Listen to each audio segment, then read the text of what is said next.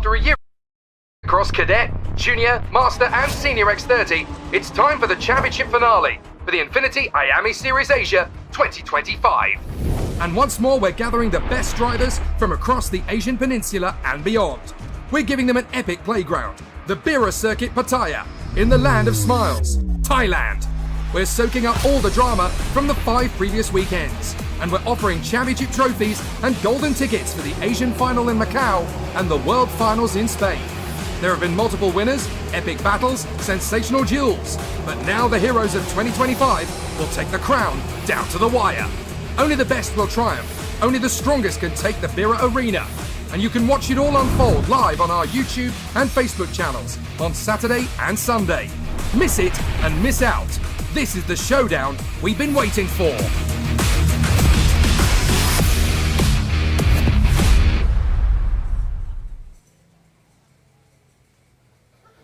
Hey folks, welcome back to the action.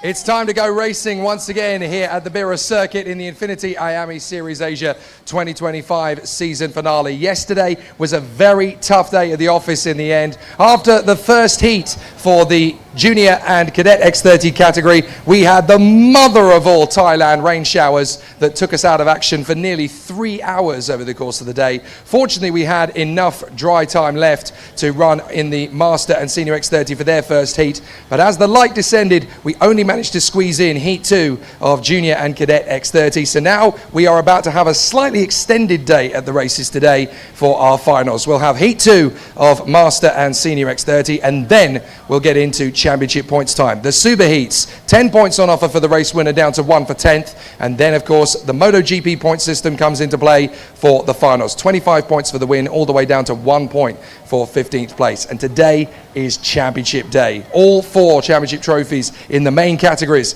of the INFINITY IAME Series Asia will be awarded today, as well as the IAME Series Thailand trophies. And of course, it's not just going to be race wins, it's going to be the championship trophies. The top 3 drivers in each of our 4 categories will get golden tickets to race in the IAME Warriors final next month in Spain on the Valencia circuit at the Cartódromo Lucas Guerrero. And of course, those that finish 4th and 5th in the championship, well, they will get free tickets to the IAME Asia Finals, which will take place at Macau in December. I cannot wait. That's going to be an amazing week, a record breaker for the IAME Asia category and contingent.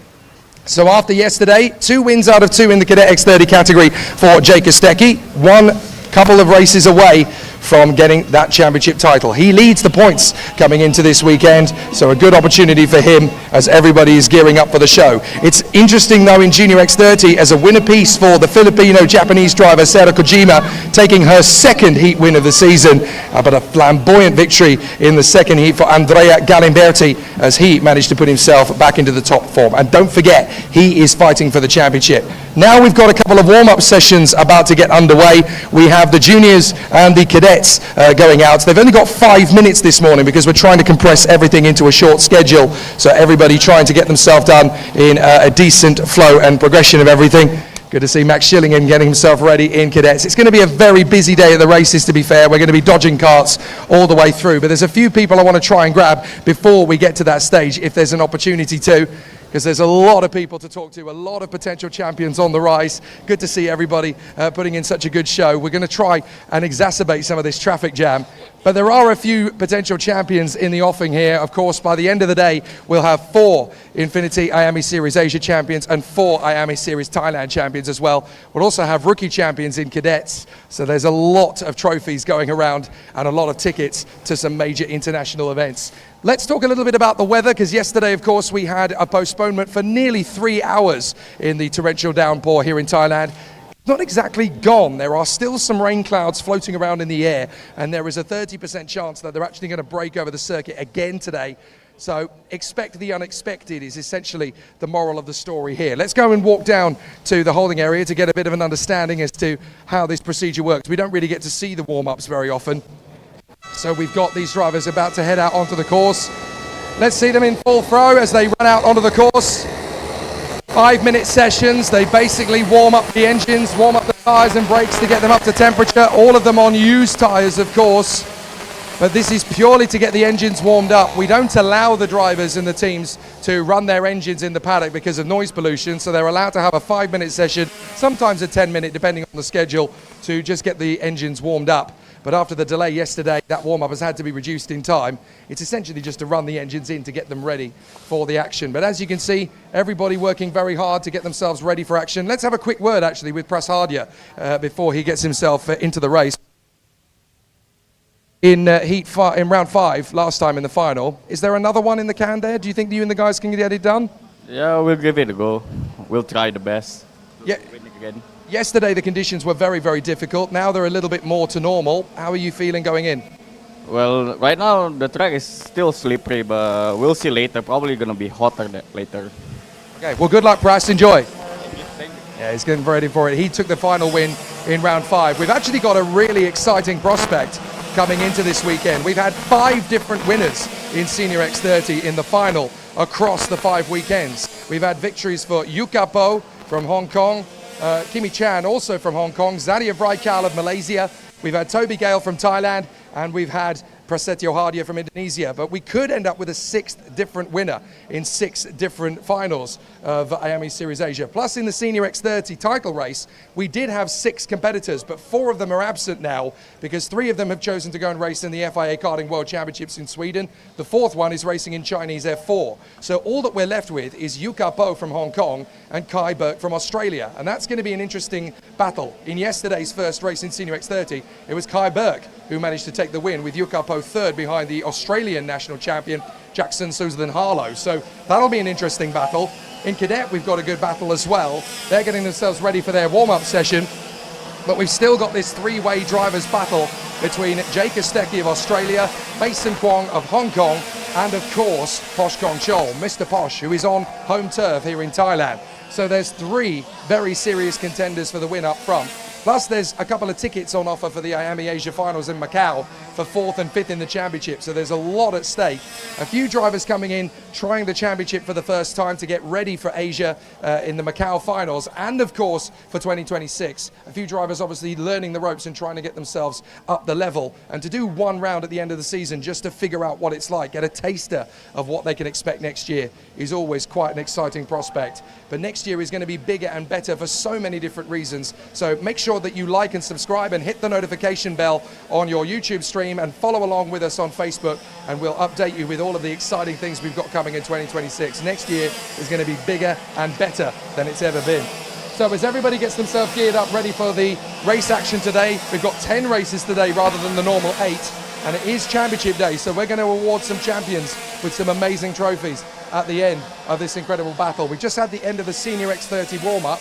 Just want to see if anybody else recognisable at the front end has come through. The only things you really missed yesterday in Senior X30, other than the madness of the first race, was that in the greasy conditions we had a couple of moments. Jenny Bibonnet managed to qualify in 10th position. For all the ladies watching, wanting to know if you can be competitive at the front, well, you can, because Jenny Bibonnet put it on 10th position out of the field of 31 in qualifying, but she got spat out of the queue on the run to the first corner. So today she'll be wanting to try and get as close to the top 5 as humanly possible to make up for it. But there is such a competitive run of drivers in this field. In Master X30, we only have a field of 7, but they were all in the mix yesterday. Wadasaki Amchan, who's already claimed the championship, won the first heat yesterday in front of the likes of Tiru Kumaran, and a fantastic charge forward from Ian Willock, with a bit of a battle from Darren Formosa in the early stages, albeit he spun into the barriers and then had to rejoin at the back. So he'll be in contention for the win. With 7 karts in the field, it's all going to go down to the final for them. And then, of course, there's still that incredible battle in the Junior X30 category. 3 drivers in the mix for the title fight there. Andrea Galimberti of Italy, who is nowadays based in Chengdu in China for the DRM racing team on his Paralin. Then we've also got big contention from Conrad Garrow, the Arrow, the Singaporean, on his privately run Rad racing machine. And then we also have another Singaporean, Danish Chen, who drove so beautifully in the first heat yesterday to grab a fantastic victory. So there's definitely a big opportunity in the championship fight for Danish Chen. So we'll keep an eye on things. We'll head back up to the box. You can get yourselves settled in, grab a good seat, but you'll only need the edge of it.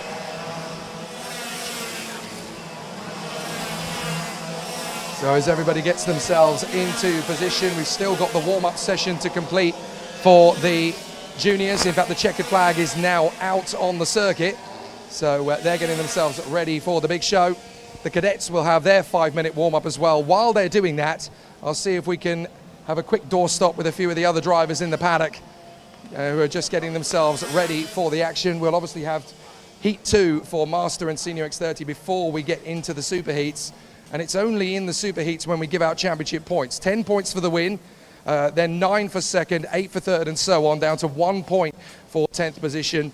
Then in the final, of course, we have 25 points for the win, then 20, 16, 13, 11, and then 10, 9, 8, 7, 6, 5, 4, 3, 2, 1, all the way to 15th place for the bonus point. So it's going to be an interesting one for sure, as all the drivers get themselves geared up and ready. It's a bit tricky in terms of conditions.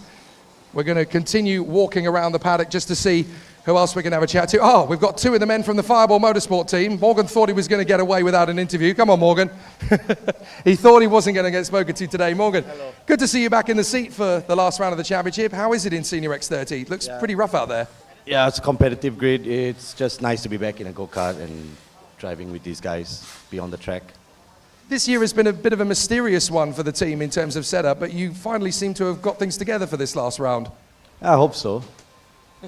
It's been a hard season, but I think we learned a lot, and we're well prepared for next season.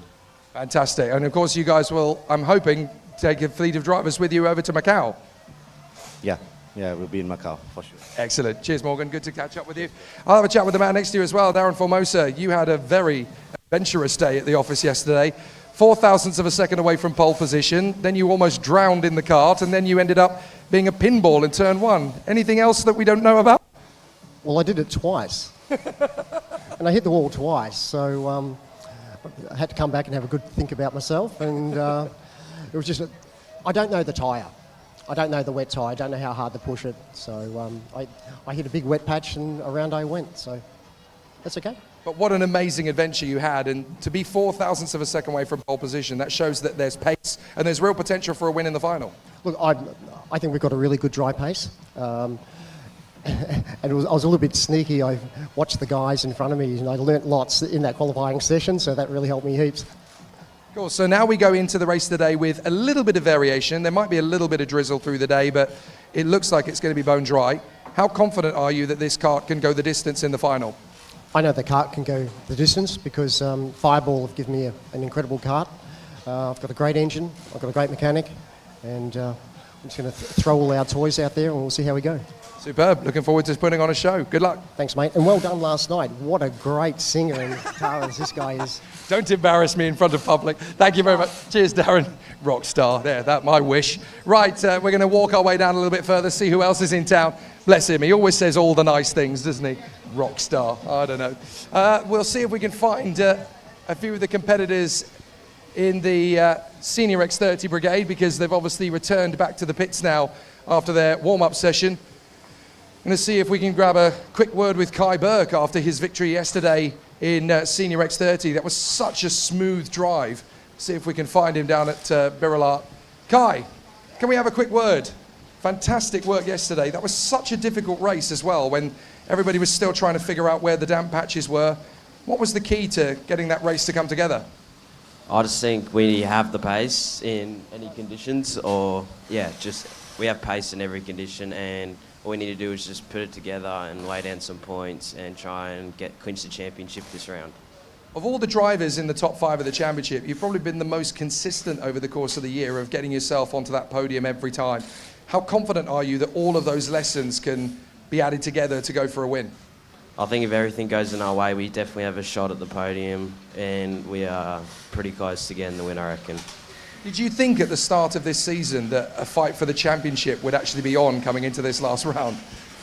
After the first round, probably not, but we've built on that, and we've got a strong package now, and we are fighting for it, so that's good. I know everybody back home is rooting for you, so good luck. Have a great day. Yep, thank you.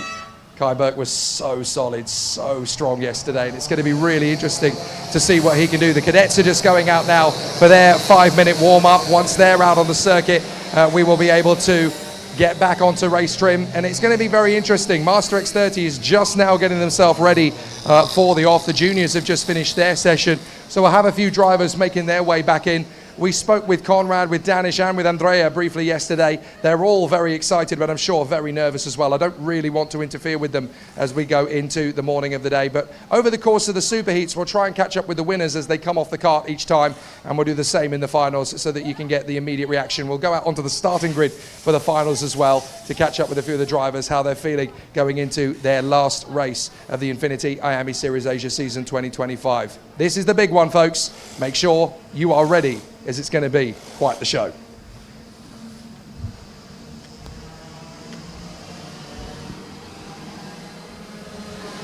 So as the Bira circuit sings to the beautiful whispering roar of the X30 engines, it is wonderful to see how well this championship has gone down to the wire. We're going to have a really exciting battle now for all of the championships to be decided, not just in IAME Series Asia, but at the same time, there are IAME Series Thailand points on offer. So those who are registered to compete in IAME Series Thailand, that only takes the best scores from the races that we've had here on the Bira circuit. So rounds 4, 5, and 6 will be taken into account for the IAME Series Thailand points. And not everybody has to enter into that championship, of course. It's only for those who wish to add the IAME Series Thailand championship to their roster. But it is great to see everybody ready for another exciting contest out on the course. And this circuit really does deliver drama, as it has all the way through rounds 4 and 5. And we certainly had plenty of drama yesterday, even though we had a long delay for rain.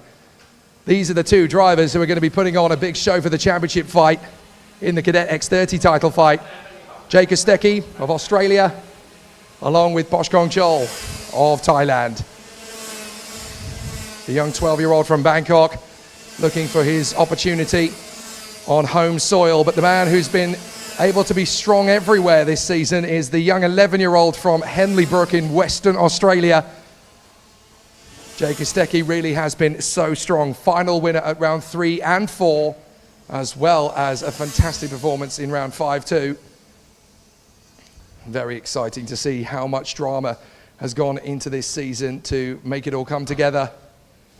Such an impressive season it has been in the cadet category. We've had wins all the way through the year.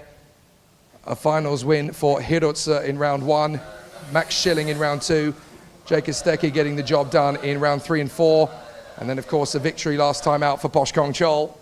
So now the championship goes down to the wire, but it's looking pretty smooth at the moment for Jake Kostecki. 114 points in the championship fight compared to the man behind him on the road there, Poshkong Chol, on 104. But with dropped scores taken into account, there are no scores to drop at all for Jake Kostecki because he missed the first round of the championship. There are 8 points to drop for Poshkong Chol. So in reality, the gap between Jake Kostecki and Poshkong Chol is not 10 points, it's 18 points. So the Australian is looking very comfortable indeed going into this weekend. All he needs to do effectively is stay in the top 5 and the job is done. But there's been drama aplenty in 2025 and it's more difficult than just saying so. And of course there is the other man in the equation, Mason Kwong, the number 29 from Hong Kong, who managed to get pole position in time qualifying yesterday. So he's definitely going to be a potential thorn in the side. So he's got to be very, very careful and very, very focused on the task. It won't be particularly easy to sort out the championship final. It's going to be very calculated.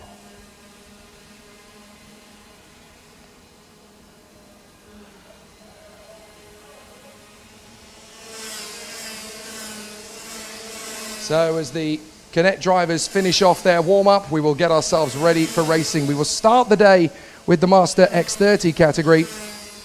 They will have Heat 2, 12 laps of running, then Senior X30 will have 12 laps as well.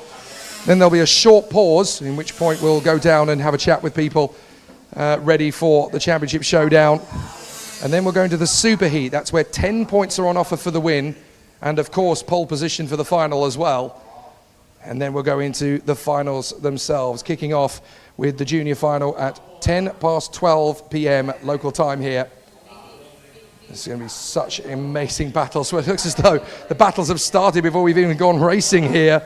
As even in the warm-up session, that's Pimpat Kurangvatai having a nice little scrap there with the 4, 5, 6, I think it was, of Sriatapat Tirupatara Bawang, who is going to be in the top 6 here. There's an interesting challenge for the cadet rookie title between these two amazing talents, Sriatapat Tirupatara Bawang and Kalen Delsi, both of Thailand, and they will be battling for the cadet rookie title in 2025, as well as the IAME Series Thailand rookie crown. So there's a lot of trophies on offer this afternoon. Going to see a replay of a nice little tussle that was going on there. That's how brutal it can get in warm-up. Just imagine how tough it's going to be in the racing. That was actually Saharat Leprosepticon that was dueling there with Pimpat Kirung Fatai. But fascinating scenes down there in the warm-up alone. I didn't think we'd get replays of an incident in the warm-up before we even started racing. But the checkered flag is now out and all of the drivers are retreating back to the pits. So now it's time to get ready for the Master X30 second heat. We only managed to get one heat in yesterday, and the victory went to the reigning and newly crowned champion, Wadasak Iamchan of Thailand. The man second in the championship, of course, is confirmed as well as the Malaysian talent Harith bin Zairalo, who last week was actually racing in the Lamborghini Super Trofeo Asia Championship in his Lamborghini Huracan with the HZO Fortis squad. Came up with a class podium, so he's well prepared and ready to jump back into the world of karting here. So those who are fans of Lamborghini Super Trofeo Asia, well, you're in the right place here as well, because there's plenty of that style of talent.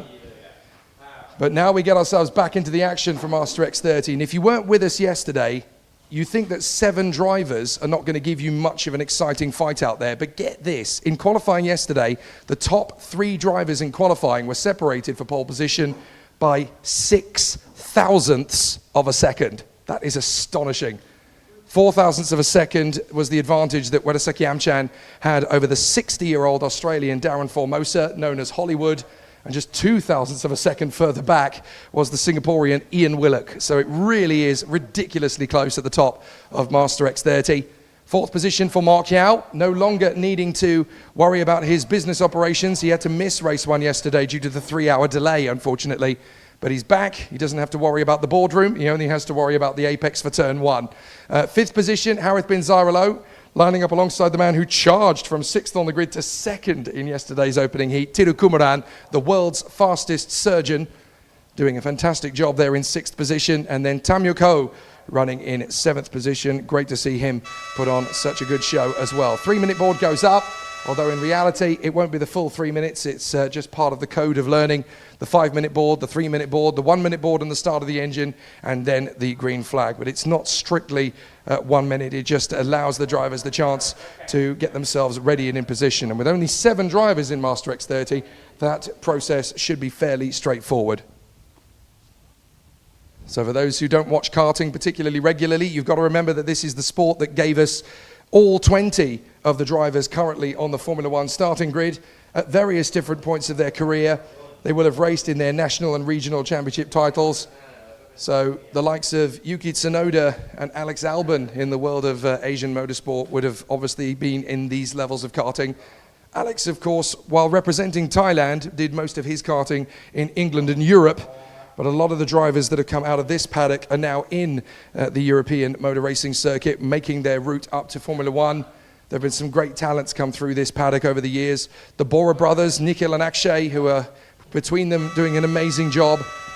Alistair Young, Norris Kafour, William Goh, Bianca Bustamante cut her teeth here 5 years ago in the Junior X30 and Senior X30 categories. So that's what drove her to success.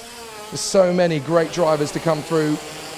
And now we're going to get to see some more. In Master X30, the drivers are over the age of 30, and they will put on a great display amongst themselves. Wadasak Iamchan, the new champion, putting himself at the front of the grid in qualifying by just 0.004 of a second.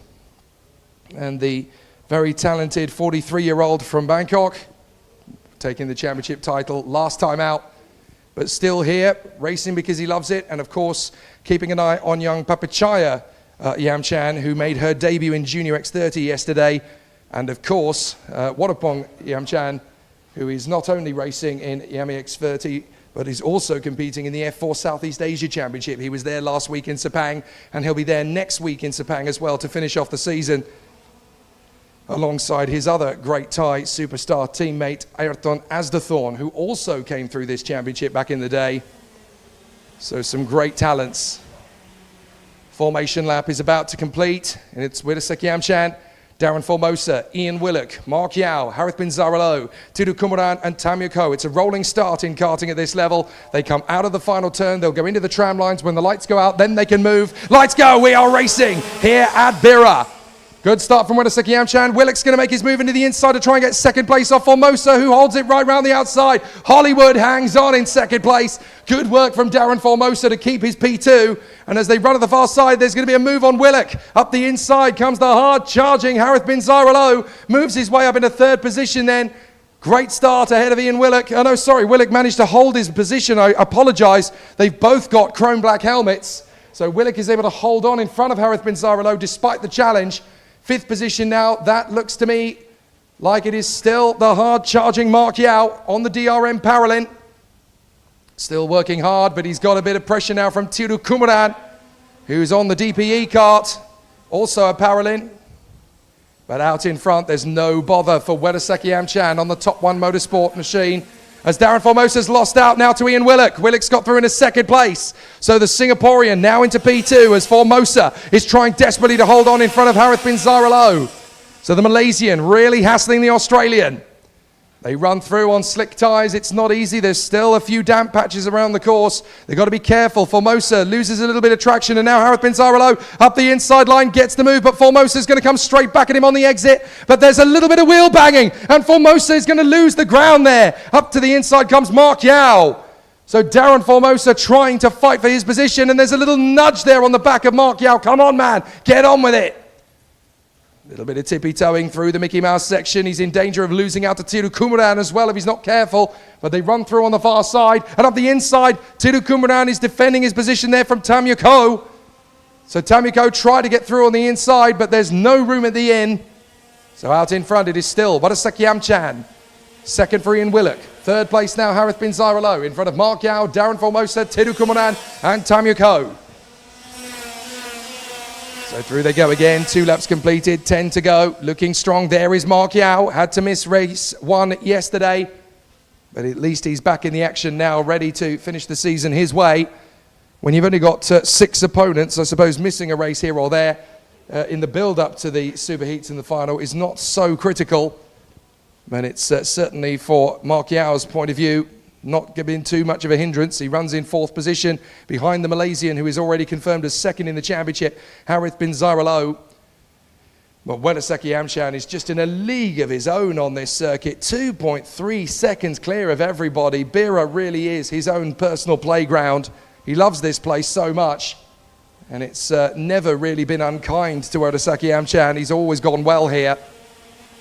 So Harith Bin Zaralo starting to hustle the Singaporean Ian Willock, who's always had flashes of pace this year. He's always had some semblances of speed, but it's never gone quite to plan for him. This weekend, they finally seem to have got on top of things at Simon Racing with his Gillard chassis. But Harith Bin Zaralo getting a good run off turn 2. He's now going to challenge the Singaporean. Harith Bin Zaralo on the far side will try and cut back for the switch. Side by side for second. Yeah, Harith has got to bail out of that one. He's now going to try again into the Mickey Mouse section. Good cover by Ian Willock. Manages to get across to the racing line in good time there. So no major catastrophes. Many fantastic run for all of the exciting battle. So now it's going to be a really exciting one. Still some good performances, but it will be a very strong showing. Ian Willock still trying to pull clear of Harith Bin Zaralo. Mark Yao, Darren Formosa. 6th is Tiru Kumaran, 7th is Tamyako. So still they go in close proximity. There is Harith Bin Zaralo on the Carlos Sainz 55 chassis, part of the OTK group. Running in a very strong position at the moment as they run close. Here comes Mark Yao on the Paralin. And Mark Yao really has been stepping up the ante in the last couple of laps. He's got his rhythm together here. But nobody is as quick as Widdasek Yamchan up front. The Thai is just storming away in Master X30. But Ian Willock has the control in second place. The Singaporean going great guns. Harith bin Zaralo running in third. Fourth place for Mark Yao. So through they come again. So far, so good. Running short on time for these races now. 7 laps to go. But it's a really exciting run for all of these guys up at the sharp end. Darren Formosa finally starting to get the rhythm together. But those first couple of laps have really hampered his flow. But we saw at LYL how close he was to taking the victory. Won it on the road, was demoted to second place in the end due to a penalty, but there's every chance that they can get things together for the final, and he's very confident about his final pace later this afternoon. Don't forget, the circuit is still very greasy after all the rain that fell yesterday afternoon and last night. So although they're all on slick tyres, it's not the easiest circuit to drive on yet. Give the sun a few hours to warm things up, and it's going to get very interesting indeed. And we're starting the day here much earlier than we would normally do to compensate for the fact that we had rain yesterday. Normally, we would obviously end up starting the procedures at about 10 o'clock or so. But there's a lot of work to go into a race weekend when there's been a rain delay. So full credit to everybody for getting up early at 5 a.m., 6 a.m., and then getting to the circuit ready for 7, and the start of the warm-up at 8 o'clock this morning.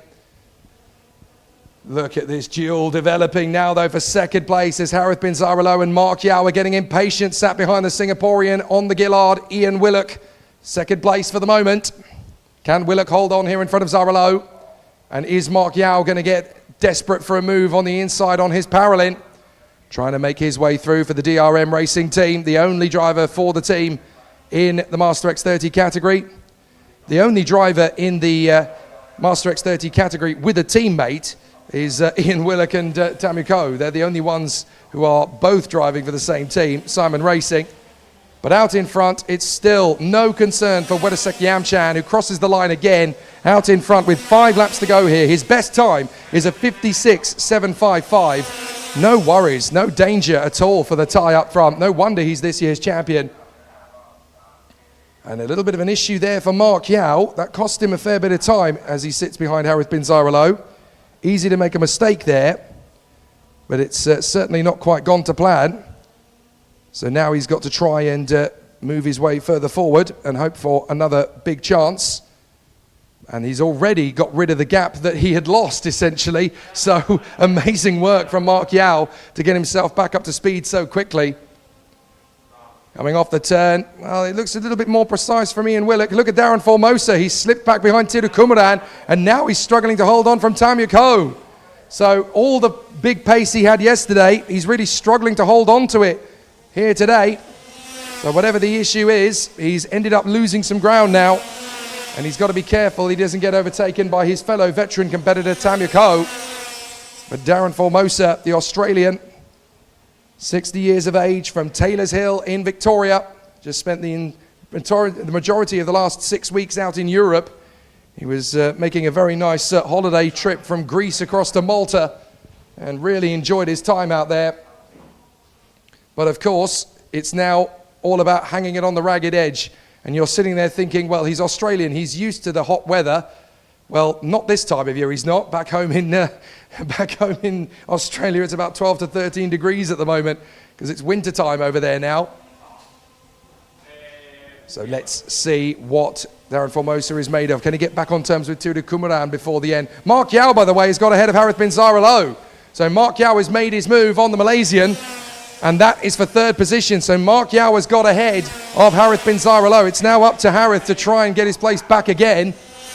But Formosa is dropping Tamu Ko and trying to get back on terms with Tiru Kumaran. There is the battle for second place. And there you can see for yourself the Paralin now up to third place for Mark Yao, ahead of Harith bin Zaralo on the Carlos Sainz 55 chassis. So there is the move as they run through. Very good work so far from Harith bin Zaralo in those familiar Sainz colours. And he races in an all jet black helmet and race suit. It looks very cool indeed. But Mark Yao still running very well on the DRM Paralin. Third position now. Has he got what it takes to go after Ian Willock? He's going to leave his braking very late into the penultimate hairpin. And he's got time to do this. They come through at the end of the lap. And this is going to be the end of lap 10. He's going to have 2 laps more with Wedasaki Amchan leading the way on a best time of 56.755. He's so strong here. Only Willock Yao and Harith bin Zaralo have been able to set lap times in the 56s. Everybody else has been a best of 57.1 or 57.3. And up the inside, Yao is going for the move. Oh, that was tight on Ian Willock. That was brave. That was a very tough decision to make there for Mark Yao. But it sets up a statement of intent. Harith bin Zaralo has a chance to counteract it before Yao gets another shot. But as they go through the Mickey Mouse section and up towards the long flowing right hairpin, Mark Yao has thrown his hat into the ring for second place here. He knows he's got decent pace, but can he turn it into a race challenge for second place? Absolutely amazing run. So let's see if there's any more to come. Final lap begins for the race leader, Wedasaki Amchan. That is the gap. Back to second, third, and fourth, though, between Willock Yao and Zaralo. Wedasaki Amchan has managed to pull so strong out in front of the rest of the field. 3.8 seconds clear of everybody else. Yao's going for it on Ian Willock. He's got the last lap jitters here on the second heat. So can Willock make his bid here to hold on to second place? Harith bin Zaralo still hungry in fourth. He wants to get this back from Mark Yao. Yao chops across in the Mickey Mouse section. They're only giving us a little taster of what's to come in the Master X30 final later. So very exciting stuff. Amazing work. And this is going to be quite the challenge here. Up to the braking zone once again. Into the hairpin, but out in front, no worries for Wedasaki Amchan. And out of the final corner, it truly is Maimi Panha for Wedasaki Amchan.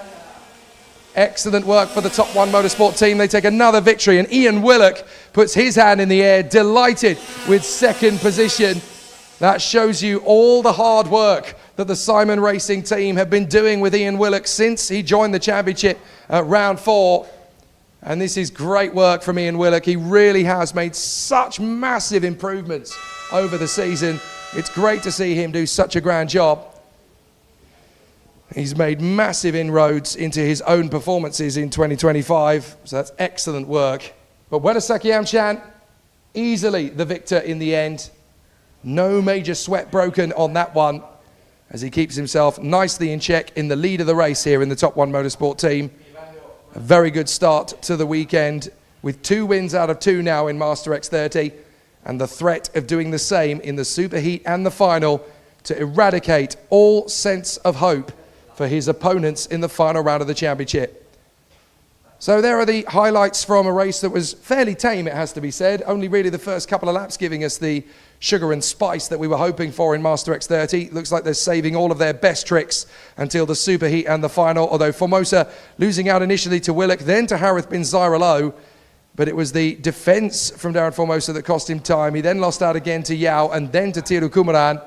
Although Formosa, I will point out, did fight back in the closing stages and snatch his 5th position back again before the end of the race. So good work from the Australian, fought back valiantly there. And that will give him plenty of confidence heading into the Superheat a little bit later on. But certainly audacious work up at the front end of the field as always from Wedasaki Amchan. No issues, no concerns, and the victory was his to command. Good effort from Yao to try and get ahead of Ian Willock, but the pace was just good enough for Ian Willock to hold on there in front of Yao and Harith bin Zaralo, and that will set up a really exciting challenge later. So out of the mix of Master X30 we go, and into the battle for Senior X30. The championship title still alive and kicking between Yuka of Hong Kong and Kai Burke of Australia. This is going to be a really intriguing challenge. The green flag flies, and out onto the circuit go the competitors for Senior X30, all 31 of them. 12 laps of the course, and what a battle it's going to be. Pole position for the Australian national champion, making his debut this weekend, Jackson Soslan-Harlow, along with Yuka Po, Travis Teo and Kai Burke. Then Mark Tulloch, Zachary Boyce, Prasetyo Haja, Ayan Madwa, Clifford Kanjanapis and Jenny Bibine going through in the top 10. Fantastic work for the Thai lady, Jenny Bibine. Good to see her back in the hunt. 11th on the grid for Raphael Weissin ahead of Wadawong Komonakul, Tiana Runchin, Andy Bure, Akshat Mishat, and then it is Daniel Jagai, Luke Armstrong and Paco Miguel Sarmiento in front of Sutomo Nishimura, who is the oldest driver in the Senior X30 field by quite some way, 55 years of age. Absolutely astonishing from Nishimura. Starting alongside Xiao Moshwan, then Thomas George, Megat Zulkarnain, Miguel Quinones, Daing Ibrahim and Warapong Yamchan, who is the younger member of the team. Then Yohanathan Moshe along with Putsutrapach, and then we have Melvin Shane, Chivers Lee, Morgan Loganathan, and at the back of the field it is Jerry Ji of China. So now we've got 31 karts in the mix for this second heat of the weekend for Senior X30. And the battle for the championship, of course, still raging. It's going to be an amazing challenge. So let's see what happens as they come off the turn, down the tram lines. Are we going to get a clean start straight away? We certainly are. Yes, indeed.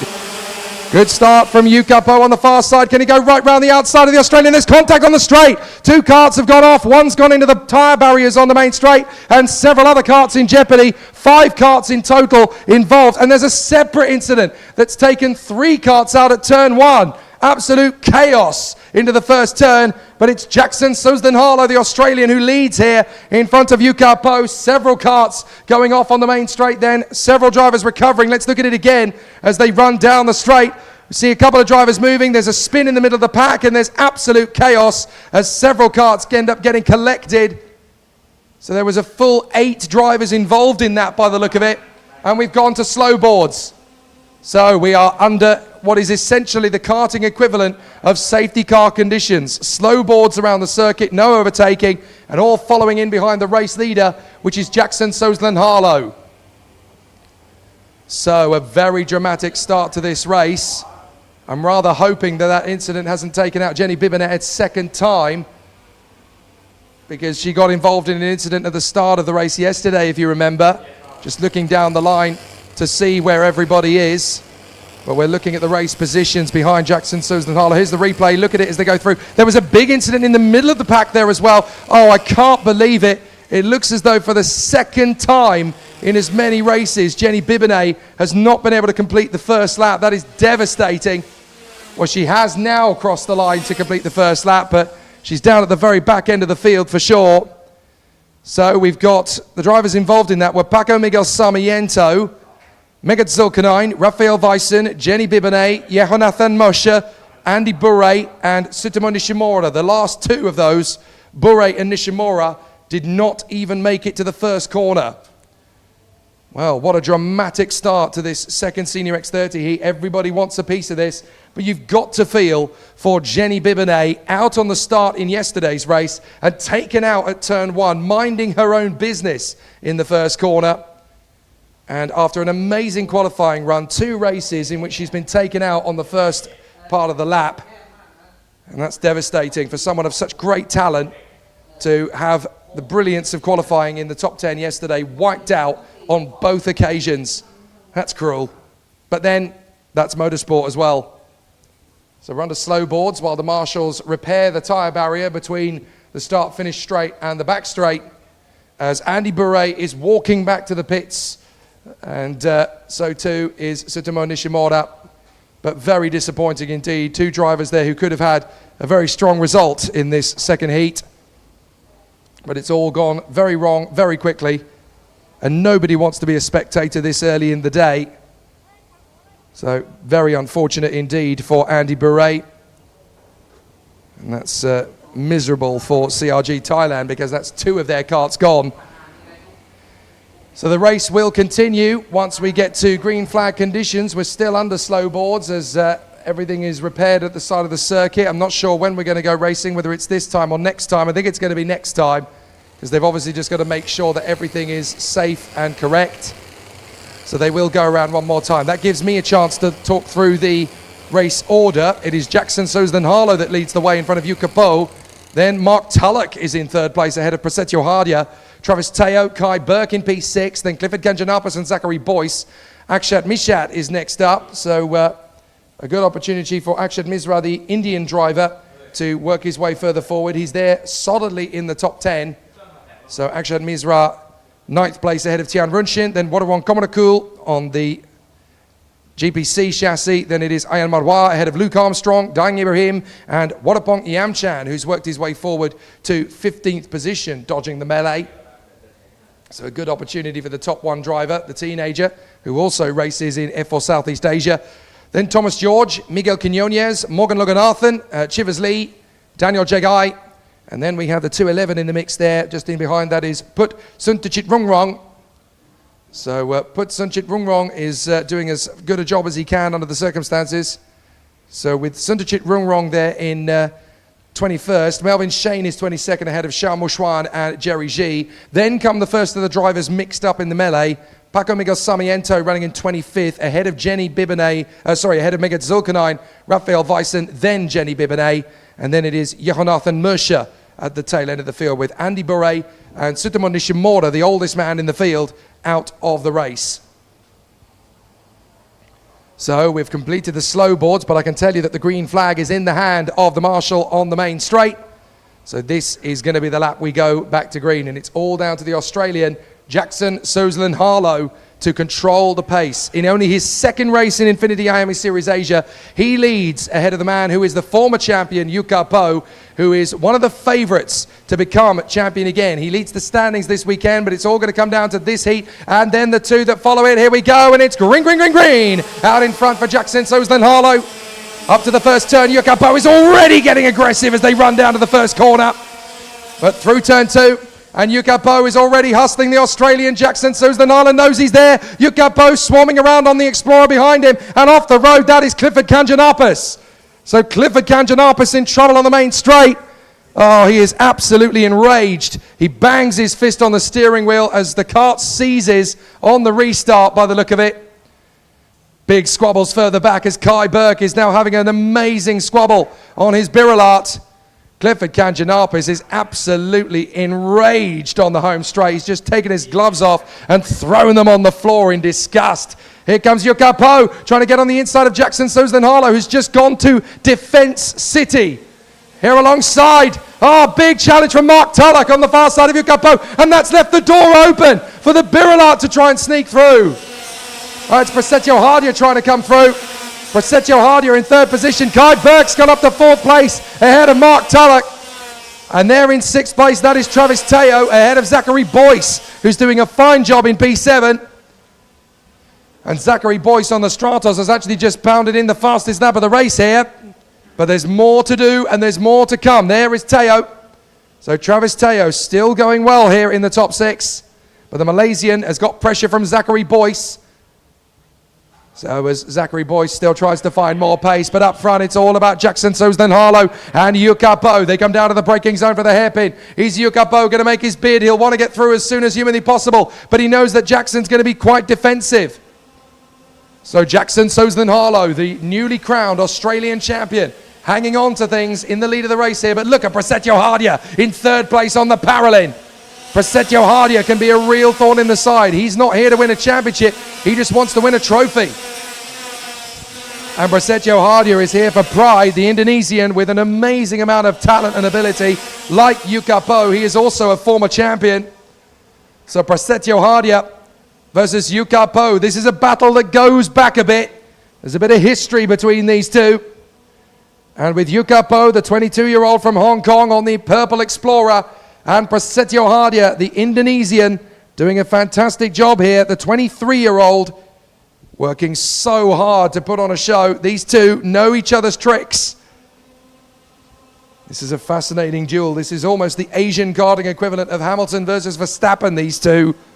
So it's wonderful to see them out behind Jackson Soslan Harlow having a decent battle. But if they get too embroiled with each other, look who's ready to pounce in fourth place. The Birilat of Kai Burke, who won the Senior X30 heat yesterday. He's currently fourth. But this could be a great chance. Yuka Po cannot afford to let his emotions get the better of him. Big squabble there from Prasetyo Hardia as he suddenly realizes how close to him Kai Burke is. Paralin versus Birilat, Indonesia versus Australia. But Kai Burke went to Thailand this week with one objective: stun the competition. I'm going to win this weekend. And he's already done it once. He can do it again. But he's got a lot of work to do. First, he's got to take on Prasetyo Hardia, the former Asian champion. Then he's got to take on Yukapo, the man he's battling with for the championship. Then he's got to take on the King of Australia, Jackson Suzden-Harlow. Talk about mission impossible. But Kai Burke is ready for it. He's got a little bit of support from behind him as well. Mark Tulloch is right there in 5th position. And he's just banged in the fastest lap of the race, Mark Tulloch. So good work there. Up on the curbs for Kai Burke. Getting close again to Prasetyo Hardia. Hardia is not going to be an easy man to overtake either for Kai Burke. He really is cutting the candle at both ends here with this battle. So as they run up to the Mickey Mouse section once again, there's some great duels in the midfield. Plenty of decent moves coming alive here. As drivers are still putting on some good overtakes. Shuffling the deck of the pack as often as they can. So far, we've had Paco Miguel Sarmiento and Melvin Shane drop back now. As Jonathan Merscher is in the mix there. Jenny Bibonnet is going through the field well, up to 24th now, ahead of Ayan Marwa, who's really struggling on the Auto Inc. Good moves too from Luke Armstrong, back into the top 10 for the first time in Senior X30 in quite some time for the Simon Racing team. So good work from Luke Armstrong. There is the battle from 293, Mark Tulloch on the Birillard. And there is 281, that's Kai Burke, championship contender for Australia. But there is the man who leads the championship, 200, Yukapo on the Explorer, the only Asian chassis in this competition. Explorer still trying to develop their wares so that there is a homegrown chassis from Asia, based out in China, of course. They've worked very hard to get the Explorer up to the same level as the likes of the Kart Republics, the CRGs, the Birillards and the Tony Karts of this world. Not easy when you develop your own chassis in the modern era, up against these guys who've been developing these materials since the 60s, 70s and 80s in various guises. Okay, the Kart Republic is still very new, but it's got its DNA very much hardwired into the ancient history of karting. So through the first sections they go. Jackson Suzden-Harlow leads Yukapo, who's been biding his time these last couple of laps. But he knows now that after he finished 3rd yesterday with Kai Burke taking the win and Jackson Suzden-Harlow coming 2nd, he could really do with taking advantage of the fact that Kai Burke is currently P4. If Yukapo can get ahead of Jackson Suzden-Harlow, that sets him up for pole position for the Superheat and the best possible chance of taking 10 points in that Superheat victory. But how much of a risk is he prepared to take to do that? He closes up on the Aussie again. No big dice into the hairpin. Up to the final turn once again. We saw some great side-by-side dueling with these guys yesterday in the drizzly conditions. Wet tyres yesterday, slick tyres today, across the line again. 2 laps to go for our race leader. Jackson Suzden-Harlow ahead of Yukapo, then Prasetyo Hardia, Kai Burke, Mark Tulloch, Travis Teo, Zachary Boyce, and Akshat Misra, the Indian. So where is Yukapo going to make his bid to get past the Australian? Where is Prasetyo Hardia going to take advantage if it doesn't work? Up through the Mickey Mouse section. Still ridiculously close in Senior X30, and all it takes is one person to decide they've had enough of this processional running. They're going to make the dive to the inside line and make the move. And we know for a fact that Yukapo will always take a gap that's opening up for him. But he is coming from a fair way back. He's got to be a little bit closer to Jackson Suzden-Harlow if he wants to make that bid. And with 2 races to go in the Superheat and the final, I just got a feeling that maturity would dictate that you would just wait a little bit longer for the big, bold move. Final lap. But Jackson Suzden-Harlow feels vulnerable. He knows that there's going to be some issues here, as Waterwrong Conor is losing time on the GPC chassis further back.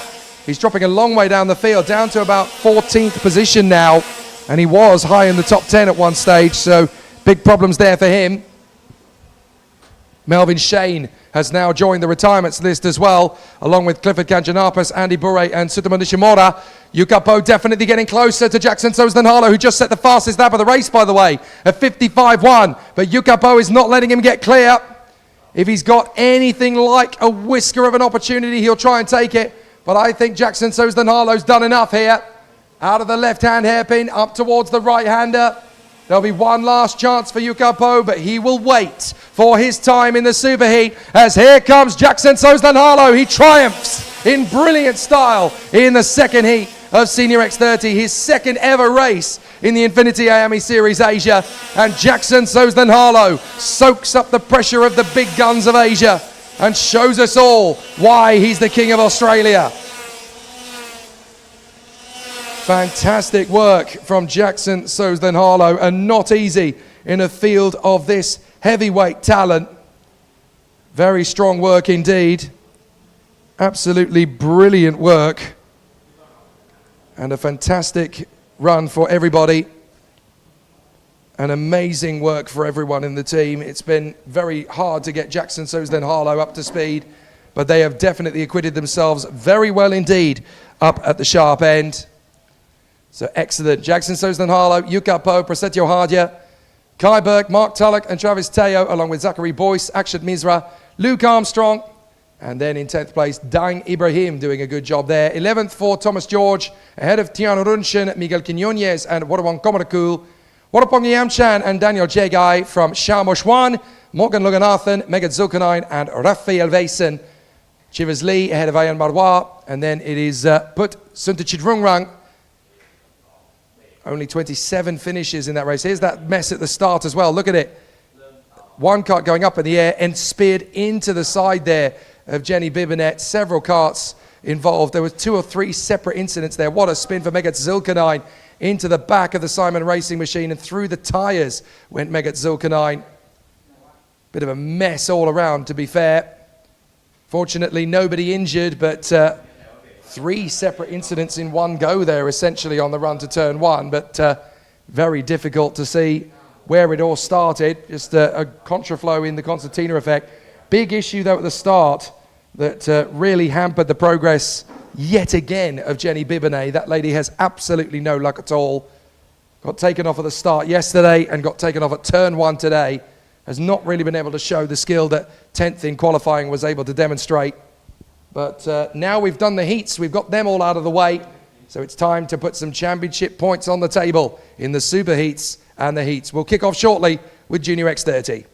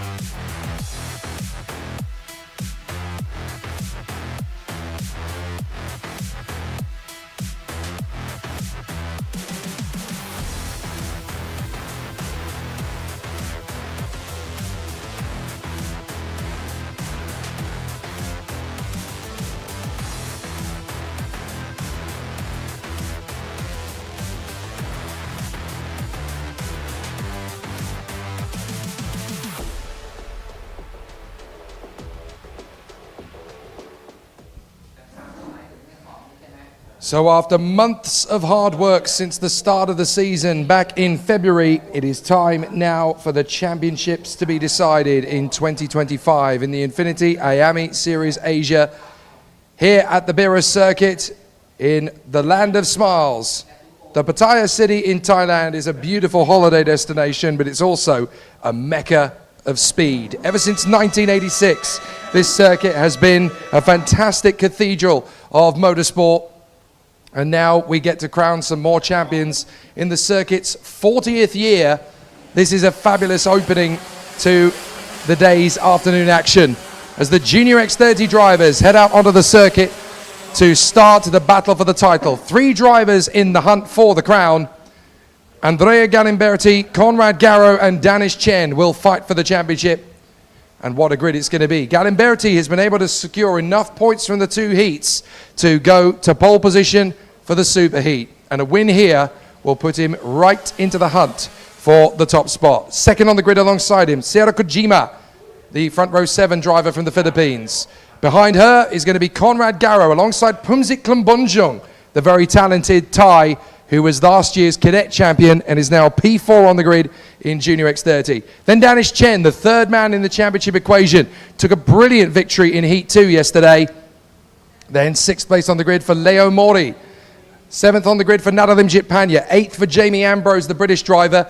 Then it is Chris Kasemsup, Hobart Yao, Michael Lederer, Tianara Janajatupat, Sahil Singh, Kevin Subhavanichinon, Axel Nakom, Papachaya Yamchan, Santok Singh, Siddhapach Ketsuran, Li Jiaheng, Gu Haotian and Daing Abdul Rahman will complete the grid. So the 21 drivers getting themselves geared up, but Andrea Galimberti's got a lot of pressure on his shoulders to try and fight his way back to the front of the field. Pole position in this one. How many points would he score? Let's find out. Conrad Garrow and Danish Chen are going to push him to the first corner immediately. And there's a challenge. Galimberti spins! Galimberti spins at turn 1. I cannot believe it. Andrea Galimberti, the pole sitter, spins off at turn 1. Absolutely disastrous for the Italian as Conrad Garrow and Danish Chen, the 2 Singaporeans, are left to run at the front.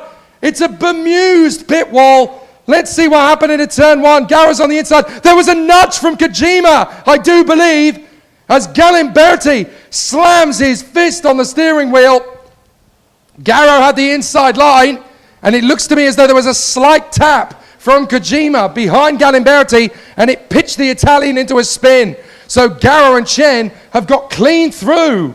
And Andrea Galimberti now has an impossible mission in the superheat to try and get himself back into the points. The top 10 will do it, but he's now got 13 laps to try and get himself back into the points. As up the inside, that's the move from Jamie Ambrose to get into 3rd place ahead of Sarah Kojima. Chris Kasemsup is now trying to go through, but Sarah Kojima is defending well. There goes Kevin Subhavanichinon, side by side with Kasemsup. Well, these battles are big good news for Andrea Galimberti, because they squabble. The more they do that, the better chance he's got of catching up to them later. What a dramatic start to this Junior X30 Superheat, the penultimate race of the year in Junior X30. It couldn't have been more dramatic if you'd asked it to be. Conrad Garrow and Danish Chen will now fight for the title up front, and Andrea Galimberti's just got to hope that he will push his way further forward.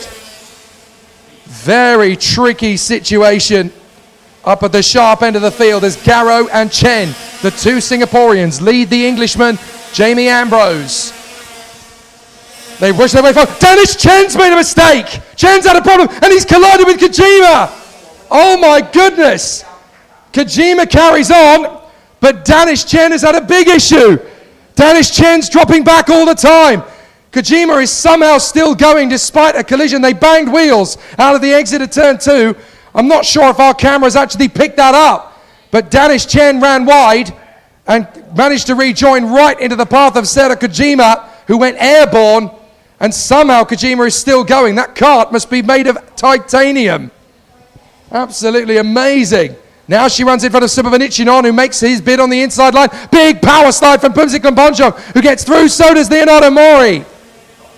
Wow, big drama, but up front, It's no drama at all for Conrad Garrow, who leads the British driver Jamie Ambrose. And for third position, here comes Pumzik Kumbonjong. On the inside, he gets the move on Subhavanichinon. So Pumzik Kumbonjong now in the third. There goes the 120 of Chris Kasemsup on the inside of Sera Kojima, who looks to be having problems after that little tap with Danish Chen. What a dramatic race already in the superheat. And there's the move from Leonardo Mori. Dives in on Kevin Subhavanichinon. That's for P4 from the Malaysian. Great driving from Leonardo Mori. He really is picking up the pieces on this one. So let's look at a replay of that move. That's the smallest gap in history. He made it work. And unfortunately, our cameras did not pick up the incident with Danish Chen and Sera Kojima. But that was a scary moment. Just Danish Chen ran wide, got tagged by Kojima as he rejoined. And Danish Chen, by the way, has dropped out of this round. Galimberti's out! Galimberti is out! No points for Andrea Galimberti in this race. And it won't be for Danish Chen either. He's already pulled out. Two of the championship contenders are out of this race. Danish Chen and Conrad Garrow. Danish Chen and Andrea Galimberti. Neither of them will score points. And that means that Conrad Garrow is out in front on his own in the championship fight. This is absolute fairy tale stuff for the Singaporean. What a dramatic turn of events as Jamie Ambrose now has the fastest lap. He's trying to stay with Conrad Garrow as Pumzik Kumbonjong is there in third. And that means that Danish Chen will start the final way down the order, as will Andrea Galimberti. Neither of them will score points in the superheats, and Conrad Garrow is on course for 10. I never expected Junior X30 to be this traumatic, this controversial. But what a start to the week it has been. It was already close, but today has been even closer than we expected it to be. So Conrad Garrow leads Jamie Ambrose. Then it is Pumzik Kumbonjong in front of Leonardo Mori. Chris Kasemsup and Kevin Subhavanichinon. We're watching them on your screen now as they battle. There is Sera Kojima in front of Axel Nokom. Ninth is Chanavat Janajatupang. And then it is Daing Abdul Al-Rahman, who is in 10th place ahead of Michael Lederer. Then it's Pattaya Ayamchan, who fought her way to 9th place in the heats yesterday. Sahil Singh, Naradam Panya, Serapach Ketsuan, Gu Hao Tian, Lee Jiateng, Santok Singh, Hobart Yao. And then we have the retirements. Andrea Galimberti and Danish Chen out of this race. Can you believe it? What an astonishing turn of events here in Junior X30 as two of the championship contenders are out in separate incidents. Well, with Galimberti out on the sidelines and Danish Chen likewise, neither of them will score. And so Conrad Garrow, all he needs to get really is a first or a second. He can allow Jamie Ambrose to get ahead if it so comes to that, because neither of his rivals are going to get a decent crop of points from this. But what a dramatic turn of events in Junior X30 it has been. Excellent display so far then as Jamie Ambrose now starts to get into the blind spots of Conrad Garrow. A victory may not be guaranteed here for the Singaporean because Ambrose is really turning on the dial. And the Tony Kart drivers up front really charging away. They're not in the same team. Jamie Ambrose is there for 29R. He's the teammate of Danish Chen. Pumzik Kumbonjong on the DRM Parallel in third place, ahead of Leonardo Mori, Chris Kasemsup and Kevin Subhavanichinon. Then Nokom, Kojima, Janujat Tupat and Imjit Panya. But there is the hard-charging Chris Kasemsup on the Biralat, trying to close back in on the Malaysian, Leonardo Mori, for 4th position. But with 7 laps done and 7 to go, who would have expected the drama in Junior X30 that we've had so far? 2 of the 3 championship contenders out before half distance in the superheat. So now it's all down to how many points will Conrad Garrow score in this superheat. At the moment, it's 10. But Jamie Ambrose on the 29R Tony Kart is closing him rapidly. This is going to get spicy. Jamie Ambrose has nothing to lose here, and the British driver is in only his 3rd race in INFINITY IAME Series Asia, his first 2 races with the 2 heats yesterday. So Jamie Ambrose, the British driver, showcasing his talents behind Garrow. Third is Kumbonjong, last year's cadet champion, running in third. Then the battle for fourth, and here it is. Mori, Kasemsa, Subhavanichinon. Very close quarters racing here. It's going to be tight all the way to the wire. What a sensational battle this is turning into. For fourth position, Mori, Kasemsa, and Subhavanichinon. Then Axel Nokon, the Filipino, who is racing in Champions of the Future. And Seta Kojima, who runs in the mix there as well. But it looks as though the rain is starting to make its appearance on the circuit just as Jamie Ambrose closes in on Conrad Garrow. This could get spicier again here. They're all on slick tyres and the rain is starting to make an appearance here in the Junior X30 Superheat. This isn't over yet, folks. If the rain really starts to plummet like it did yesterday, then who knows what's going to happen. But the umbrellas are starting to go up as the rain is starting to fall. So this is time on the side of Garrow and Ambrose. They've got a huge advantage over everybody else. But how heavy are those rain clouds going to get? Ambrose putting a lot of pressure here on Garrow. Out through the hairpin. Down to the back straight. Rather hoping that the weather holds off for a little bit longer because this race has already got a bit of spice to it. We don't need added rain to make things even more dramatic. Ambrose has caught up to Garrow. He's got no problem here going for the lead of the race. Tucked up behind Garrow. Now the rain really is starting to come down. Here comes the move. Jamie Ambrose into turn one and he leads. Jamie Ambrose takes the lead in Bira. Brilliant work from the Brit. And he makes his bid, gets the move on Conrad Garrow just before the rain really starts to rock on the circuit. So this is a perfect opportunity now for Jamie Ambrose. But Garrow has got a lot more experience on this circuit. Maybe he's just biding his time and letting the tyres have a little bit more life in them. He goes again. Ambrose drifts wide. Garrow might get a shot here again. Down to the back straight. Through the hairpin, Garrow loves to hunt rather than be hunted. He's pushing to Ambrose. Come on, stop defending. Kumbonjong is not that far away from us, and the rain is coming. So Garrow is determined. He doesn't want to get held up here by Jamie Ambrose. Ambrose now goes defensive, but it's starting to get a little bit more edgy as they come across the line. Garrow's going to try again here on Jamie Ambrose. 3 laps to go. Garrow still putting his pressure on Jamie Ambrose down to the run onto turn 3. Garrow looks for his move. Ambrose is not pulling away. He's defending, if anything. As Bumzik Kumbonjong is not far away in third place. Garrow can't afford to get mixed up in this squabble. The worst thing that could possibly happen here is he ends up squabbling away and banging wheels with Ambrose. Second would do if it comes to it for the championship fight. But Garrow likes to win. He loves to showcase what he's all about. Ambrose has nothing to lose. Garrow has it all to lose. But how big a challenge will he give it? Down behind Ambrose again. Out of the penultimate turn.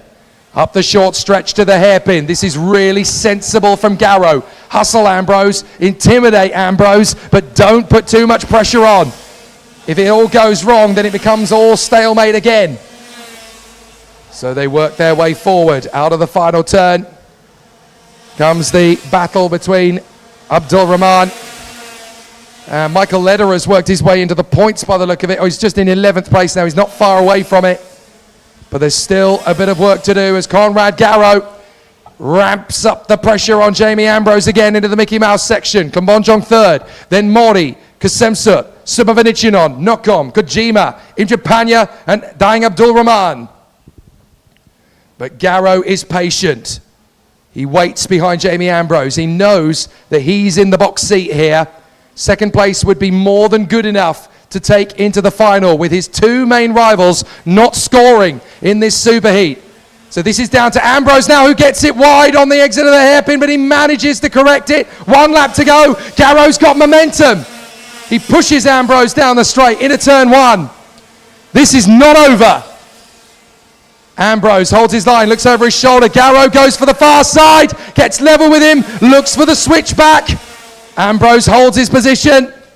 Up to the Mickey Mouse section. Garrow's going out wide to try and get a tighter trajectory through the Mickey Mouse section. Ambrose has learnt this circuit very quickly.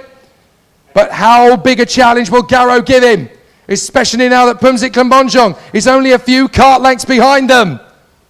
Pumzit's keeping his options open here in third. Garrow's trying to stay close to Ambrose. Will he make the bid? Surely he knows that Ambrose is going to defend to the inside. Garrow trying to take the switcheroo approach out of the hairpin. Can he get level with him? He's going to go side by side. Ambrose is going to make him back down. Garrow keeps his foot in. What audacity for Garrow out of the final turn. They're going to go side by side. It's Ambrose. Oh, what a battle. Ambrose takes the checkered flag by 53 thousandths of a second. Even when the championship is on the line, Garrow will still fight for every inch. Fantastic. A great duel between the two men. Jamie Ambrose is victorious, but Conrad Garrow shows us how determined he is. Even when it's handed to him on a plate, he will not back down from the fight. Fantastic.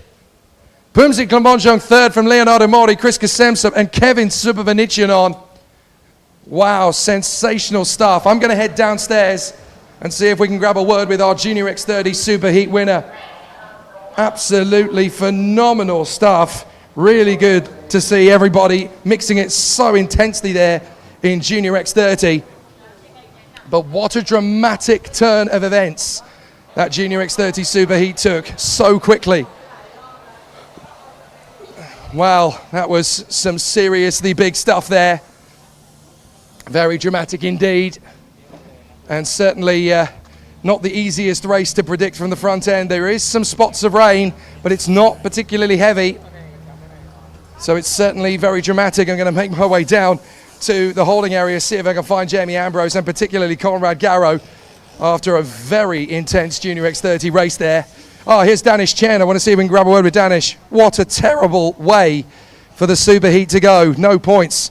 Can you talk us through what it was like out there? Yeah, obviously it just rained this morning, so there wasn't much grip on the track. I think I just got a bit greedy trying to catch Conrad, and I just drifted wide. I came back on the circuit, but there wasn't much grip on my tires because I went wide, so I went to the marbles. And unfortunately, Sarah hit me when I tried to rejoin. It wasn't really her fault. I think, if anything, it might have been more to my fault. But important thing is the pace was strong early on. We were actually catching Conrad before I went off, so hopefully finals go well. Can you fight back in the final knowing that there's a lot of points lost here? Yeah, definitely. I mean, me and Andrea should be starting somewhere towards the back, so hopefully both of us can work our way up and get as many points as possible. Well, hard luck, Danish. You drove well out there. Good job. Thank you. A very tricky moment for Danish Chen, championship contender.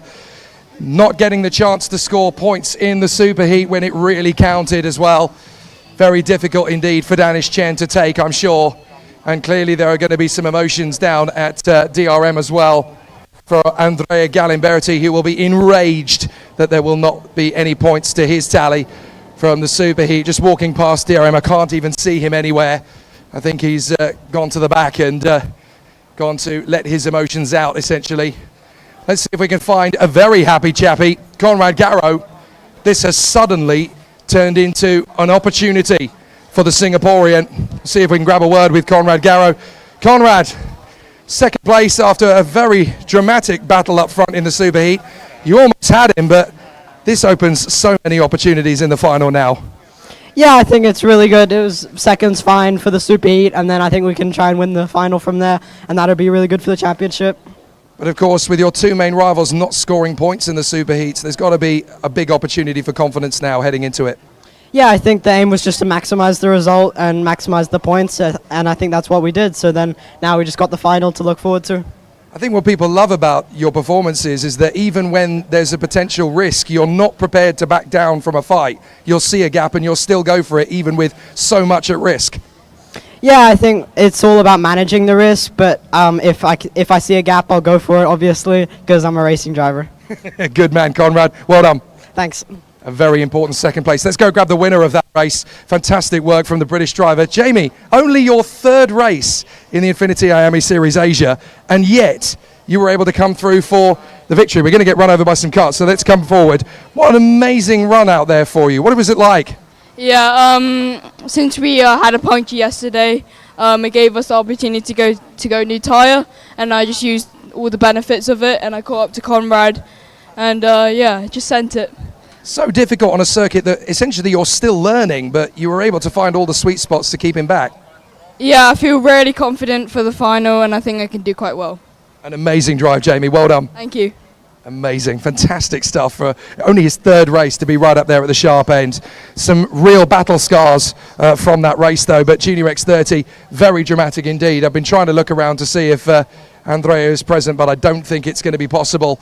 I have a feeling he's not going to want to speak to anybody until at least the start of the final. Meanwhile, though, we've got the cadets lining up, and of course, they're in a similar situation for their championship battle. Right up at the sharp end, Jake Kostecki, pole position for this superheat, and a chance to add 10 more points to his tally, which would almost put the championship out of reach for the likes of Posh Kongchol and Mason Kwong battling for the championship. But there are still some big movers all the way through this field as well. You've got the likes of Max Schilling, who made his way up from 11th at the races, now on the inside row on 7th on the grid, so there's good opportunities there to make progress. There's a lot of big movements in this field. You've got to feel for Libin Lewis Canaan starting down in 9th, having originally been on the front row, so there's a lot of movement in Cadet X30, but with a championship on the line, these guys are going to give us a proper show.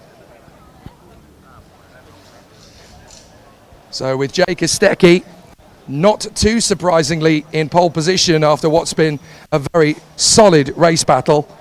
Very good work indeed from him in Heat 1 and Heat 2 in very different conditions. He was telling me yesterday during Heat 2 when the lights suddenly faded completely because we were running at nearly 6:30 p.m. He was telling me I couldn't see because the flash of the digital dial readout on my steering wheel was reflecting against my visor. So in some corners I couldn't actually see where I was going.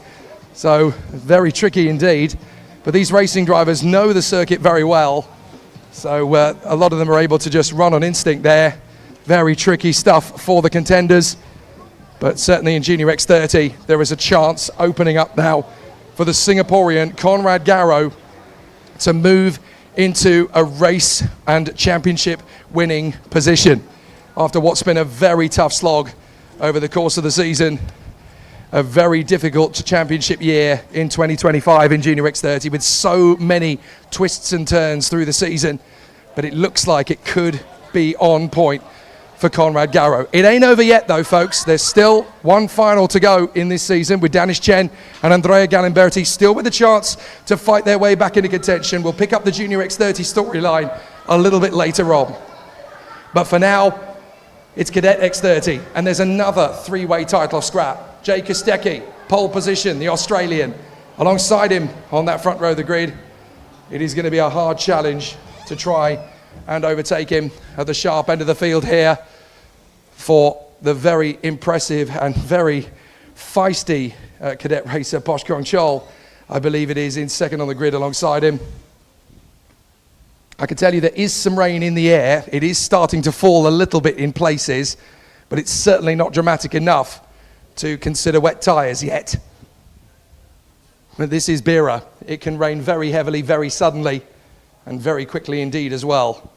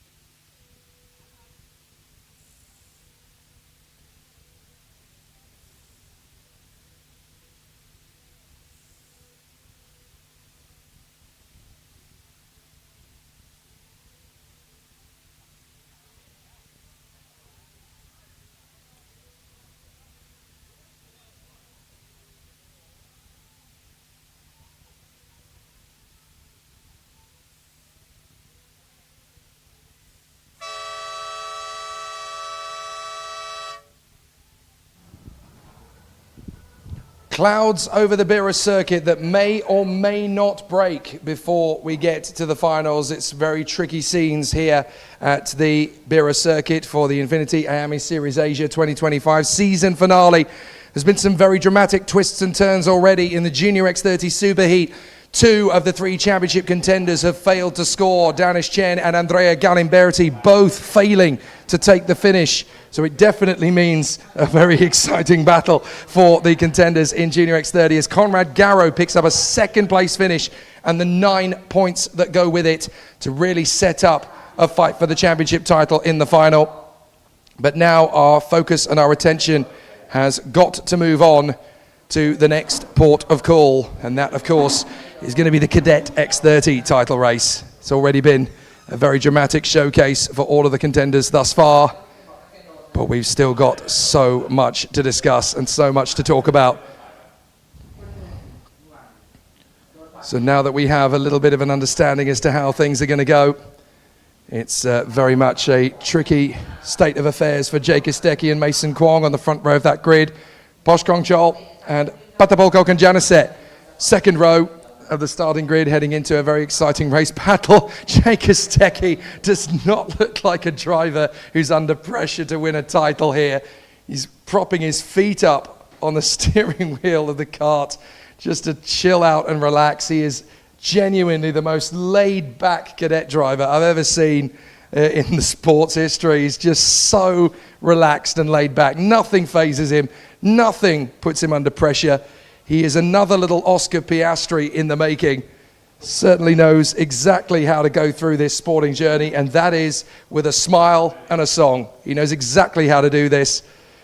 So Jake Isteki gets himself warmed up and ready for the showcase, and this is going to be a really entertaining duel as they gear up ready for an exciting showcase. So let's see what happens now as the drivers go into this with eyes wide open and preparation sky high for an exciting battle out on the course. So we'll see what happens here as the contenders read into the situation and give us an exciting showcase. Just to talk you through the way things currently stack up in the championship fight. This is a fascinating situation now. As things currently stand on drop scores in Junior X30, by the way, we now have an incredible situation. Danish Chen and Conrad Garrow on dropped scores are now tied on 125 points apiece, with Andrea Galimberti on 113. So this is such a close quarter in Junior X30. There's only 12 points in it between the top 3 drivers, and it will go down to the last race of the season. My goodness me, is this going to be an amazing show. We'll follow the championship order as it goes through in cadet as well, of course. But so far, so good at the sharp end of the field. Mason Kwong with the pole position in qualifying. That gave him the bonus point. But there are still some more points on offer for the contenders as we go into the superheat. Jake Isteki, Mason Kwong, Posh Kongchol and Patapoka Kanjanaset at the sharp end of the field. Then Tanawarat Vejabuti and Sirachak Ongbinoy, Max Schilling and Chinapat Vejabuti, Libanuis Kanan and Kalen Delsi. Then Papasathon Silapabanleng and Sriatapat Tirapatara. Next up in the mix, it is the very talented Thai in the kart number 12. That is Putapong Wangnapachan. And then we have Prin Vokapong alongside Chong Kahe. The number 15, that is Pimpat Kurong Fatai. And then we have Saharat Lerpaseprakorn alongside Aran Akil. Nutsurong Rongwastanakul, or Babe Babe as she is known. She actually won in the raffle last night a Nintendo Switch 2 with Mario Kart, so that will give her plenty of time to train for next season. Carson Chong, 20th position. George Patrizi in the number 21 in next up position, and then it's Joshua Tan alongside him. So all of the contenders ready then for what promises to be a very exciting continuation of the Cadet X30 title battle. Mason Kwong just gesturing to Jake Isteki. Let's back this field up. Let's keep it nice and paced so that we can get ourselves into a good position. There are a couple of warning flags for drivers who were not able to hold the field steady on the original start, but Dan Ashton, our race director, will let us know if they are okay for the start. They come off the turn. It looks relatively good to me. We're racing! Good start from Kongchol. He's going to get alongside Kostecki, and he will take the lead into turn one. Great start from Kostecki initially, but now he's run wide. Kostecki goes off. Kostecki's gone off onto the grass. Kwong's gone backwards. Kwong's gone wide. Kostecki's down to the back. I can't believe it. In 2 consecutive races, the first corner puts out the championship leader in dramatic circumstances. And that's Sirichak Obanoi. He spins, and nowhere for Tanawara Vejabuti to go. Ong Bagnoy is hit by Vejabuti. He carries on, but that is disastrous for Sirichak Obanoi up at turn 4. What a dramatic turn of events. And I know why it's happened, because it started raining now. It's raining. It's Nürburgring 2007 all over again, as the rain is now falling here with everyone on slick tyres. So the leader of the race now is Posh Kongchol. In second, that is Max Schilling. What is he doing in second place? Absolutely astonishing from Schilling. Incredible reactions in the first couple of corners. And so Schilling is in P2. In third place, that is in third position, that is now Paddock and Janisse. There's Mason Kwong trying to keep himself on a straight line, but it is starting to rain here. And all those days that the drivers will have spent in their youths on rental circuits when it's been slightly drizzling, that will certainly come in handy now, because it is raining out here on the circuit. How heavy the rain gets, well, that's going to be the deciding factor here. But in dramatic fashion, it is Kongchol that leads. Schilling in second place in front of Porsche Kalkanjanase. Then it is Libin Lewis Kanan and Mason Kwong. Chinavat Bajabuti in front of Chongkahe and Prin Vonkapon. Then Kaylin Delsi, Putapong Wanapachan, Papasathon Silaba Banlang, and then we've got Sriatapat Tirapatara Barwong. Pimpat Krupropatai is in the next move. Where is Jake Kostecki now? 17th, I'm told. But he is going through the field like wildfire. So Kostecki is picking them off one by one here, trying to work his way back into the top 5. They've got 10 laps of this in very greasy and slippery conditions as the rain starts to fall. So this is all about intelligence now. It's not just about speed, it's about maturity. The wisest heads on the wisest shoulders are the ones that are going to come through here. And look at who's up front. Posh Kongchol leads, Max Schilling second, Porsche Kalkanjanase third, and Mason Kwong fourth. Absolutely astonishing. By the way, the fastest lap of the race has just come in from a very angry Sirichak Ongbagnoy, who's down in 21st after that little bit of contact and that spin that put him down at the back. So driving angry has really helped him out as Mason Kwong closes up on Kalkanjanase. Kalkanjanase closes up on Schilling. This is all about calm maturity. Here goes Kwong on the inside of Kalkanjanase. At the hairpin, he can't stick it together. So now he's going to try and make his bid into one of the next corners. Very long on the brakes for Kalkanjanase, but Schilling's able to hold his nerve in second place. Here comes Mason Kwong, trying to find his move in the hairpin. Will he go to the inside line? He had to think about it, and Kalkanjanaset's going to go out wide. Kwong will get his shot, will he? No, he can't quite tighten on the inside line.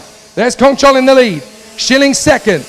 Classic Max in P2. Kalkanjanase. Kwong, and then in fifth place it's Kanan, run wide from Kalkanjanase. Kwong's going to get alongside. Is that going to be enough? Yes, it is. Mason Kwong into third position then, behind Max Schilling. So Mason Kwong now third, Kalkanjanase in fourth position. So a fantastic run so far, but Kalkanjanase swarming around all over the place as the rain is still coming down here at Bira. Not very noticeable on our cameras, but certainly when you look towards the trees out of my commentary box window, you can definitely tell that it's raining. It's not particularly heavy yet, but it's certainly heavy enough that grip is a real premium to find here at Bira. So Kwong now third in front of Kalkanjanase. Behind them is Libin Lewis Kanan. Then it is Vejabuti. Chinafat, by the way, rather than Tarawara, who obviously dropped back further on in the race. Jake Kostecki is up into 11th place. So he's only one place away from getting a point in the championship fight. So Jake Kostecki fighting his way back into prominence. He clearly didn't want us to have an easy time of it watching his progress. He wanted us to have a bit of a sizzle, Lightning McQueen style. He's now into 9th place, Jake Kostecki. So he's charging his way back. Meanwhile, Mason Kwong is attacking Max Schilling. Schilling's going to try and hold this. He runs wide. Kwong's got him. Kwong has got the move there on Schilling. Very nicely dialed in by Mason Kwong, who knows he's got a championship on the line. Schilling slides back in. takes the place back. Kwong comes back for the inside line again. Schilling will try one more time. Kwong has got second for the moment. So Schilling back. That was some amazing crossplay from those two as they dived inside each other whenever the gap opened up. The rain is still coming down here at Beira. Again, it's not heavy, it's a mild drizzle, but it's certainly going to get slipperier as the laps wind in. And now Schilling under pressure from Kalkan Janicet on the far side. Schilling is bolted to the inside line. He's let Kwong go, but he's not going to let Kalkan Janicet go easy. And as a result, now Libin Lewis Kanan is closing up on them. Kanan fancied his chances there.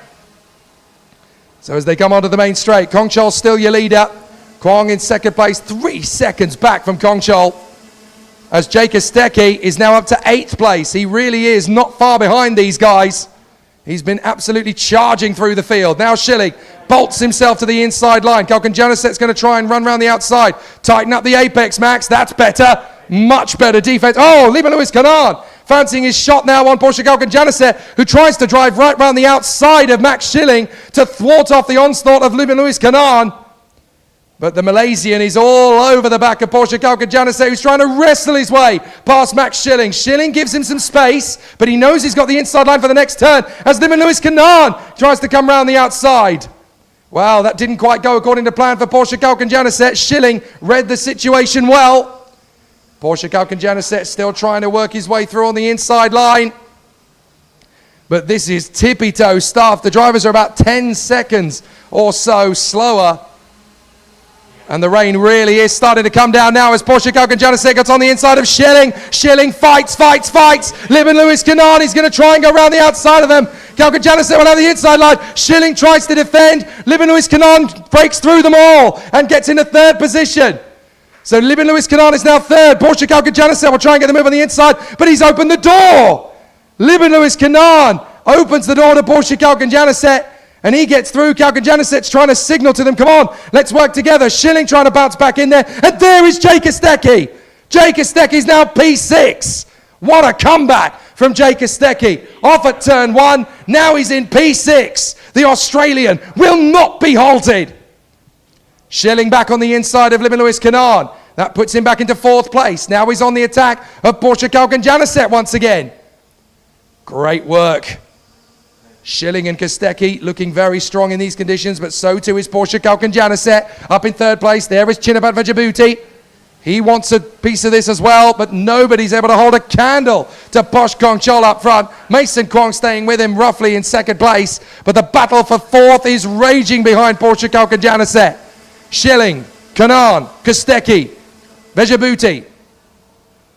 So Jake Asteki has done the hard work here. He's got himself through the pack. Now he's up amongst the top 5 drivers. He's in P6, but he's got to make his move if he wants to get some more points on the board. He's currently looking at only 5 points on the board. He wants a few more than that. Especially with Posh Kong Chol looking set for a victory. This is a very important race to get some decent points in the arsenal. Very tricky stuff here. Posh Kong Chol still very much on the charge of 10 points added to his tally. And Mason Kwong looking good for 9. Jake Asteki currently looking good for only 5. So this is going to be very tricky. Here goes Schilling on the inside of Porsche Kalkan Janicet. He's caught him. He's made his bid. Now he's going to go side by side. Kalkan Janicet's going to try and defend back again. Schilling waits. Okay, that one I got away from. Oh, Jake Asteki dives on the inside of Libin Lewis Kanan, gets through, runs deep, and Libin Lewis Kanan gets him back. Asteki's trying to squeeze him to turn 1. Dives around the outside. He gets a nudge from Vajabuti. Oh, brilliant stuff in Cadet. Still so tough as the drivers work their magic again. Very close quarters stuff at the moment, and still the drivers mix it up. But it is getting very close indeed as they run in close formation. Jake Asteki trying to make his bid on the inside line. This isn't going to be easy to nail down.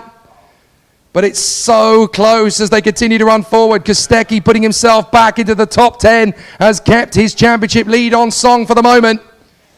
But Max Schilling fancies his chance here on Porsche Kalkan Janicet. 56 has been given a warning flag. Now that is not good news then. Well, hang on a minute. I'm trying to look through the field and figure out who is the 56. So we haven't got a 56. So that's the wrong number that's got out there, I'm afraid. So it's 56 is being shown a warning flag, but I don't think there is one. So it might not be the driver they think they're showing the flag to. So I'm not entirely sure who has got a warning flag there. It might be the 55 of Papasathon set up a ban lane.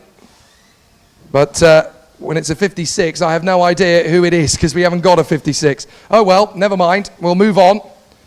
There's Libin Lewis Canaan chasing down Max Schilling. So some very interesting situations have just been had in the senior X30 heat. There was a lot of front fairing penalties in that race. 5-second penalties for 10 different drivers. That may have changed the order quite significantly. But the rain is coming down here at Bira, and out in front, Posh Kong Chol and Mason Kwong have got well clear of the pack with only 2 laps to go at the end of this one. Libin Lewis Canaan still fancies a crack at 4th place on Max Schilling. Here comes the move from the 15. That is Pimpat Kurang Fatai into the hairpin, and he gets the move on the inside there. So Pinam Fatai moves up another place. That puts him ahead of Chinapad Vejabuti into 7th place. Good work from the CS55 chassis. And there is Jake Asteki, the man who is in front of Kurang Fatai. So, Posh Kong Chol leads, Mason Kwong second, Porsche Kalkunjanis third, but for how much longer? Because Max Schilling has been focusing on him for the last lap and a half, and he's closed back up on him. Still in these wet conditions with a little bit of drizzle thrown in. It's made grip very tricky to find, but the cadets have not got into hot water. They've all driven very well indeed under the circumstances. That rain has eased up now, so the drivers should be finding it relatively easier. Mason Kwong is really chipping away at Kong Chol's lead here. I'm not sure he's quite going to catch him in time, but it showcases the state of intent at least. As Schilling's now got Canaan right alongside him. Schilling keeps his foot in, Canaan's on the curbs. Kosteki's going to go with Schilling to the inside hairpin. We go into the last lap, and Kosteki's got ahead of Canaan. He helps out Schilling so that he can get through as well. Final lap then in Cadet X30, and Schilling is 4th, Kostecki is 5th. That's another point to add to Kostecki's tally. So that helps him out no end. Excellent comeback here from Jay Kostecki, and that will put him on 120 points accumulated for the season if it stays like this without taking finals into account. So that is a very strong run indeed to come back from Kostecki. He's still going to try and make a move on Max Schilling before the end, though. Every point could be useful. But out in front, Posh Kong Chol has just been exemplary on home soil. He's finally managed to let Mason Kwong close in a bit. But what a sensational race from Kong Chol ahead of Mason Kwong. 3rd is going to be Kalkan Janisek. Kostecki is trying every trick in the book to get past Schilling, and he's allowing Canaan to get level. But here comes Kong Chol. It's victory for Posh Kong Chol. Mason Kwong 2nd. 3rd is going to be Porsche Kalkan in front of Max Schilling in 4th and Jake Kostecki in P5. Wow, what a race in Cadet X30. Absolutely brilliant stuff. And a very tough race there in tricky, greasy conditions in Cadet X30. And it sets up an amazing show. Jake Kostecki's comeback keeps him in the fight to win this championship in the final. And he's going to have a tough mission, but he knows what is expected of him. Great race from Kong Chol, 10 points on the board. Great race from Mason Kwong, 9 points on the board. And for Jay Kostecki, he puts 6 on the board to keep this championship very much in his grip. Without that fight back, it would have been a little bit harder going into the final for Jay Kostecki, not just because of the points accumulated, but because of the amount of gap he would have lost in the fight up front. But some very smart driving from all of the drivers in the top 5. Kong Chol and Kwong broke away. Kalkan Janisek able to mix it with Schilling. But look at this dramatic first corner. Into the turn goes Kostecki. We're going to see the exit of Kostecki on the grass. Well, no, we're not, because we cut away at the wrong point. But Kostecki dropping off the road and dropping to the back. Mason Kwong dropped into about 8th or 9th place. Here was the moment where things got really spicy, as unfortunately into the back of Kalkan Janisek went Siddhachak Ongbungnoi, leaving poor Tanawada at Vijabuti nowhere to go. Some very dramatic scenes here in Cadet X30. I'm going to see if I can find Posh Kong Chol and Mason Kwong after a very tough race out there, and a very good run indeed as well from Porsche Kalkan Janisek. We got a bit of time before the Master X30 Superheat. And of course, there are no championship titles on offer there because that's already been taken by Wedasuk Yamchan. But very dramatic scenes here in Bira and a very tough race. So, dramatic scenes all the way in Cadet X30, just as dramatic as it was in Junior X30. But certainly the cadet race has given Jake Kostecki a bit more work to do, but it still looks good for the championship title. Even though he was only able to come home for a 5th position finish, it's still not a bad run at all.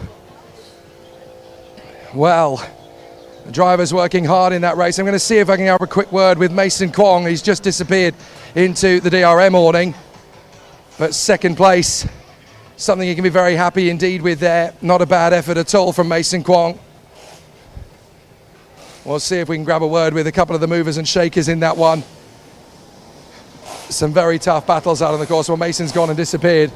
I might see if actually we can grab a word with Andrea Galimberti after what happened to him earlier on. Andrea, I want to come away from the fan if we can. Just talk us through one of the toughest races of your year that really didn't go according to plan. What happened in turn 1?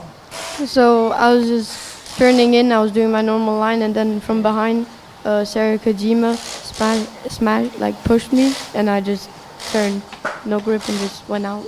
And was that the reason that the kart ended up not being drivable, or was there another problem that put you out later? No, there was another problem that I collided with the Nadal Japania, and then the spark plug came off, but I didn't see it. It's not over. You've still got plenty of race to come in the final, but it's definitely going to be a lot harder. How do you feel about it now, going in? I'll just try to push as much as I can. Never give up, mate. Thank you. Very tough race coming then for Andrea Galimberti in junior. Not the easiest mission ahead of him, but certainly some good drives from the other members of the Cadet X30 field. Very good runs all around, and a lot of thrills and spills for everybody, but it's been very, very competitive indeed. I tell you, this has been a very tricky race in Cadet X30. We'll see if anybody's still around. I wanted to grab Andrea while we still had him there, but a couple of the drivers in Cadet are still around. Maybe we'll get a chance to have a quick chat with Porsche, or maybe Porsche. I know that Mason's already disappeared into the DRM awning, so maybe we'll get a chance to talk with one or two of the drivers out of that one. Liban Lewis Kanan having had a very solid race. Good job there from Liban. Very, very difficult out of the sharp end of the field. It's been very competitive all the way in this contest, and certainly in Cadet X30. It's usually pretty spicy. It looks as though everybody's already disappeared. I don't think they want to talk at this point. They know that there's a championship on the line later, so they don't want to spoil the party just yet. We'll have to talk with them on the starting grid, I think, for the final later, when all of the adrenaline has burnt off. But certainly some very dramatic scenes so far in Junior X30 and Cadet X30. Knowing that there's a championship fight up for grabs here this afternoon, it's certainly pressure that's starting to bubble over for both classes. Well, in Master X30, we know that there's not a champion up for grabs, and we know there's not a vice champion up for grabs because they've already been sealed. But we're here in the Master X30 running ready to witness the battle in the Super Heat. We've got Wedasuk Yamchan, the new crowned champion, on the front of the grid alongside Ian Willock. Then we have Tiru Kumaran and Harith Bin Zaralo in the mix there, along with Mark Yao, Darren Formosa, and Tam Yuk Ho. What's going to be interesting in this one, of course, is that these were the guys who got the onslaught of the weather yesterday, and the rain is starting to come back a little bit here. There was a little bit of impact in that Cadet X30 race as the grip started to dissipate and flow away. But the rain is still in the air here, ready for the Master X30 Superheat. There's 10 points up for grabs, all the way down to 4 points for 7th place. Everybody wants to finish this season on a high note, but there's definitely a few big race laps up for grabs in this one. Still a 3rd position in the championship fight to decide as well. The klaxon's gone, so we'll leave the Master X30 drivers to it.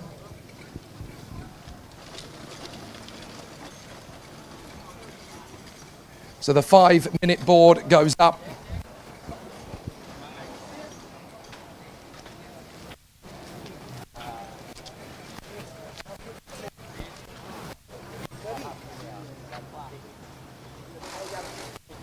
Attention Paddock, will driver number 166 please make their way to race control. 166, please make your way to race control.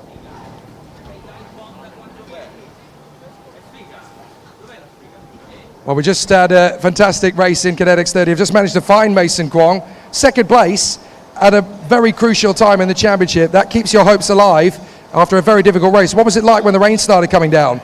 It was very hectic because everyone was everywhere, and yeah. So managing to get that gap and give yourself a little bit of breathing space, that must have really helped. Now you go into the final knowing what the circuit can be like. How's the confidence? My confidence is high. I'm really hoping to win this final. Okay, good luck for the final, Mason. Good job. Thank you. Really tough race out there in Cadet X30, but Mason managing to break himself into a strong second place run and clear out from the rest of the field. That will definitely help things ready ahead of the final later. And of course, a champion will be crowned in Cadet X30 today, as it will be, of course, in junior and senior as well. Some good performances from everybody, but consistency is going to be key. I've actually wandered over to the CRG Thailand awning, and there is Bosch Gongchol, who's already back on his bike. Bosch, want to grab a quick word while we've got you? Very strong race there. It didn't look particularly difficult. What was it like when it started raining when you got the lead? Kind of difficult and slippery a little bit, but I did my best. And in terms of going into the final now, you've already had a victory this year in a final on this circuit. You know what to expect. How confident are you that that will lead to a championship? 100%. 90%. Okay, good job, Posh. Well done. Thank you. A good run in the final from our Cadet X30 winner in the Superheat. Excellent performance, and there's still plenty to go. If you're trackside here at Bira, there's still plenty of opportunities to go and explore and see some of the sights and the sounds. We've got the guys from Wow Noodles here who are giving over 100 bowls of noodles away for free to anybody who wants to savor the taste of Thailand. And of course the guys from Ether Racing who are going to be competing in the STEM racing next couple of months. They've got a fantastic booth here. We'll give a little bit of a showcase to these guys because these are future engineers in the world of motorsport. The guys here at Ether Racing. What is STEM racing if you don't know anything about it? Well, it is what used to be known as F1 in schools. The Thailand finals are next month here in October. The guys from Ether Racing are here. Do support them. Go and follow them on social media. These guys hoping to be Formula One engineers one day. Do give them a like and subscribe on their Instagram channel, Ether Racing. Nice and easy to find them. But yeah, we're getting ourselves ready for 2 more superheats, and then we get to crown some champions. Master X30, then Senior X30. And after all of the front fairing penalties that were handed to the drivers in Senior X30, it's going to be very tricky, especially if this rain sticks around. So just ahead of the Master X30 final, well, let's grab a quick word with Jackson. You've finally taken your first win in INFINITY IAME Series Asia. That didn't take long. Yeah, it was a good race. Obviously, that one was dry. So, yeah, our kart's been good in the dry. We needed to make it a bit better, but we did that in qualifying, and I think we made it better again then. So, yeah, we'll see what the weather does for the rest of the day. But I think if it's dry, we've got a good chance. If it's wet, I know we'll be right. We've made some big setup changes from yesterday, and, yeah, we'll make it good. Superheat coming up. What are your expectations for that race? How strong do you think you can be? Depends. I could have been a lot stronger then, but you're also taking a lot out of the tyre. So I think everyone's in the same boat. Like you got to look after the tyre that little bit, otherwise you won't go good in the superheat. So yeah, we've got a bit of tyre left, which is good. So we'll try and stay in the top 2 this one, start pole for the final, and yeah, won't let anyone pass.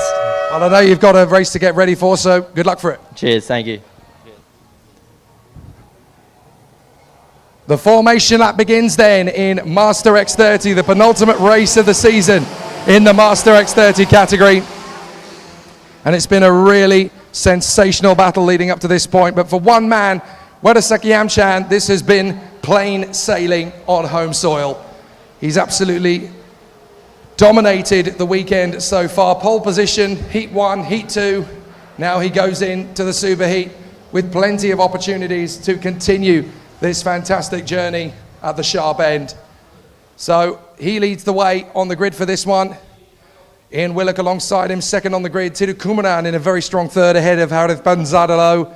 Then Mark Yao, Darren Formosa, and Tam Yug Ho.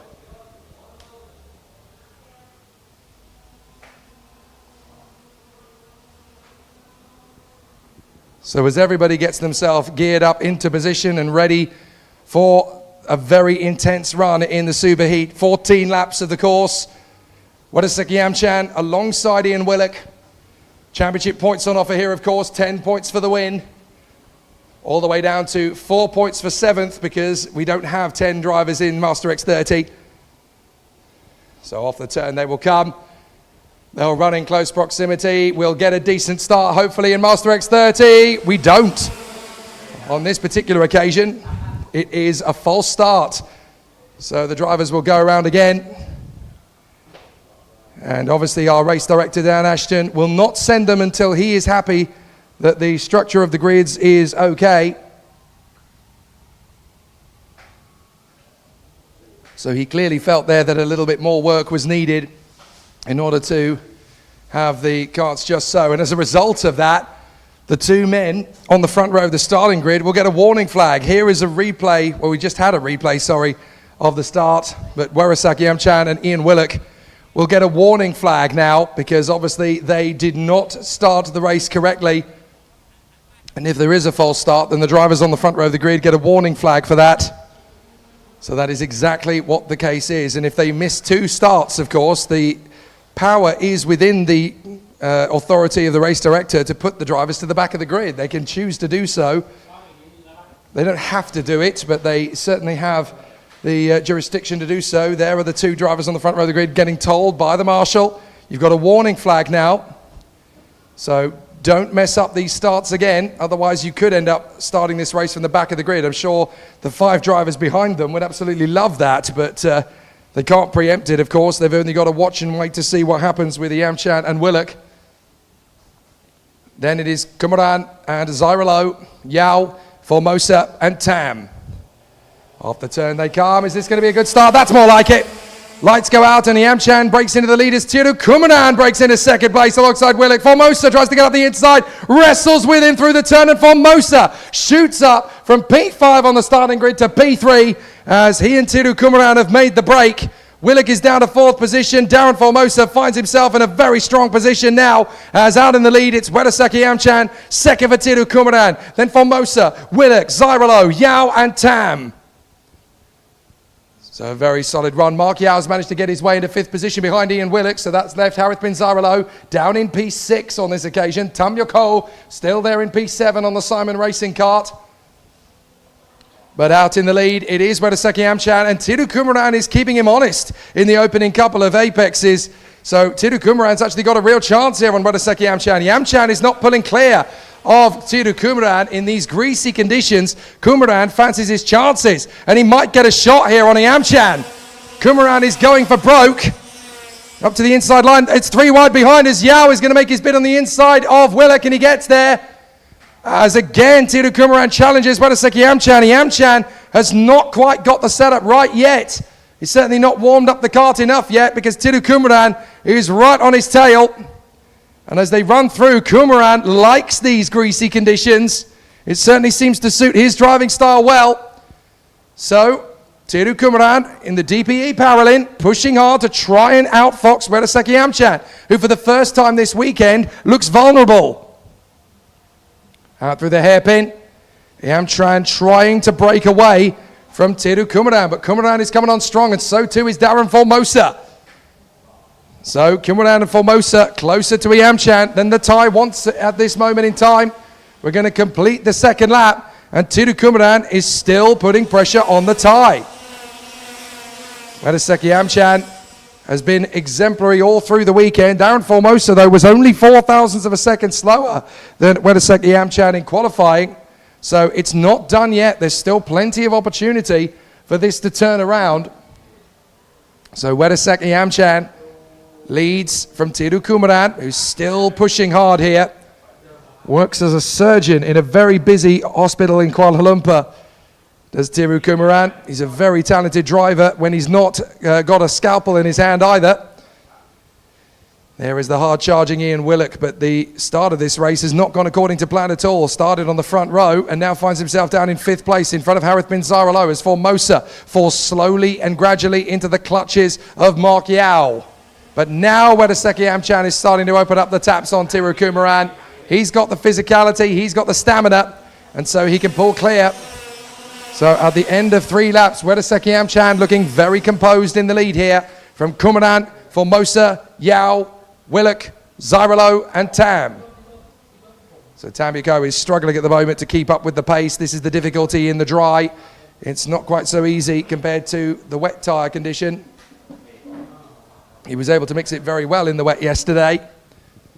But Harith bin Zyrolo still trying to make his bid on Ian Willock. Through the Mickey Mouse section again. And Ian Willock all in behind Mark Yao. Trying to make his bid for the inside at the hairpin. Mark Yao still looking very composed, I have to say, through the hairpin. Chasing down Formosa. Formosa looks strong. Down the inside comes Mark Yao, and that's a lovely move, but he overshoots. Darren Formosa is going to get by. Willock is going to let the back end drift out. And for a moment there, I thought Willock was going to have his move on Mark Yao, but the back end steps out to thwart the move. Formosa has been given a little bit of breathing space now by Mark Yao. Willock and Zyrolo get back on terms with Mark Yao in the hope that 4th position will come their way. Hairpin turn. Looking nice and confident as they move on the back far side. Up to the Mickey Mouse section once again. And is there going to be a chance for Harith bin Zyrolo to squeak up the inside and make a move or two here and pick up a place? Certainly a big error though from Mark Yao, and that's unsettled him. He was looking very quick at that point. But it's difficult to get back into the flow. Once you've gone onto the marbles, the tyres really feel the punishment of that for the next lap or so. As Formosa thinks, right, well, I've managed to seal that deal. Maybe I've got the chance to go after Tiru Kumaran. Wedaseki Amchan is running very similar sort of pace now, though, to Tiru Kumaran.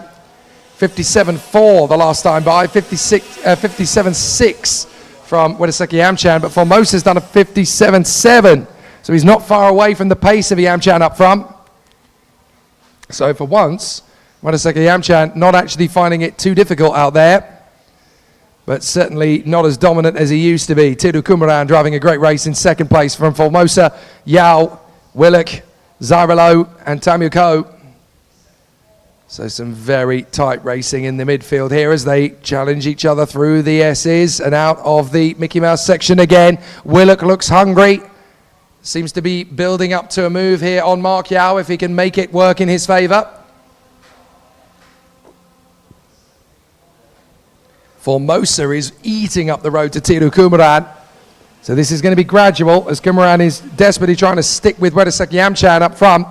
But Yamchan is already long gone as a new fastest lap time comes in from Wedaseki Yamchan. 57.3, a full 0.6 of a second quicker than Kumaran, who is struggling here as he's falling into the clutches of Formosa. But Mark Yao has done a 57.5. He's quicker than both the men up front of him. So Formosa's got to get ahead of Kumaran quickly because Mark Yao and Ian Willock are absolutely charging. And Willock was only slower than Wedaseki Amchan on the last lap. So Willock's got his head screwed on straight and he's chipping away at Mark Yao. They're both catching Formosa and Kumaran up front.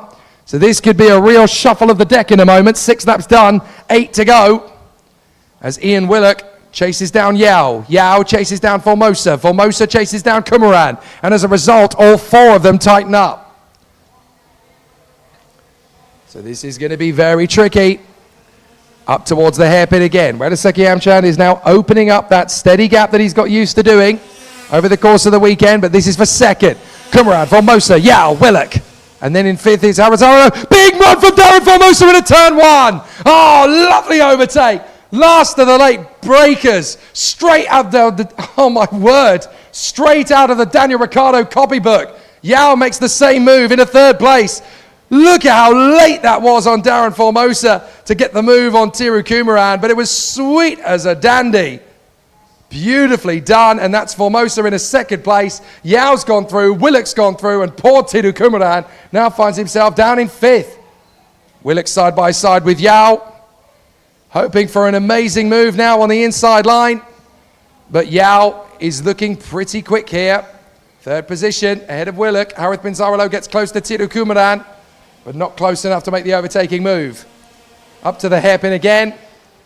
And we're waiting to see if there's another big move coming. This time it might be from Mark Yao. Darren Formosa having worked his way into second place once more. Here comes Harith Bin Zaralo on the inside to really compound the woes for Tiru Kumaran.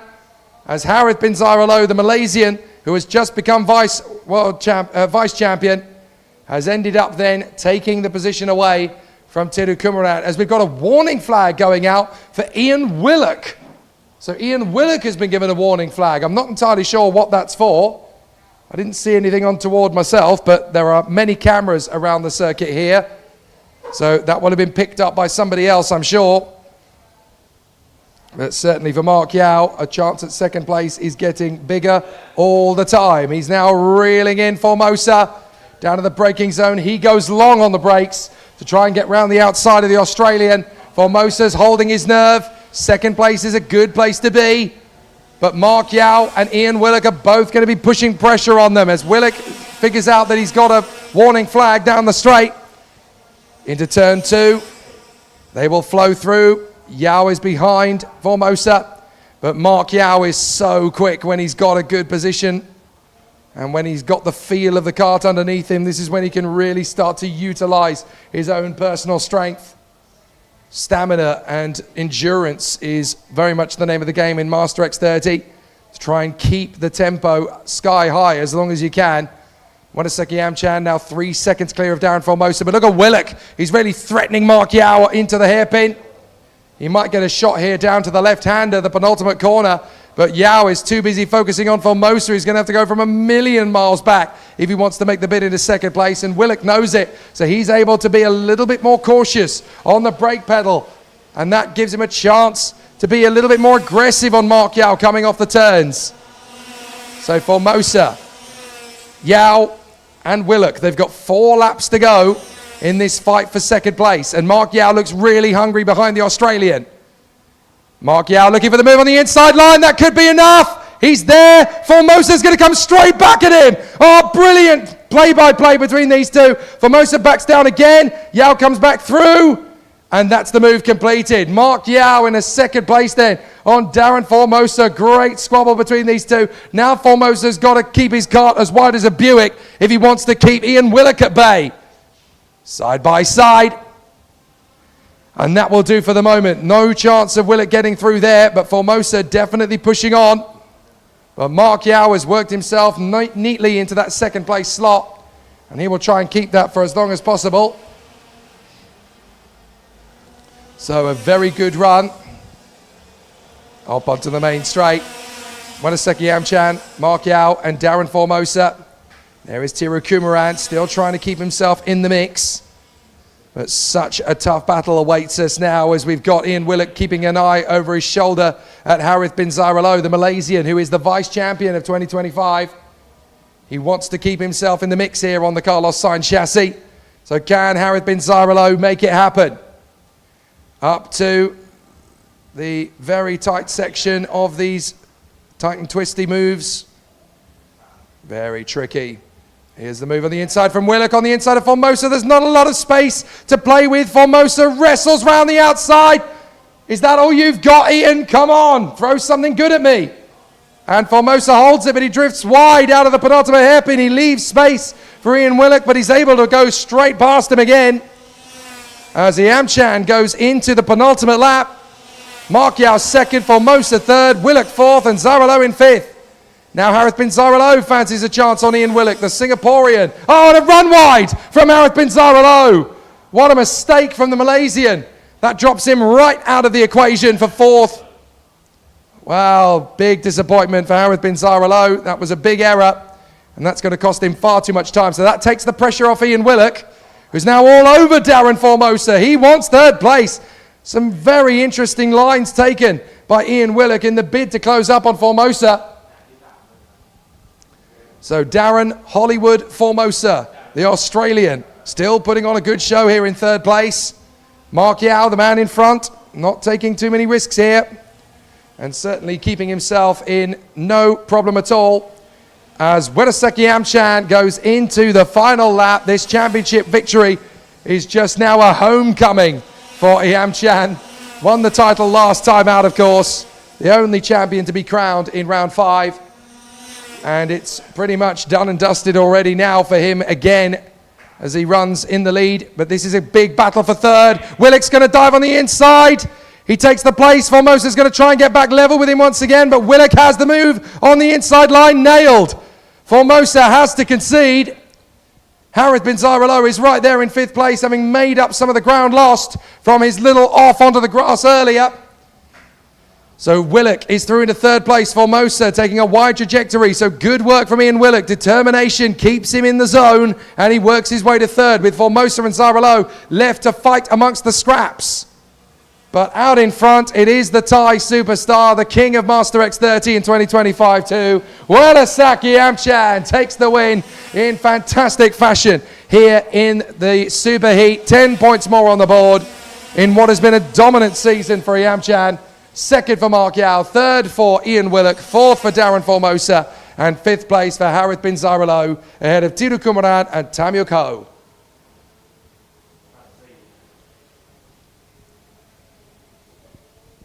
So no worries at all then for Wedasaki Amchan. A very steady race victory for him as he runs in close proximity at the sharp end. But what a flamboyant drive from Amchan, just taking it nice and smoothly in the first couple of laps, not allowing Kumaran to put him under too much pressure.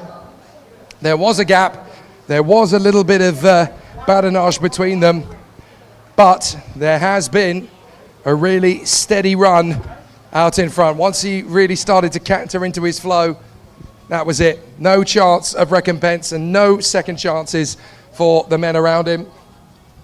Easily taken for Wedasaki Amchan.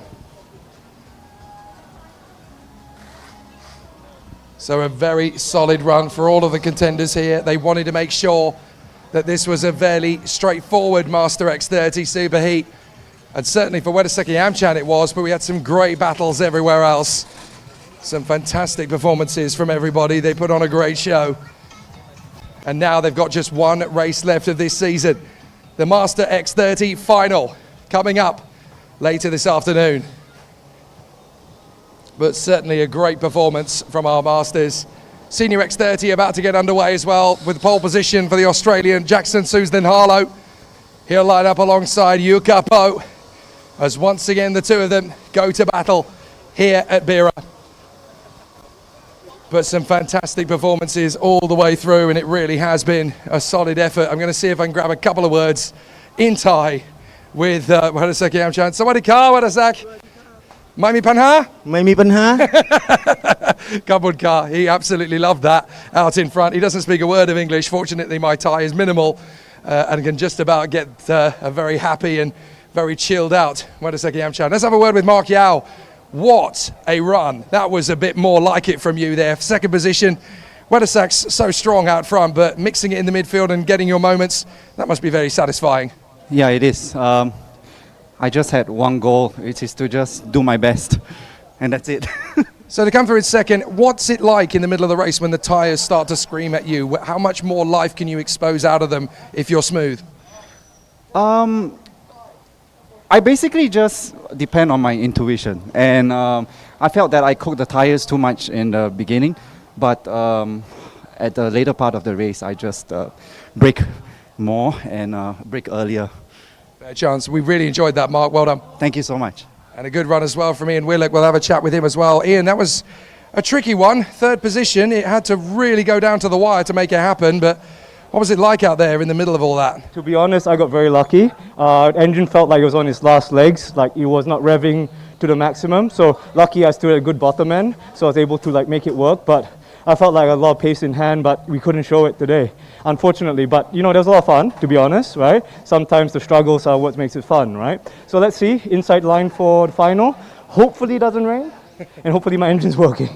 Well, stamina and endurance is such an important part of Master X30. Where is the kart really strong? Does it come alive a bit more in the second half of the race, or are you just leaving it to chance? To be honest, it was strong in all phases. It's just on the top end, I just couldn't make the passes. So I had to wait for errors, so usually that happens later on in the race. But if we get it working, I think that we can challenge Virasek, hopefully. Yeah. Okay, good luck for the final, mate. Thank you. There's decent potential in this Master X30 final. All of the drivers have the ingredients to go after Wedaseki Amchan. It's just after about lap 4 or 5, he just seems to unlock that smooth flow, and there's nothing anybody can do about him after that point. It must be so frustrating when all these drivers know that he is vanquishable, he is defeatable, but unfortunately it just hasn't happened yet. So now we turn our attention back to Senior X30, and it's that man on the top end again, Jackson Suzlin-Harlow, having come through as a pole position in qualifying, got his first heat win this morning, and he lines up alongside the man who could be champion today, Yuk Kapo, the Explorer chassis, the man from Hong Kong, former champion, wants that title back again, but there are so many obstacles in his way. Not only Suzlin-Harlow, but he's also got Kai Burke fighting his quarter after a heat win yesterday. He starts third on the grid. Actually a really advantageous place to be going into turn 1. We know how important that inside line can be. And don't forget the determination and sheer grit of Prasetyo Hardia, the Indonesian, 4th on the grid, already a finals winner this year, already an Asian champion. So there's plenty of opportunities for him to throw his hat into the ring. And don't forget that Travis Teo, the Malaysian, he's been very strong so far this weekend. The pace is definitely strong. So if he has a chance to throw his hat into the ring, he's never going to ask for a second invitation. He'll just take it. But really strong performance again from another Kai Burke stablemate, and that is Mark Tulloch, who's been just as strong as Cooper Fish has been over the course of the year. Sadly, Cooper not here this weekend, but certainly Mark Tulloch filling the breach very well indeed and putting on a very good show himself. Don't count out the hard charge from Zachary Boyce. Stratos have really got their act together this weekend. Some very positive performances from him so far. So I'm down here at the end of the pit lane as we get ourselves ready for Senior X30. The rain has stopped again, which is very good news for us. There are still some rain clouds in the air though, so quite a few of the teams are already keeping a little bit of a watching brief on the weather radar to see if they're going to need to change to a wet weather setup. And those changes are going to need to be on the fly, quick, instant, and they've got to make sure it happens fast. So it's going to be tricky. They know going into this one that slick tyres are the only answer. Even though we had a little bit of rain through the Cadet X30 here, there was quite a decent shower. The circuit is still so hot and the air temperature here is still so high that there's no chance that the wet tyres would have worked at any point. Now that the rain is dissipated again, it's only really psychological rain that's really come in today. There is still some expected. Whether it'll hit the circuit or not, that's a different game altogether. But these two on the front row of the grid, there's so much ego here, so much to prove. On the inside line, pole position, Jackson Suzlin-Harlow, who's here just to explore a little bit as to whether this is going to be a future home for him. And straight away, a victory in the second heat, rescheduled too early this morning. But Yuk Kapo, there is a real personal agenda to this. Explorer have never competed in a regional championship at this higher level. If they can get a championship win, this isn't just about winning another title for Yuk Kapo. This is about starting an incredible business here in Asia for the Explorer chassis. They've already got potentially a dozen drivers or so signed up for Macau. There's a lot of interest in this, and a championship title could start a major revolution in the Asian karting market. Certainly for Explorer back home in China, this could be a major significant moment for them. But for Kai Burke, the Australian in third position, he's got his own agenda, and after winning yesterday, they now know how to defeat their rivals. They've got to nail it together here today, but Kai has all of the opportunity from that third position on the inside of the second row. So this will be a mighty close contest. And when you've got drivers of the caliber of Jackson Suzlin-Harlow, Yuk Kapo, Prasetyo Hardia and Kai Burke on the front two rows of the grid together, it really is going to be an exciting battle out there on the course. Fascinating to see what these guys will give us. I think we're in for a really spectacular show. Thank you to Sahil Singh. Do you know what? He does almost as many laps around this place as he does giving me bottles of water. He is the most efficient person. Leonardo Mori, after a great drive earlier. I actually want to have a word with you, Leo, because there's a chance of a IAME Asia ticket here, and after a race like that where you manage to push into the top 5, the chances are even greater. What was it like mixing it? Yeah, my name is Nado Imjit Panya. Oh, Nado, sorry, my apologies. Well, Nado, it was really strong out there for you. you managed to really mix it in the midfield yourself there and make up some good progress.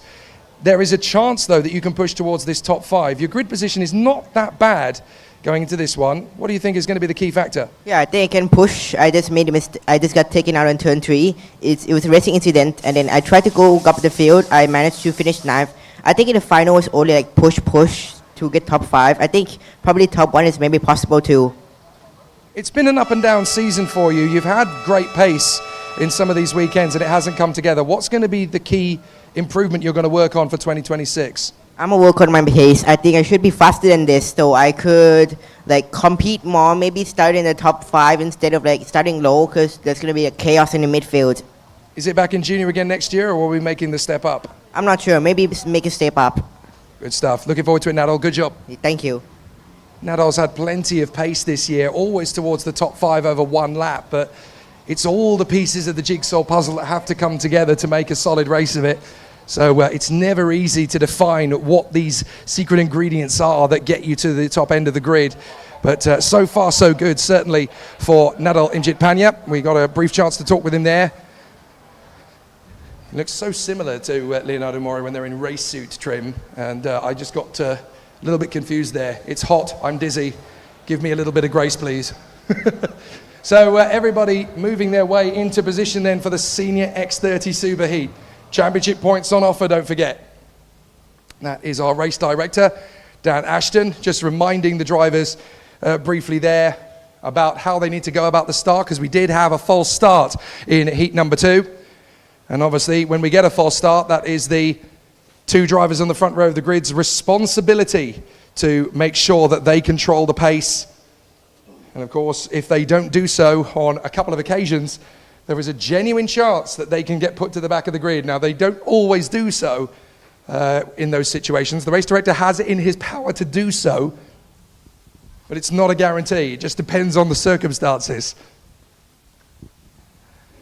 Well, certainly, the hope is that there's not going to be a need for that on this particular occasion. But what a battle we are set to have in Senior X30. 16 laps, and this is going to be very tricky to predict.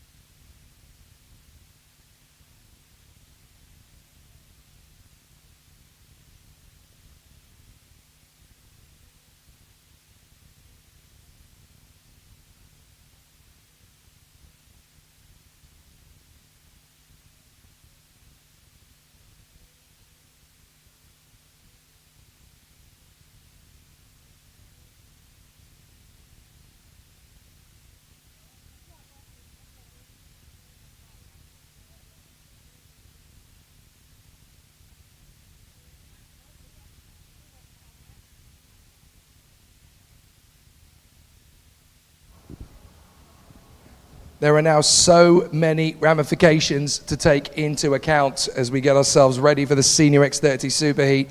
10 points offered for the win, 1 point offered for 10th place, but it all counts to the championship fight. The umbrellas are up either to shield from the rays of the sun or the slight drizzle that is starting to fall over the circuit again. This is going to be very tough indeed to predict. 2 drivers fighting for the championship of the 6 that originally started this battle at the beginning of the year. Toby and Austin Gale find themselves racing up against Zadiev Raikal in the FIA Karting World Championships out in Sweden this weekend. So all 3 of them sacrifice their claim to the title. Kimi Chan sacrifices his because he's racing this weekend in Chinese F4 and he's already had class victories. So very impressive stuff. You don't just need good engineering, and you also need a little bit of divine intervention, perhaps, going into these races.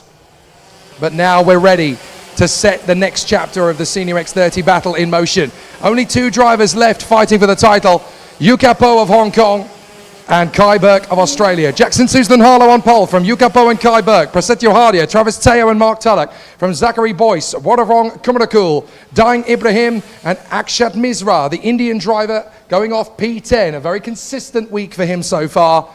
So let's see what he can do in the super heat. Behind the top 10, it is Wadapong Ayamchan in 11th, ahead of Tian Ruchin and Megat Zulkarnain, Daniel Jagai, and then it is Luke Armstrong, Rafael Weissen, Ayan Marwa, and Clifford Kanjanapis from Jerry G and Paco Miguel Sarmiento, lining up in 20th position for the Philippines. Behind them, still plenty of great opportunities for some big shows.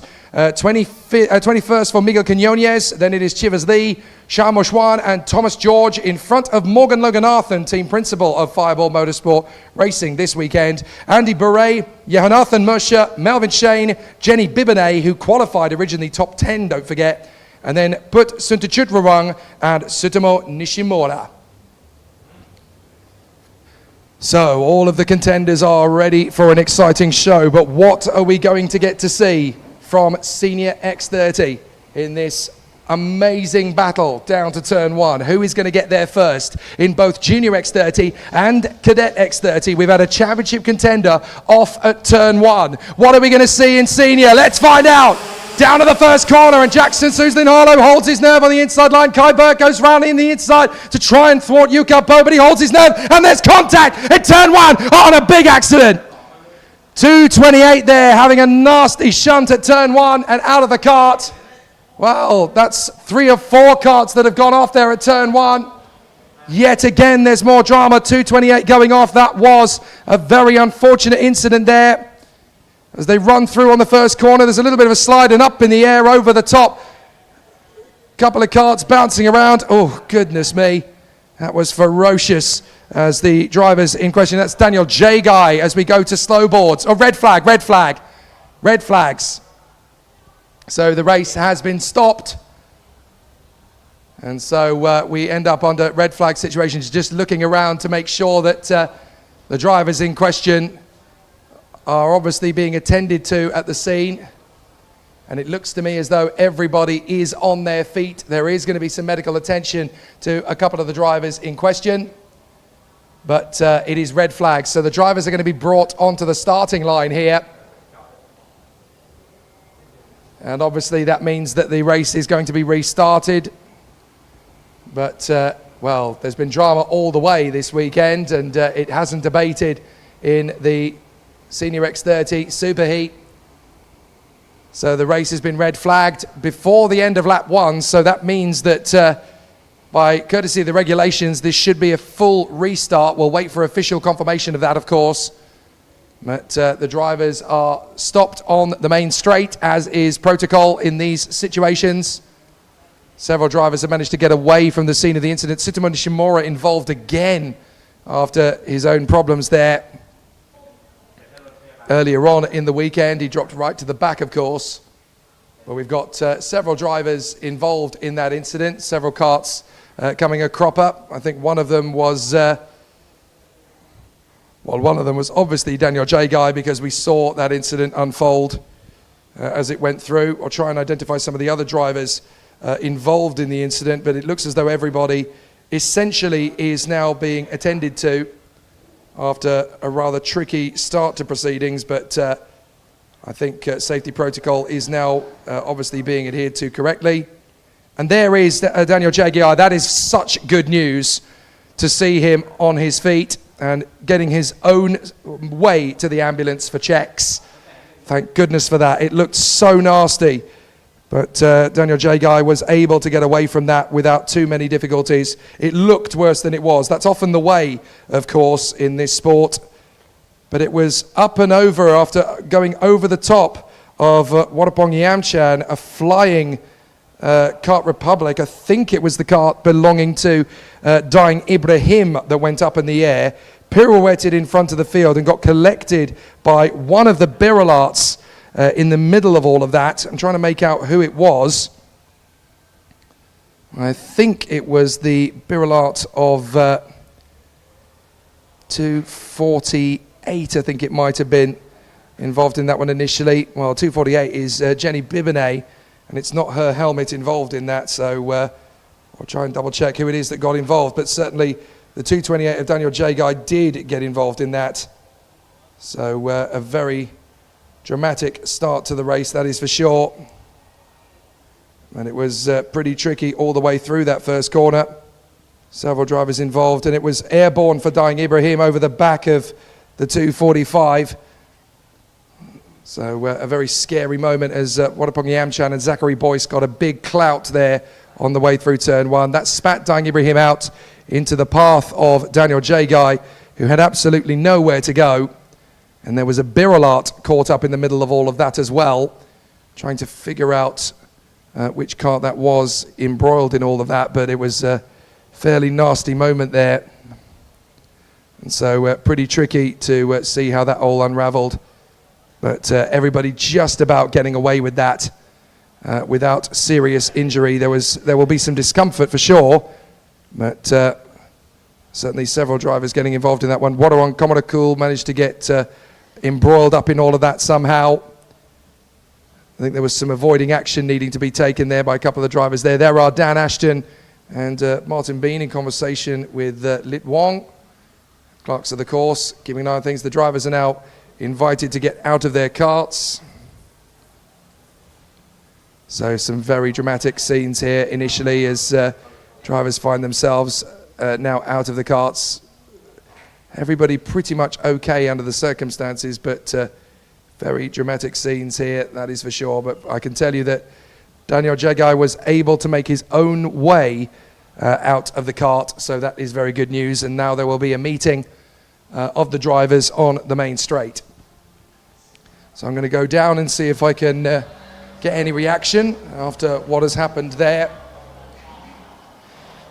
Rather messy way for this race to stop, but it looks as though, despite how ferocious it looked from the outside, pretty much everybody I think has been able to roughly get away without too many dramas. So it was Put Sudachita Rungrang who got involved in that one as well. So Put Sudachit Rungrang along with Daniel Jagai, they both got involved in the incident. They're both now being studied for medical checks, but they are both awake and conscious. I can tell you that because I've just walked past the medical center and seen them both in conversation. So it'll be a little bit of a damage or a bruise or a bump or two here or there, but nothing major, which is the good news. So a rather dramatic start then to the Senior X30 Superheat, but I can tell you that both drivers that were taken for medical checks are conscious, they are awake, they are all right in essence. There are only some slight checks being made on safety grounds.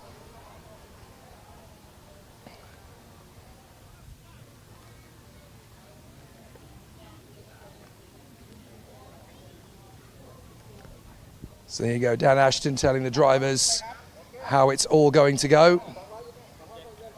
And of course the competitors are now being put onto the grid in their original starting order. So they're going to go onto the 2x2 formation, as is quite normal for the carts. A little bit of confusion here for Jackson Susan Harlow because he's supposed to be in pole position on the starting grid for this one. And the marshals have put him back by a row. I'm not entirely sure what the situation is here, but they've left this part of the grid empty, and I'm not quite sure why, because there should be a Jackson Susan Harlow shaped cart just here in my position. But anyway, that will soon get corrected, I'm sure, and the drivers are going to correct it for them. So there we are. That shouldn't cause too much of a difficulty for our competitors. But certainly going to the race, there's a couple of drivers I want to see if we can grab a word with who are in the middle of all of that. We'll see if we can get a couple of brief words. Zachary Boyce got a real brunt of that on the start. Zach, that was a bit nasty going into turn one. That must have felt pretty rough. I mean, honestly, I didn't really know what happened, so I was just kind of shocked. But as long as the cart works, it's okay. Did you feel anything particularly untoward at the back there, or were you too busy trying to navigate turn one?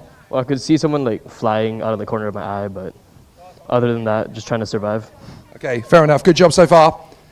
Very tricky when you're in the middle of all of that to try and work your way through. Another man who kind of saw a big deal of that going through the first corner is young Megat Zulkarnain. I wonder if he's got any reactions about what was going on in the middle of all that. They're still trying to reset the grid, of course, because the drivers that were involved in the incident, they've got to make those grid spaces available to the drivers who can restart, because, of course, they were right in the middle of that. The only two drivers, I think, that are not going to take the restart now are Suntajit Rungrang and Daniel Jagai, who were, of course, involved in that incident at the start. But this middle of the pack, this is where it all got really very tricky for the drivers to navigate and negotiate, but we'll see what they made of the incident. One man who was certainly in the middle of it all was Rafael Vason on the first start, and we can see the tyres have taken a brunt of it. I'll wait until he puts the car back into position so that he doesn't have to worry about that too much on the start. Rafa, that was very tricky on the original start. What can you tell us about what was going on around you? So just unavoidable, someone spun in front and yeah, I just couldn't avoid it. Had to go on the grass, lost the rear. That's it. It must be so difficult to try and navigate when you've got a split-second decision to make in the middle of it all. Yeah, everything happened so fast. Okay, fair enough. Well, hopefully the card is going to get you to the end this time. Good luck. Thank you. Very tricky, right in the middle of it all. And it's so easy to get it wrong as well when you've got so little time to make a reaction. You've got to choose left, right. Can you get on the brakes? Is going on the brakes going to lock the back wheel? Are you going to have stability when you go through? It is so difficult when you're right in the middle of that gaggle to make a sensible decision. And it always ends up being a knife edge as to whether it's right or wrong. But these guys are all very well experienced now. They know how difficult it's going to be in these conditions. But it just adds to the drama and adds to the weight of expectation of Senior X30. We know that this race is obviously going to continue to the full 16 laps. They will get a full restart because having had the red flag now on that first lap, the race is completely reset. Kai Burke going for the championship, third position on the grid. At inside line is going to be so beneficial, but we saw on that initial start Yukapo utilising second position on that outside line to be able to move his way further forward. And of course, Jackson Susan Harlow running on the pole position from the outside. It's going to be fascinating to see what he can do. These top three drivers, fourth with Prasetyo Hardia in the mix there, are all set. You've got four heavyweights going for victory into that first turn, and I'm feeling some spots of rain. Anything could happen. So Senior X30 is ready to go into the warpath once again, but it's been so difficult to predict all the way through this season, never mind this weekend. 5 different winners of an IAME X30 Senior Final in the Asia Series 2025. Round 1, it was a victory in fantastic style for Yukapo. Then in the second round, Kimi Chan of Hong Kong got his victory on the board. Zadiev Raikal in dramatic circumstances at LYL, getting it done in round 3. After a very aggressive and audacious drive, got himself into a victory-winning position. Round 4, that's when it all came together for Toby Gale, coming out of the shadow of his older brother Austin, whose consistency kept him in the fight for such a long time. He took the lead of the championship that day and then rather sadly had to commit to his European program. That took him out of contention for the title. And Prasetyo Hardia bouncing back into the championship in fine style in August. He got the victory last time out in round 5. The 5-minute board goes up here as we are getting ourselves ready for the start of what could be 6 different winners from 6 finals. So it's going to be fascinating to see what will happen in the course of these last 2 races of the season in Senior X30. But don't forget, the drivers will, of course, be back for the Asia final in December at Macau. And, of course, the battle will resume in 2026 with a fascinating challenge for the title again. Now, the drivers will obviously have a lot of hard work to put in front of them. They know how difficult next season is going to be, but they know how difficult this weekend is going to be to wrap up the job. Dan Ashton and Lit Wong in communication there with Louis. He's one of our stewards, keeping an eye on things and making sure that everything is correct and above board. Yukapo is always the last man to get into his cart before the start of a race. He likes to take his time to get himself into the zone. It's almost meditation from Yukapo as he prepares himself. Love the different characteristics of all these drivers. They all have very different personalities, all have very different backgrounds and different modes that they get into on the start of these races. So just 2 absences from the grid. Put Sundachit Runrang and Daniel Jagai. All the others should be able to take up the restart, but I can tell you that the news is good for Daniel Jagai and Put Sundachit Runrang. Both of them are in the medical center, awake, conscious, and under observation. Their injuries are minor. They are not serious.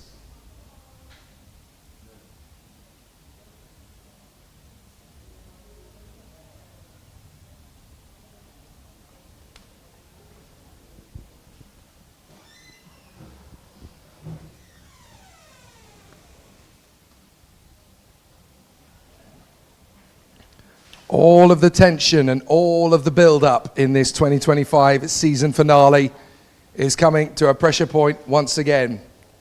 As Jackson Soslan-Harlow, the Australian national champion, newly crowned, goes from pole position after sealing his first heat win earlier today, alongside the man who could be champion again in INFINITY IAME Series Asia, Yuka Po. But this time is even more important than in the past. This time, he's not just winning for himself, he's winning for the PR1 team on the new Explorer chassis. There's such potential in this project, but if he can become the first Asian to win an Asian title on an Asian chassis, that's big news over this part of the world. So Jackson Soslan-Harlow, Yuka Po, Kai Burke, Prasetyo Hadia, Travis Teo and Mark Tulloch from Zachary Boyce and Wadawon Komonakul, Daing Ibrahim and Akshat Misra, Wadapong Yamchan and Tian Runchen from Megat Zulkarnain. There will be an absence on the grid. There will be no Daniel Jagai in 14th on the grid. And there will be Luke Armstrong alongside Rafael Weissen, Ian Marwa, Clifford Kanjanapis, Jerry G, Paco Miguel Santiento, Miguel Quinones, Chivas Lee, Xiao Moshwan. The rest of the drivers working their way through in fluid proximity. We're also going to have an absence for, well, Thomas George and Morgan Loganathan are still going to be there on the grid as they run into 2x2 formation now. Andy Bure, Johanathan Moshe, Melvin Shane and Jenny Bibine will be on the grid. Put Sundachit Runrang will not be starting, nor will, well, hopefully so will Sutomo Nishimura. Yes, he is there at the back of the grid. So just those two absences from the grid. And hopefully this race will start a lot better than the previous attempt at the Superheat did. Soslan-Harlow to the inside, you on the outside. It's going to be an interesting one. Here we go. Great charge from the pole position for Jackson Soslan-Harlow. They're going to the turn one. Is this going to be a stronger start for Kai Burke? It's another great start for Yuka Po, who's going to challenge the Australian in a turn two. He nearly got the lead there as they run through. So a fantastic battle starting in proximity as Hadia tries to run right round the outside of Kai Burke. He's going to have pressure from Travis Teo. So a big start already, and Mark Tulloch has got his weight into the move there. Prasetyo Hadia down the inside of Kai Burke. He's through, and so is Wadawon Komonakul. So Wadawon Komonakul moves forward. Kai Burke tries to dive in at the inside. There's a little bit of contact, but the top three have broken clear as a result. So Kai Burke trying to get past Komonakul. And the GPE chassis is still hard and firm in position. So big drama in the first part of racing here as everybody tries to mix it through on the first lap. But it is Jackson Soslan-Harlow in front of Yuka Po and Prasetyo Hadia. Three of the big heavyweights in this one, all running together. There was a little bit of an airborne moment there from one of the Kart Republics at the end of the lap. That was Ayan Marwa, I think, having a little bit of a moment as he came through out of the final turn. But Jackson Soslan-Harlow is in front of Yuka Po and Prasetyo Hadia. The top three have got clear as Kai Burke wrestles to try and get past Wadawon Komonakul, who is not going to be a pushover in this race now that he's worked his way up into fourth position. Oh, and that's contact. That's Rafael Weissen, and he's tangled there with the fireball. So that is very bad work from Xiao Moshwan and Rafael Weissen. They've ended up colliding with each other. Very solid work from these two men. But the battle really is raging. Yuka Po fancies his chances here to get past the Australian Jackson Soslan-Harlow. But keep an eye on the man in fourth place. That is Wadawon Komonakul, the man who is the distributor for this American GFC chassis, running all the way up in P4 now, ahead of Kai Burke and Mark Tulloch. So the black and white GPC chassis, there's only a handful of these in the entirety of Asia. But Wadawon Komonakul wants to put them on the map here in Asia the same way that Yuka Po has been trying to do with the Explorer chassis. But the man in purple and gold, Yukapo, is now under pressure from his former Asia Championship rival, Prasetyo Hardia, in the DRM Paralympic, the Indonesian and the Hong Kong superstar, battling away behind the Australian, Jackson Suzlin Harlow. The top three have broken clear again. Prasetyo Hardia has the fastest lap on lap 2, 56.1. Yukapo biding his time. This is not a marathon. This is a sprint, but it's a very long sprint. And keeping tyre life throughout the course of the race is still very important to the drivers here. 1, 2 and 3 for Suzlin Harlow, Yu and Hardia. And now up into fourth place has gone Kai Burke, so he's keeping his championship fight alive. So this is very important for Kai Burke to put himself into the mix here. Now, fourth position, very valuable indeed here for the Australian Kai Burke.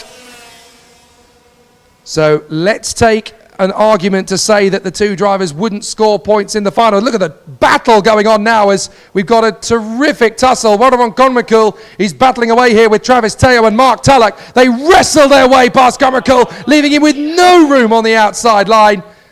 That wasn't a karting battle, that was a wrestling match between the three of them. Excellent work all the way.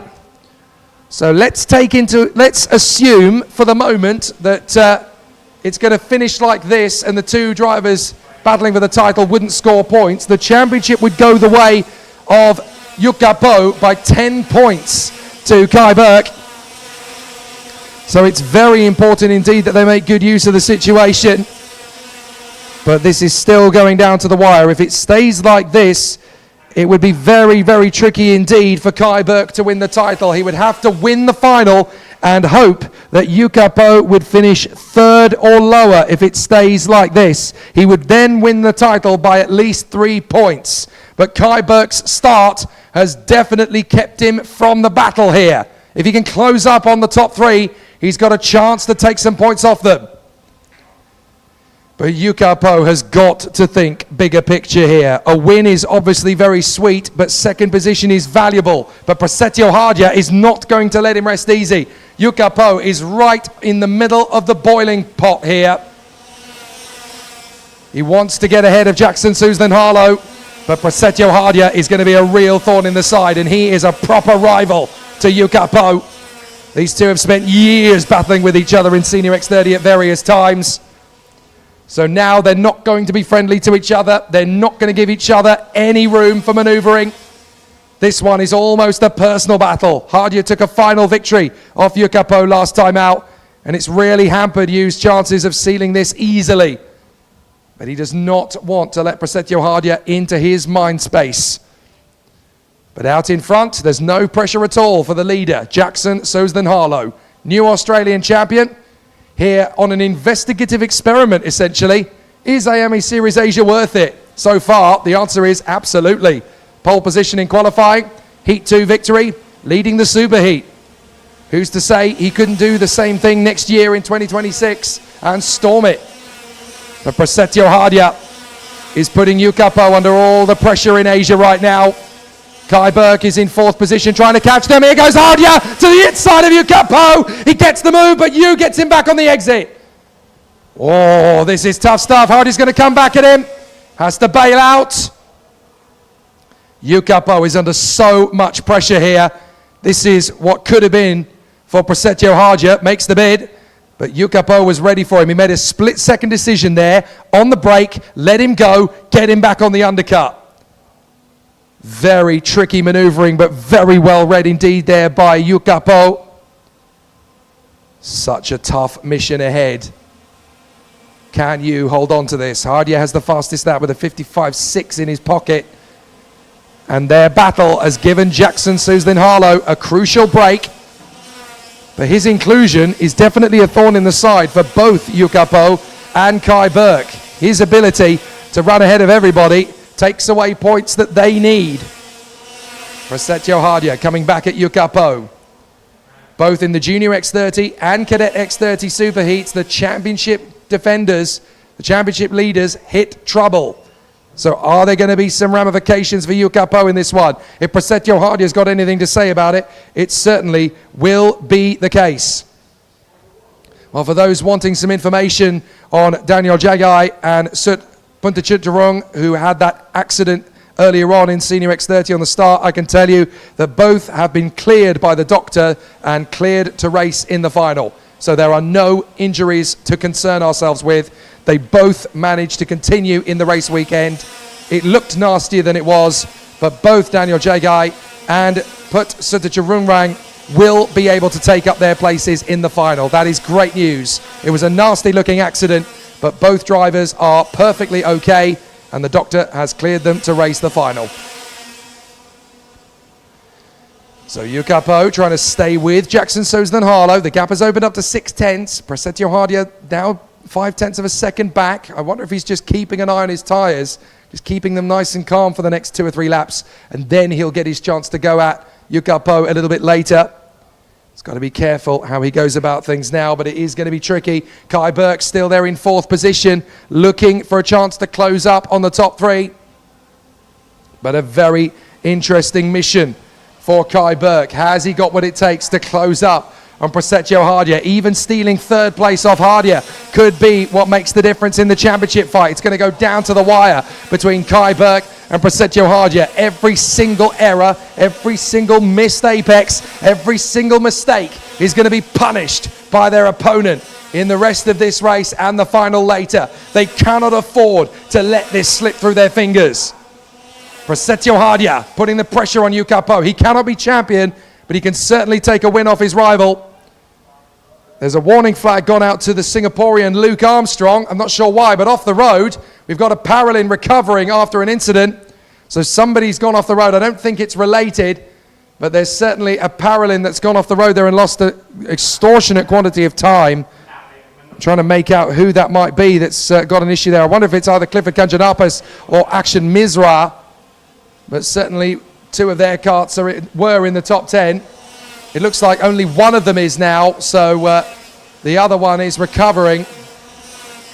So big difficulties there for the drivers, but as they come across the line, it is still Jackson Sosden Harlow leading the way from Yukapo and Prasetyo Hardia. Then Kai Burke, Teo, Tulloch, Gomanakul, Quinones doing an amazing job to work his way up into 8th position. A fantastic fight back from the Dr. Q driver. Excellent work from Miguel Quinones today. Akshat Misra, P9. And in P10, that is Tian Runshin of the Muhua Motorsport team. So clearly some spare tyres left over for Miguel Quinones to really hunt down the opposition. But he's making good moves. It's always difficult to spot the guys making good progress in the midfield when we're focusing so much on the leaders. But when there's so much progress made, you've got to give a hand to Miguel Quinones, who's doing a fine job here in the top 10. There's a lot of support on the sidelines for our contenders. So Jackson Sosden Harlow, Yukapo, Prasetyo Hardia, Kai Burke, Travis Teo, Mark Tulloch. That's your top 6 for the moment. Still a very steady run up front. And we've got 5 laps to go. Yukapo now has the fastest lap of the race at 55.61. He's been trying to close up on Jackson Sosden Harlow, backing down from the Australian to give himself a bit of breathing space. Now he can go back after him. A win would put him 1 step closer to becoming champion, but he doesn't want to risk too much. He's ahead of Kai Burke. It's all going well for him. The Australian Kai Burke took far too long for his liking to get ahead of Wadawan Komorakul in the first couple of laps, and that's put him on the back foot behind the top 3. 5th place for Travis Teo, locked in combat with Mark Tulloch. Then Wadawan Komorakul in the GFC, and he runs ahead of Miguel Quinones, who's looking very strong. Top 10 pace as well for Akshat Misra, the Indian, and the Chinese ace Tian Runshin ahead of Ayan Marwa and Dang Ibrahim. Zachary Boyce has struggled on this restart from Luke Armstrong and Wadapong Yamchan. Thomas George, Megan Zulkarnain, Chivas Lee, Andy Bure, and Paco Miguel Sarmiento round out the top 20. Then there is a bit of a push from further back. Clifford Kanjanapas, Yohanathan Musha, Morgan Loganathan, Sutamunda Shimura, Jerry G. And then the last few runners in the field. Raphael Weissen after his spin earlier on. Jenny Bibonnet, Shamo Schwan also got involved in an incident, and Melvin Shane at the back of the field for the moment. But Yukapo now has 3 laps to catch and pass Jackson Soslan-Harlow. Will he even take the chance to do that? Because if you're thinking about the championship, you don't want to get yourself into hot water. There's all sorts of battling coming out of the final turn on the home straight. 201, the Chinese driver, Guhao Tian, I think that is. Tian Runshin getting very aggressive in his defensive tactics. And it's certainly winning him no friends out there on the course as he tries to defend his position out of the side of the cameras, but certainly happening right in front of me on the main straight. But Jackson Soslan-Harlow has soaked up all the pressure and all of the onslaught from the competitors around him. Certainly Yukapo keeping him honest all the way, but that gap is getting closer. Look at it. It was half a second. Now it comes down to just 0.3. So Yukapo really is eating away at Jackson Soslan-Harlow's advantage. He loves chasing down the opposition. The only lap he has to lead, of course, to win the race is the last one. So this is going beautifully for Yukapo. Hunting down his opponent, his main championship rival, is 2 places back. Set to score 7 points while Yukapo takes 9. But how hungry will he be to get ahead of Jackson Soslan-Harlow? He is a bit of an unknown quantity for Yukapo. But of course, it makes things particularly exciting to try and work his way further forward. Prasetyo Hardia is certainly not proving to be as big a threat as he might have feared, as Kai Burke is dropping back as well. Going into the next lap then, 2 laps to go, 1 lap to go. Jackson Soslan-Harlow, 0.3 of a second ahead of the ever-closing Yukapo. But he's only gained a couple of hundredths of a second on this occasion. So very tricky scenes out there as Tian Runshin is still swarming around all over the circuit, trying to keep at least 5 drivers off his tail. But in the final lap, it looks like Yukapo is going to have to settle for second position. He won't mind a bit because he knows that there is a genuine chance of wrapping up this championship in a fairly straightforward manner. Kai Burke finishing 4th will be absolute news to his ears, music to his ears, I should say, because second place with Prasetyo Hardia behind him, with Kai Burke behind him, that will be a very nice place to be as Jackson Soslan-Harlow takes the victory in the superheat ahead of Yukapo. 3rd for Prasetyo Hardia, 4th place for Kai Burke. That'll be frustrating, but there's still a final to come. A great effort in the top 10. Check out the final turn if you get a chance, because Tian Runshin has really been holding up an incredible waft of drivers there. But a victory for Jackson Soslan-Harlow. 2 wins out of 3 this weekend. Excellent display. And a fabulous performance from the Australian. Now there is a real chance for Yukapo to wrap up this championship title. 9 points for Yukapo, 7 for Kai Burke, and it definitely sets up an amazing crescendo for the final later on.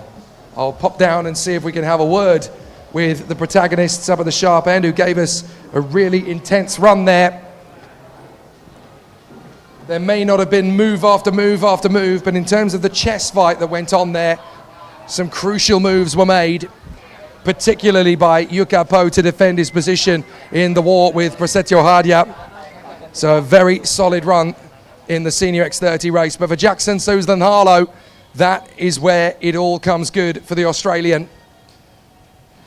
And a very important victory heading into a final that could well be his. And if he gets the victory there, that will be 6 different winners in the INFINITY IAME Series Asia Senior X30 title race. What an amazing statistic that would be after final wins this year for the likes of Zadia Vrykal, Kimi Chan, Yukapo, Toby Gale, and Prasetyo Hardia to have a 6th different winner from the 6 finals this year. Wow, that would show you how competitive it is in Senior X30 in 2025. So the drivers just coming off the car. Just going to have a chat with a couple of them to wrap up proceedings on the Superheats, the last Superheats of the 2025 season. So we'll try and grab a word with a few of the drivers in question. Certainly I want to have a word with Yukapo after one of the most important second place finishes of his career so far. That sets him up for a fight for the title. Here comes the man himself. This is a big, big chance coming up now in the final. Second place for you. It couldn't really have been better timed with Kai behind you. What's the feeling going into the final now? To be honest, I'm happy with the improvement of the chassis. It's our fourth prototype chassis, and I'm kind of impressed of how good the chassis, like how big the changes have been, and yeah, like outside is not good, but still the front wall. So hope we can come up with something. Talk us about the battle with Prasetyo Hardia, because that could have been a very crucial position to lose, but you held your nerve, you kept calm, and you made sure that that was still your second place. Yeah, it was close, but yeah, luckily we have the place back, and yeah, let's see how it goes. Like, because we're still confused with the chassis, how to change the setup and stuff, and hope we can come up with something else. One race to go, mate. Good luck. Thank you. Very exciting times then for Yukapo, who is just one race away from claiming another Asian karting title, but this one so special to him, because if it gets it done this time, it's on the Explorer chassis that he's been developing for quite some time. This one will mean so much to him. So this is a big opportunity. We have just one race to go in all four categories, in junior, in cadet, in master and in senior. And these will be the races that determine the champions of 2025 in the INFINITY IAME Series Asia. We already know the identity of the Master X30 champion. That was decided last time out. That is the Thai, Wedasak Yamchan. But what about the other three classes? In junior, in cadet, and in senior. It's all to play for. It's not done until the final checkered flag falls. And those will come this afternoon. Don't go too far away.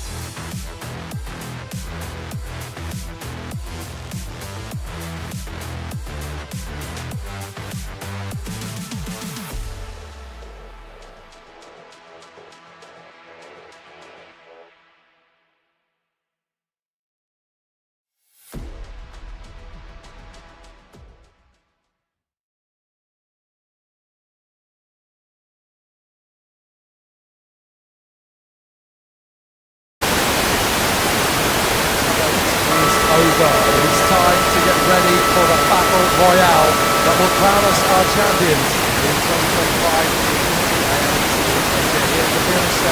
in Pattaya City, in the land of smiles, Thailand. Our drivers behind us are ready to go to battle in the final for Junior X30. 3 potential champions today, and they are all right up in the mix. If Conrad Garrow wins this final from pole position, he is champion no matter what happens anywhere else around the circuit. If Andrea Galimberti, starting back in 6th on the grid, wins this final, he is champion no matter what happens elsewhere around the course. If Danish Chen wins the final from P13, the other 2 drivers would have to finish off the podium. It really is down to the wire in this championship fight. Both Conrad Garrow and Andrea Galimberti know what they need to do to become champion. Let's have a quick word with Conrad. Mate, this has been such a tough battle. The camera's behind us, mate. This has been such a tough battle all the way through. Pole position, it's not going to be as easy as that, but how are you feeling? Yeah, I think pole position's the first step, and then the next step's just a win. We got 18 laps, and hopefully we can just pull a gap and have a nice, boring race. You guys have been working hard on the strategy to make it go the distance. Have you got it right? Hopefully, I think in 18 laps we'll know. Good luck, mate. We're all with you. Thank you. Pole position for Conrad Garrow looking strong. Jamie Ambrose, though, has no championship to win, but certainly has bragging rights here in 2nd on the grid, and we know how fast he can be. There's going to be some big pressure on the drivers behind to end strong. Pumsik Limbonjong and Leonardo Mori are going to be strong out of the blocks, but keep an eye on Andrea Galimberti. P6 of the starting grid. He has a chance to win the championship. If he wins, it's game over. This is going to be one heck of a fight. So the man who's really having to play catch-up in this battle, Andrea Galimberti, he's been playing catch-up since round 2, but P6 is still very much possible to win this final from.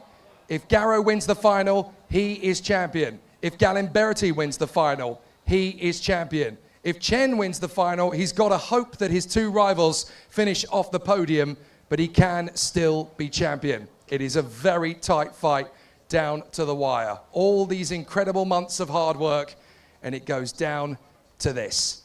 The final 18 laps of the season in Junior X30. The winner will be going to the IAME World Finals in Spain next month. The champion is going to be a very tough man to discover, but this is the moment they've all been waiting for. The Battle Royale begins. Conrad Garrow versus Andrea Galimberti versus Danish Chen. The championship comes down to the wire. And so we have the last race of the season in Junior X30. It all comes down to this showdown.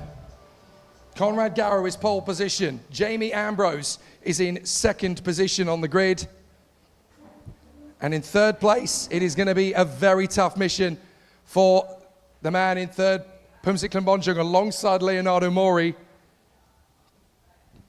But we have got such an incredible battle ahead of us.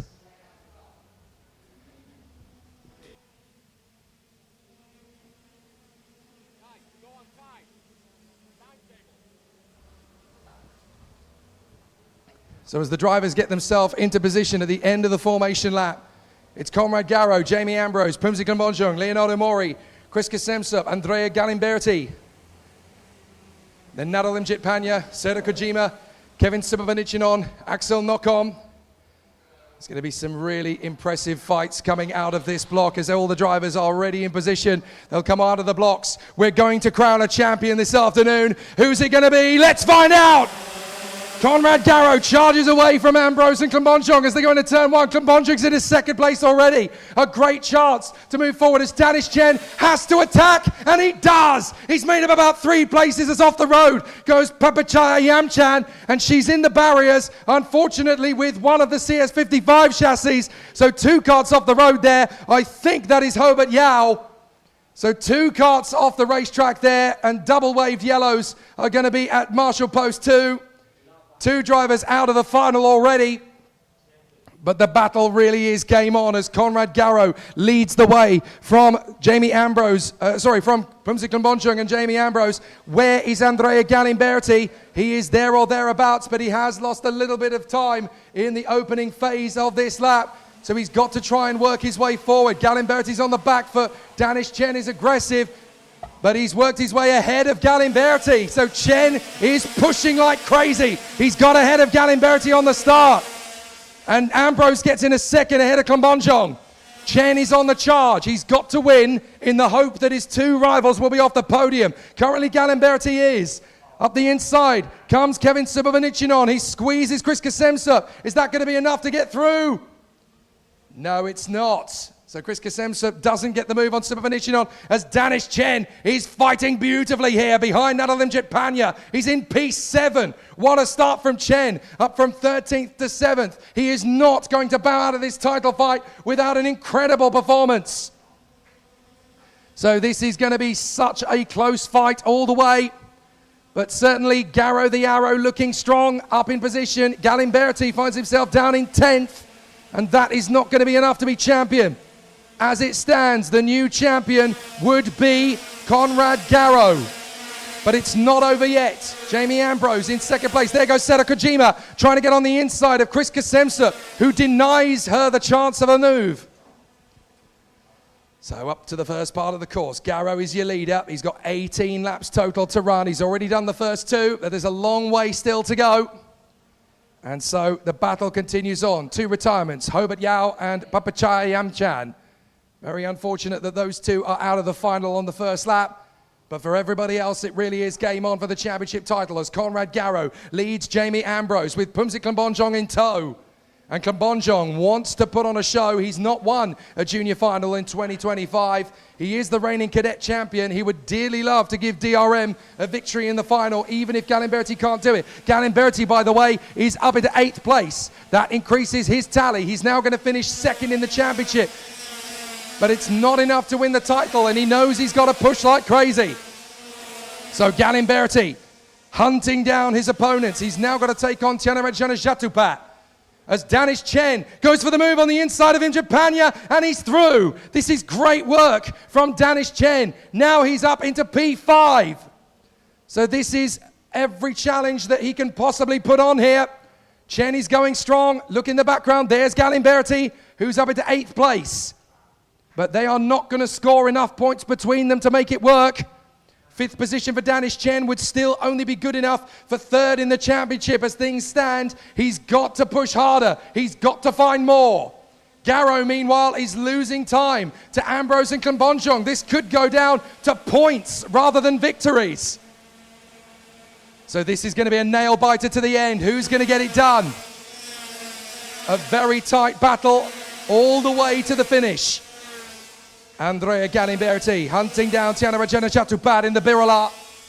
Can he make his bid? The DRM Paralin looking for the move on the inside. He goes for broke. He's going to have to fight for a long way back. Can't make it stick. Galimberti has got to be aggressive. He's got to pick off these moves if he wants to be champion. It really couldn't have come any closer down to the wire than it has here at Bira. And so now Galimberti knows he's got a big mission. It all went wrong at the start from 6th position, dropping down the order, but he's fighting fit. And Galimberti will not throw away this championship. Down to the inside hairpin. He goes for broke on the hairpin. He's got a big combatant, though, in Jana Jatupat, who is not going to be a pushover. So Garrow leads. Ambrose is second. 3rd is Klambonchung. And Galimberti slices up the inside of Jana Jatupat, and that puts him up another position into P7. So Galimberti is getting closer and closer to the mark.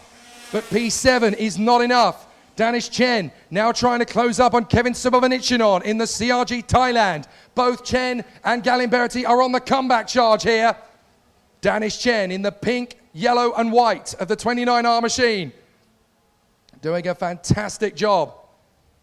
What a start for Danish Chen, all the way down in 13th on the grid, but he has got into this race so aggressively and found himself in the top 5. What a start to this final for Danish Chen. The drive of the final so far for sure.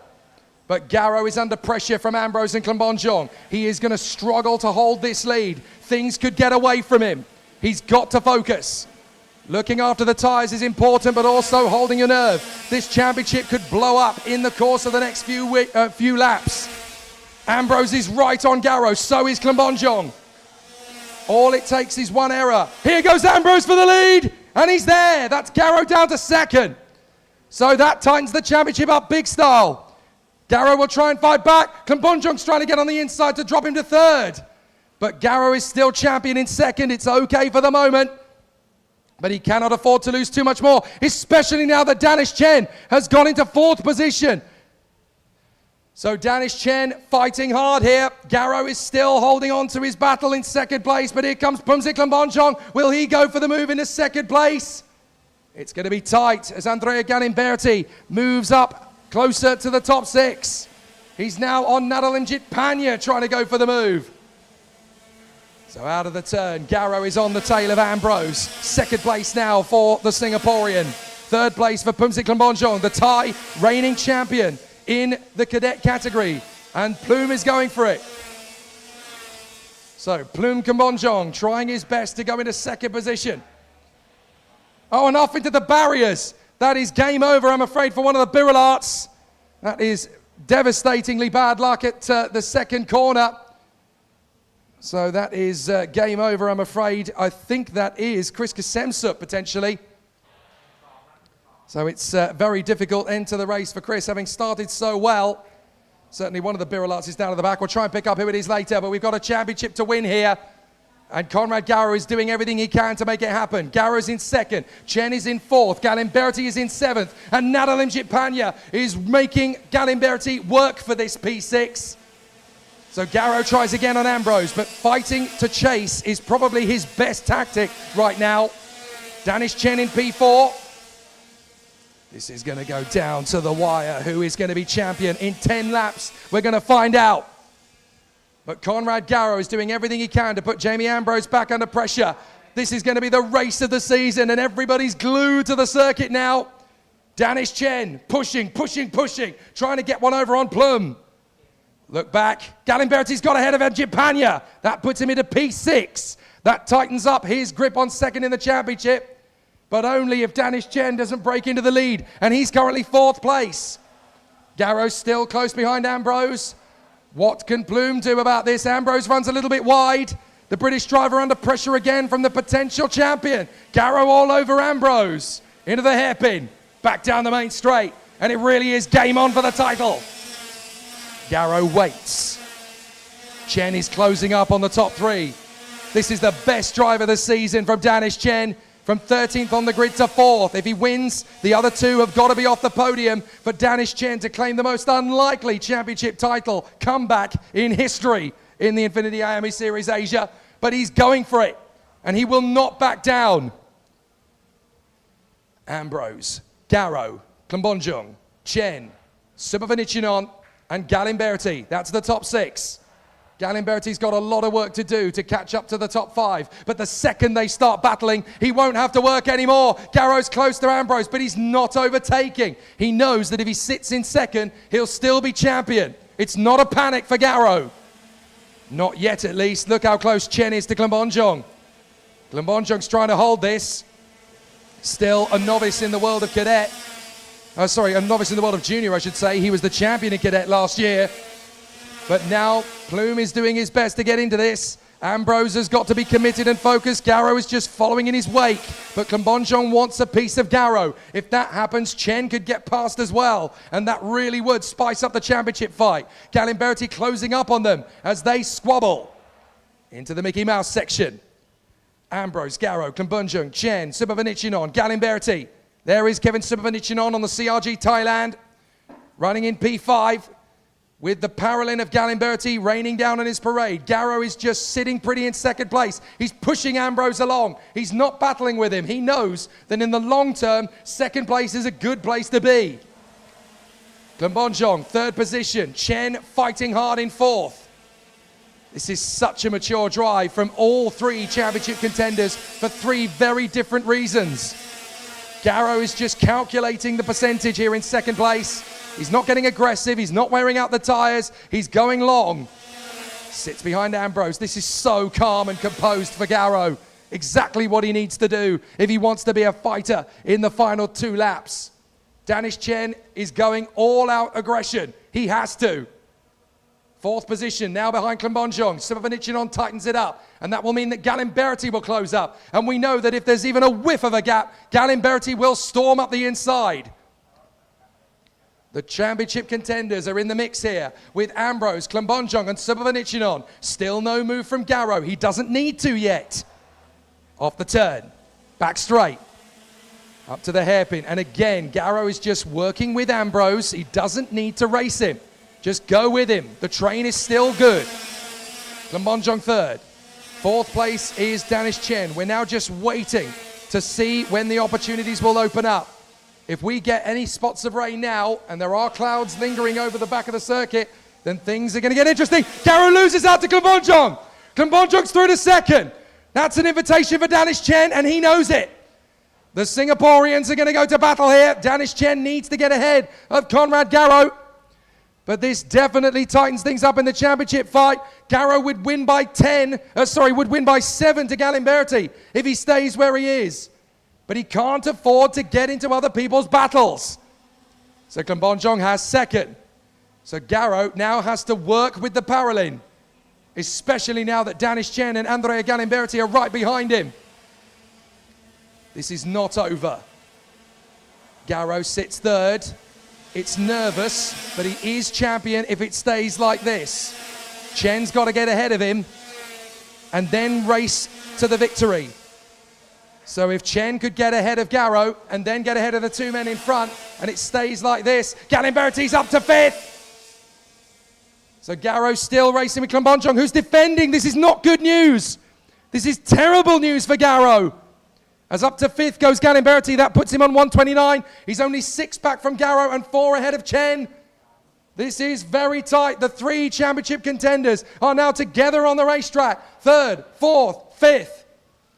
Ambrose leads, Klimbonjong 2nd. Garrow's got to be calculated here. He does not need to be the man who gets into hot water. Take your time. It's going to be 4 laps to go when they come through this time by. And the race for the championship begins now. Garrow's in 3rd, Chen is in 4th, Galimberti's in 5th. One of these 3 men is going to be champion. As it stands, it would be Garrow, but it's not done yet. Klimbonjong has a think about the lead. Ambrose is still holding that. Chen is close to Garrow. Galimberti's closer than ever to them. Garrow needs Klimbonjong to hurry up and go for this move on Ambrose because he's backing into Chen and he doesn't want to be. Junior X30 really is a knife edge now. It goes down to the wire as they come off the turn. Ambrose, not in the championship fight. Klimbonjong, not in the championship fight either. Then Garrow, Chen and Galimberti, who are up to their eyes in this championship fight. Garrow and Chen wait for their moment. Don't rush it. These last 3 laps are going to be intense. You've got to make sure you've got tyres that can go the way. Out of the hairpin, a little bit of a nudge. Galimberti trying to coax Chen into a move on Garrow. Garrow's going defensive, and the 3 title rivals are going at it into turn 1. Galimberti's going to get alongside and through, past Danish Chen. Brilliant from Galimberti. He gets ahead, and now he's just got to take on Conrad Garrow. He's only 4 points back from Garrow. If Galimberti gets ahead, this becomes a very different story indeed. Galimberti pushing on. If Galimberti gets ahead of Conrad Garrow, he becomes champion. Galimberti's got to go for it now. 2.5 laps to go as Ambrose closes up. Klimbonjong is really starting to eat into him. Garrow's got to stay ahead of Galimberti. If the Italian gets ahead, he will be champion. 3rd position for Garrow. He's got to hope that these 2 really mess each other up as Ambrose and Klimbonjong are getting close to it. Klimbonjong wants to win on home soil. So does Ambrose. Abroad. 2 laps to go. 2 laps to go then. Garrow in 3rd is champion unless the man behind him, Galimberti, gets ahead. What can Klimbonjong do to change his teammates' fortunes? Does he even have that agenda in his mind? He wants to win at home. Garrow's getting close to the 2 leaders. Careful, guys. This is getting pretty nervous now. 1.5 laps to go to decide the fate of the 2025 championship title. It's going to be so tight down to the wire. Who's it going to be? Garrow's in third. Galimberti's in fourth. Chen has tried his best, but he doesn't have the pace. Garrow's got to commit for a move soon to fend off the onslaught of Galimberti. If they back him up into the Italian, it could be all over. Final hairpin. Ambrose and Klambonchong are tightening things up. Last lap, here we go. The championship title is on the wire. If Garrow stays ahead of Galimberti, he's the champion. He goes for it. Side by side with Klambonchong. He's there. So is Galimberti. Oh my goodness, it's not done yet. Garrow's second. Galimberti's through. Galimberti's got in front on the last lap. Garrow's fighting back. He's got back in front. They squabble for the deck of the championship. Garrow's in the championship seat. Second place will do. Chen is up to fourth place now. They still squabble. It's going down to the wire. If Garrow stays ahead of Galimberti, he's champion. If Galimberti passes him, he's champion. It's going down to the last two corners. Ambrose will get the win, but Garrow versus Galimberti. It'll come to the final corner. It's going to be a victory for Jamie Ambrose, but it will be Conrad Garrow. He will be champion of 2025. Oh my goodness.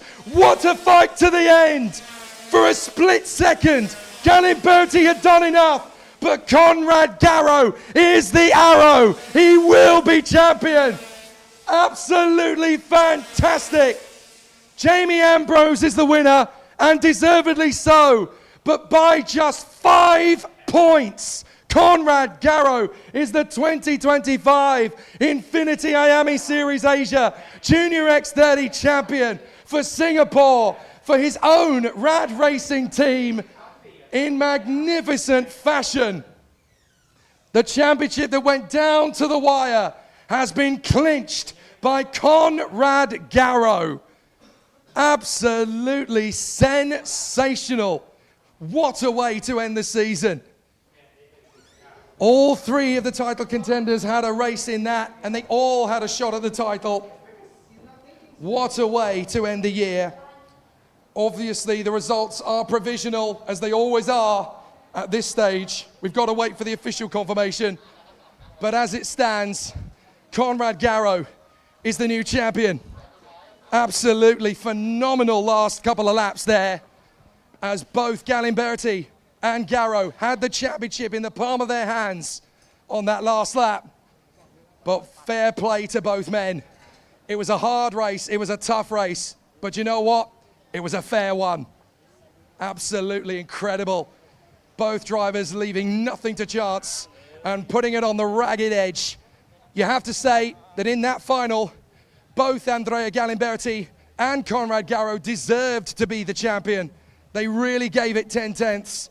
But what a result, and what an amazing run for Conrad Garrow. He is the champion after a stunning season. He won the final earlier in the year. Let's have a quick word with Andrea. No, he doesn't want to talk. I'm not at all surprised. Poor Andrea, he came so close. Came so close. But to lose it on the last lap, that must be hard for Andrea Galimberti. But there's going to be some celebrations at the end of this one, I'm sure. Poor Andrea Galimberti, he had the title in the palm of his hand. He did nothing wrong. He fought beautifully, but racing is racing. Let's have a quick word with Danish Chen after one of the drives of the season. Danish, I am stunned. 13th to P4. You gave it everything you had. What a great effort. Yeah, I tried my best out there. It was really physical. I was just trying to recover after my mistake in the superheat. So hopefully next year I'll come back and, no more mistakes. You can't say you didn't give it the best chance you had. Well done. Thank you. Fantastic drive from Danish Chen. Let's have a word with the winner. Finally, says Jamie Ambrose, you took the win in fantastic style here on your debut. Tell us what you're feeling. I feel absolutely amazing. Yeah, no words. Oh. Well, let's have a quick chat about it. It was very tough in the early stages. You had to really fend off Conrad and then find a way through, and then defense against Pumzit on his home circuit. That must have been a joyous last couple of laps, though. Well, I just believed in Alfie, the team manager, and he said to go forward, so I just did, and I yeah, he was right. Epic job. We'll see you on the top step later. Thank you. Amazing work from Jamie Ambrose, but obviously there is a lot of emotion down here. Missed opportunities for both Danish Chen and Andrea Galimberti, but they drove like legends out there. One of the best championship showdowns we could have asked for. We're going to go out onto the grid in a moment for the Cadet X30s, but I want to get a reaction from our new champion.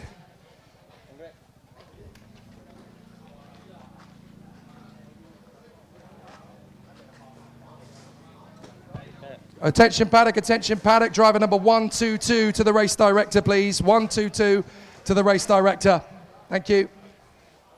But now let's grab a word with the man who provisionally has done it. Conrad, that was the toughest race of your life, but you are provisionally the INFINITY IAME Series Asia champion. How does that one feel? It's amazing. I'm speechless. So thank you so much to everyone. It was such an amazing race, such an amazing year. When the lead got away and it was really starting to look like Andrea and Danish were going to tighten up the grip and close in, it must have been so difficult to keep the focus and keep the tyres alive. No, I think it was okay because once Jamie got past, I think that was okay. It was good. I could work with him and push to try and get away from the guys behind, and because I know he's not in the championship, so that worked fine for us, I think. That last lap on the move from Andrea when the championship got away for you for a split second, that must have been a very tough moment. Yeah, it was tough. I think he went into the side of me, and then yeah, it got a little bit quite close there, but we got him back in the end, so that's all right. Well, we'll see you on the podium later. Congratulations, Conrad. What a drive. Thank you. If everything stays as it should be after the race there, then we have got a new champion in the Singaporean, the Arrow, Conrad Garrow, doing a fantastic job after such a tough race. But fair play to both Andrea Galimberti and Danish Chen. They gave us the race of the ages in Junior X30. We knew it was going to be tough, but neither driver gave a poor performance. They delivered their absolute peak when it was needed, and we got the championship fight we deserved. No major collisions, no squabbles, no dirty tactics, just no nonsense, no holds barred racing. And what a way to end it. Fantastic. Right, we're on the starting grid, ready for the cadets to get out onto the grid, and we've got a championship fight for them as well. It's going to be a little bit easier for Jay Kostecki, only a little bit easier, I stress, because his points advantage does keep him in a very strong position. If Posh Kongchol were to take the victory in this final, and there is a good chance of that, then all Jay Kostecki would need is 6th position or better to become the champion. If Mason Kwong were to take the victory, then all Jay Kostecki would need is 10th position or better. But this is the final, and things can get away from you. You just got to stay cool and got to stay calm and collected. So it's certainly been a phenomenal battle all the way to the end of the season for our cadet drivers. They've put in an exceptional display, and the title comes down to just 3 men. Australia's Jay Kostecki, Hong Kong's Mason Kwong, and the hometown hero, Posh Kongchol for Thailand. They will fight for the title, and it will be a fight. There is no doubt about that. The 2 men who could take the title away from the Australian will be on the front row of the grid, but Jay will be there in 3rd. All he needs is a top 5 finish, and he will be champion. Let's have a quick word with Jay as he gets ready, the most chilled man in motorsport. Jay, it's been a long journey to get to this point, but from round 2, you've been absolutely stellar. All you need is a top 5. I don't think you fancy that, though, do you? I think you fancy a bit more.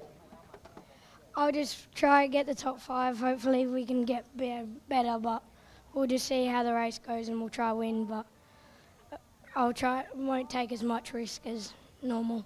Good luck, buddy. Have a great race. Thank you. Very tough race for him. Check out the composed nature of Posh Kongchol, trying to get into his zone on home soil. He's already been a final winner here in Thailand, but then so too has Jay Kostecki. They've both won finals on the Bira circuit in 2025. The other man who's won a final, who's in the championship fight, of course, Mason Kwong, with a great chance to move himself forward. 2nd on the grid for him, and it's going to be a very tough mission from the front row of the starting grid. Keep an eye as well on the man directly behind Mason Kwong on the starting grid, and that is going to be Porsche Kalkanjanaset. He's been very, very strong this weekend on home soil. Good to see him there in 4th position, but keep an eye as well on the man in P5, Max Schilling. Classic Max really has been in a classic weekend. From 11th to 7th to 5th. He's got a real chance now of making the overall podium. But there's so many contenders in the mix there as well. Libin Lewis Kanan, Chenabat Vejabuti, Sevachak Ongbanoi. So many big opportunities here in the cadet final. But obviously all eyes are going to be on these three men questing for the title. CRG, Paralin and Biralat in all of these magnificent battles. Australia, Thailand and of course Hong Kong. It'll be a tough fight to the victory in Cadet X30. Can Jay Kostecki do it? Or will one of the other two snatch it away? Time to find out.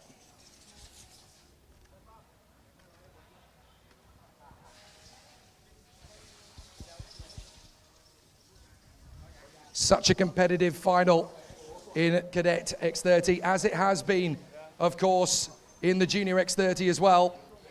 The title fight is not quite as close in Cadet as it is in Junior, but it has been an exceptional performance all season long from the Cadet X30 drivers.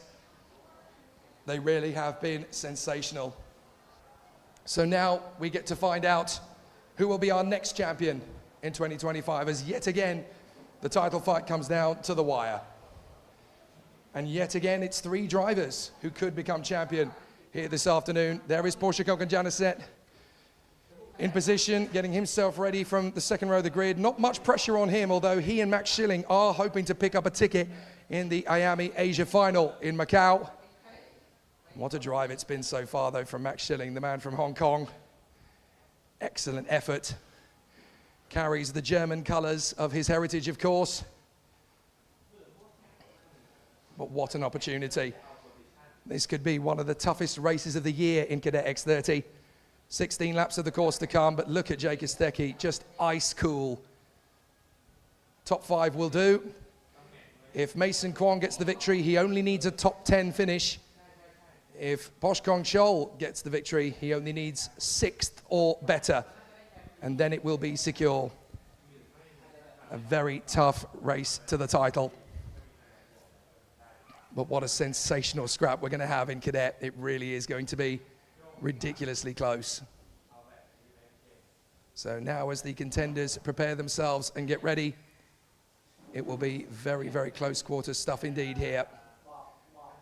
As now the contenders gear themselves up and ready. The championship will come down to the wire whatever happens. If the two drivers, if nobody wins in this race, if none of the drivers take a victory in the championship fight, then all that Jay Kostecki would actually need to win the title is a 15th place finish. So if none of the contenders take a win, Kostecki is champion. So it really is very, very tight indeed at the top end of the field. So to be comfortable, Kostecki could do with a top 5, and that will guarantee it. Top 10 should guarantee it, provided that it's Mason who's ahead of Posh Kong Chol.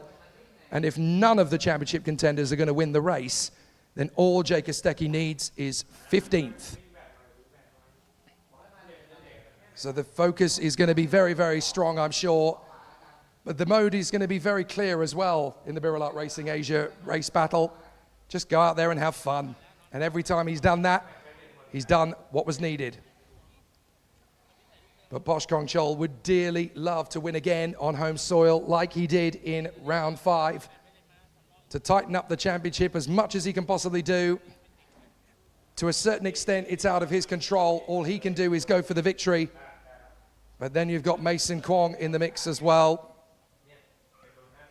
Porsche Kokan with a good shot from 4th position on the grid. He wants to win on home soil as well. He can actually do Jay Kostecki a few favours if he gets the victory. Because if Porsche Kokan wins, then all Jay Kostecki needs is 15th. So the Biralats could actually do a lot of work together here, and it would help out Jay even if he doesn't win the race. If Porsche does, then that's pretty much guaranteeing the title for Jay. But Max Schilling has a bit of a part to play in this as well. He wants a ticket to the IAME Asia final, and his comeback has been superb from the start of the weekend. Libin Lewis Kanan is still a factor though for the DPE squad on his Paralin. Quick out of the blocks in qualifying, 6th position in time position now. So a really solid opportunity coming from the cadets. The Sodi cart of Chinafat Bejabuti is alongside the FA cart of Sirachak Ongbanoi. And then we've got the Carlos Sainz 55 chassis in very strong position here, in 9th position on the grid from Pimprat Kiwatumtai. Excellent work from Pimpat, finding himself in good position there.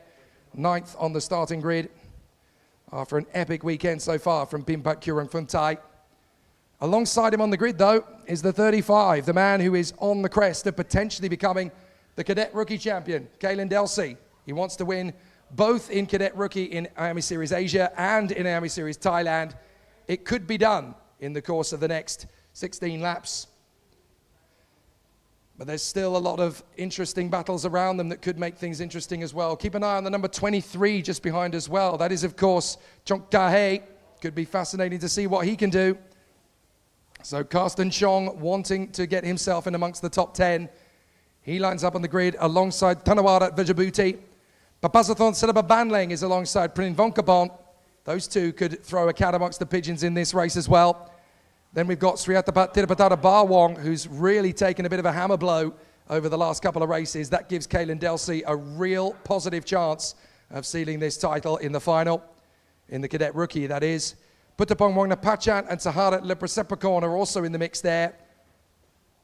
Aaron Akil is 18th, and then we have Babe Nutsarong Rongwastanakul, 19th on the grid alongside the DAP colours of Carson Choi in the PR1. And then at the back of the grid we have George Patrizi, Super Giorgio, along with Joshua Tan on the Fireball Cadet.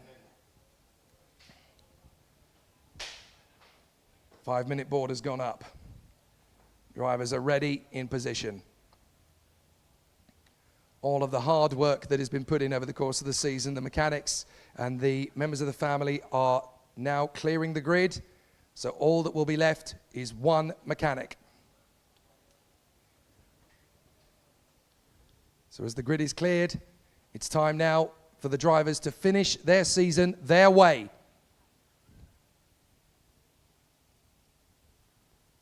So this afternoon, at the end of the races, we're obviously going to have a massive podium ceremony where we're going to crown many champions across IAME Series Asia and IAME Series Thailand as well, because the last 3 rounds of the championship, all based here in Bira, will count to the points of IAME Series Thailand. But as everybody clears the grid, it is time for another Cadet X30 title to be decided. And at Cadet X30, anything can happen. The top 3 drivers on the starting grid are the championship contenders. But all Jake Kostecki needs is a top 5 finish to guarantee the title.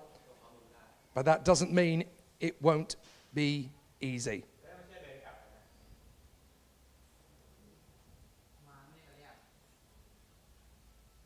Porsche Kalkan-Janisset, 4th on the grid already, getting himself into the zone there. If the 2 Biralat drivers, although they're in different teams, if they work together, that will certainly help Jake Kostecki's title fight out.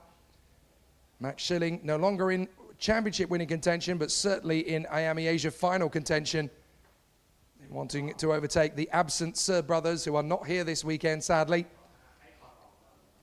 But there's a chance to move up into 5th in the championship fight, and he knows it. The 3-minute board goes up. And the drivers are getting ready for the crescendo and the conclusion of this incredible title fight. Both Posh Kong Chol and Mason Kwong are ready for the fight. As far as they're concerned, the only way for them to become champion is to win the final. And then it's out of their control. Whatever Jake Kostecki does is out of their control. But they will be hunting for the victory. If none of the championship contenders win this final, then all Jake Kostecki would need to be champion is 15th. It is a very easy way to become champion on paper, but in theory, it needs a cool head and a calm, clear focus. But all 3 drivers know what's at stake. The Thai, Posh Kong Chol, the Hong Kong man, Mason Kwong, and the Australian, Jake Kostecki. Here we go. And the drivers are venturing off into the distance now to get their formation lap underrun. So Posh Kong Chol and Mason Kwong, Jake Kostecki and Paddock Kalkan-Janisset, Max Schilling and Libin Lewis Canard, Chinavat Vejabuti and Sirachak Ongbanoi, Pimpat Kirafatai and Kalen Delsey, Karsten Chong and Tanawara Vejabuti, Papasanta Silva Banling and Prin Vokabon, Sriatapat Tirapatara Bawong and Puttapong Warapachat, Sahara Leprosepacon and Aaron Akil, Nutsarang Rogostanako and Karsten Choi from George Patrizi and Joshua Tan. So all of the contenders are ready for an exciting charge forward. We are ready to decide this championship.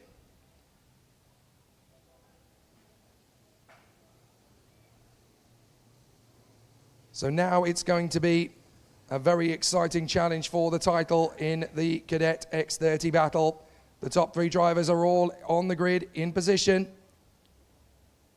But it's going to be a very tough run. Who will be champion? Poshkong Chol, Mason Kwong, or the championship leader from 3rd, Jay Kostecki of Australia? So will it be the boy from Bangkok? Will it be the hero from Hong Kong? Or will it be the Superman from Henley Brook in Western Australia?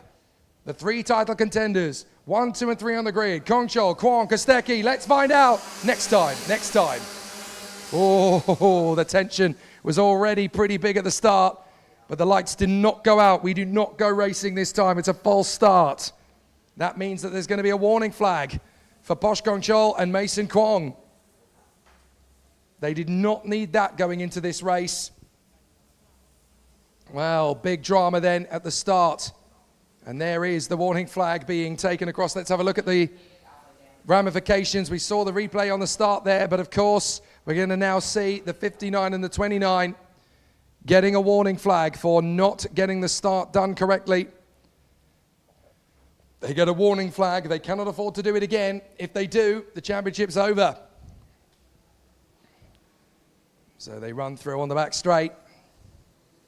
Back into the positions once again. Just take your time. Just don't rush it. You've got 16 laps to win this championship. You can't win it on lap 1, but you can definitely lose it on lap 1. So everybody just keeping themselves in position behind Poshkong Chol and Mason Kwong. Formation start is what is needed. Jay Kostecki 3rd. Kalkanjanaset 4th, Schilling 5th, Kanan 6th, then Vejabuti, Ongbonoi, Kropaptatai, and Kaylin Delsey.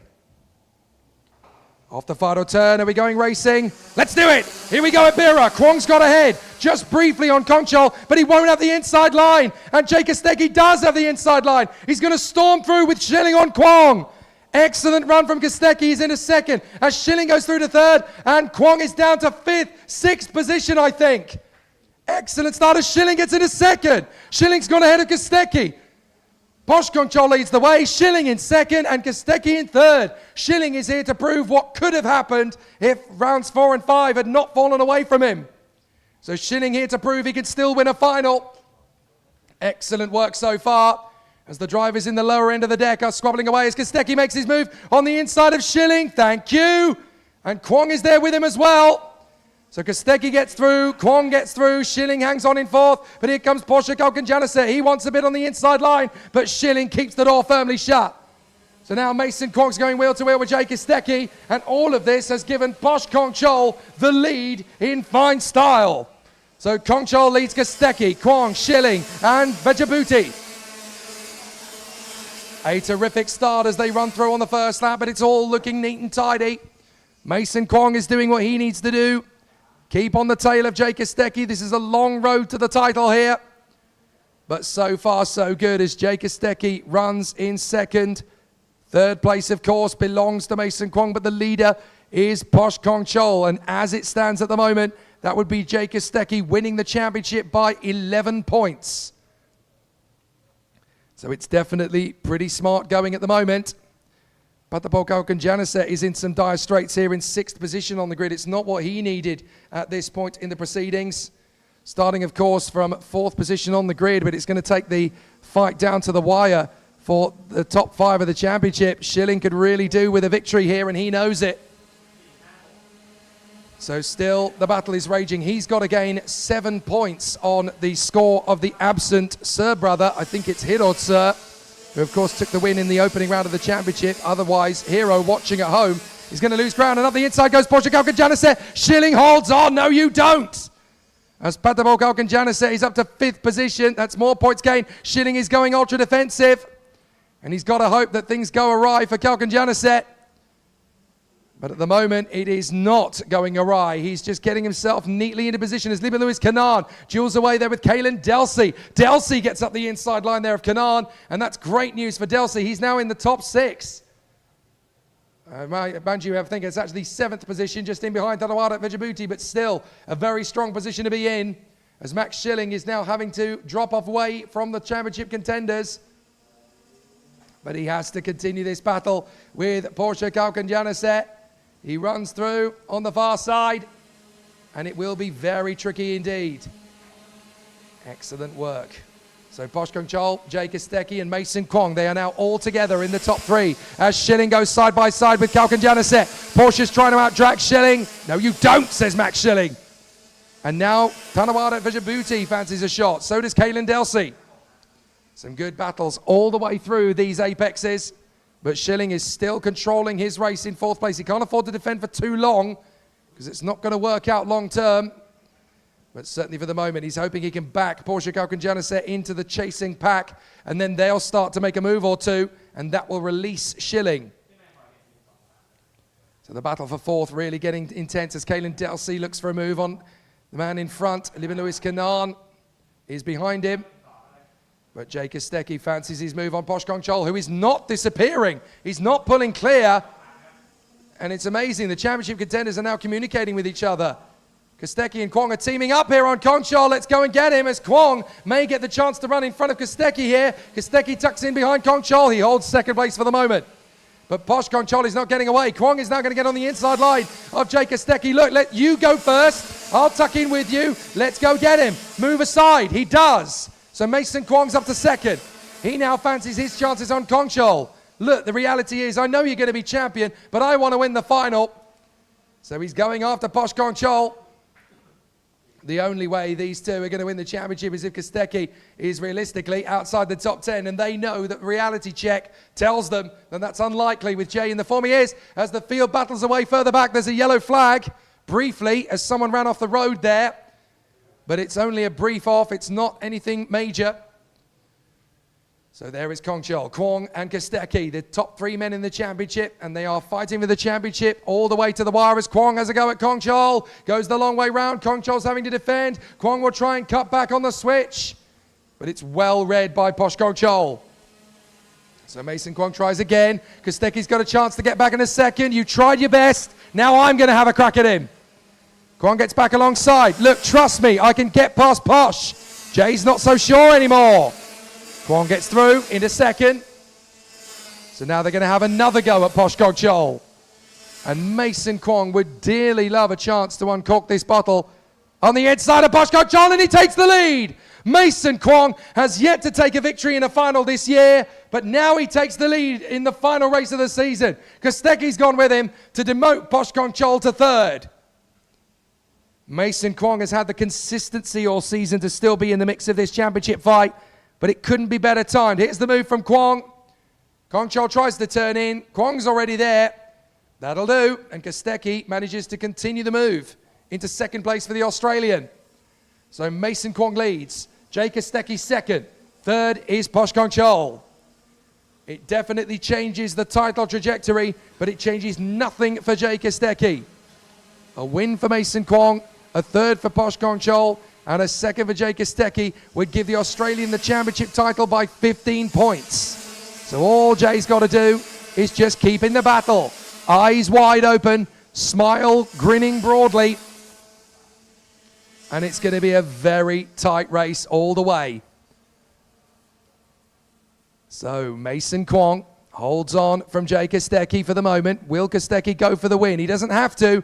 But there's something about this boy. He just knows what he wants. And if he senses a chance to go take it, he will do so. Posh Chol is back on the tail of the two of them, though, and he knows this place very well. But so too now do both Mason Kwong, who's had a year behind him before this, and Jay Kostecki has already taken a victory on his first race here. He won the final at round 4 to put himself in the vanguard for the title. But perhaps he will think, do you know what? I don't need to win the final. I just need to win the title. Why not Mason pick one up?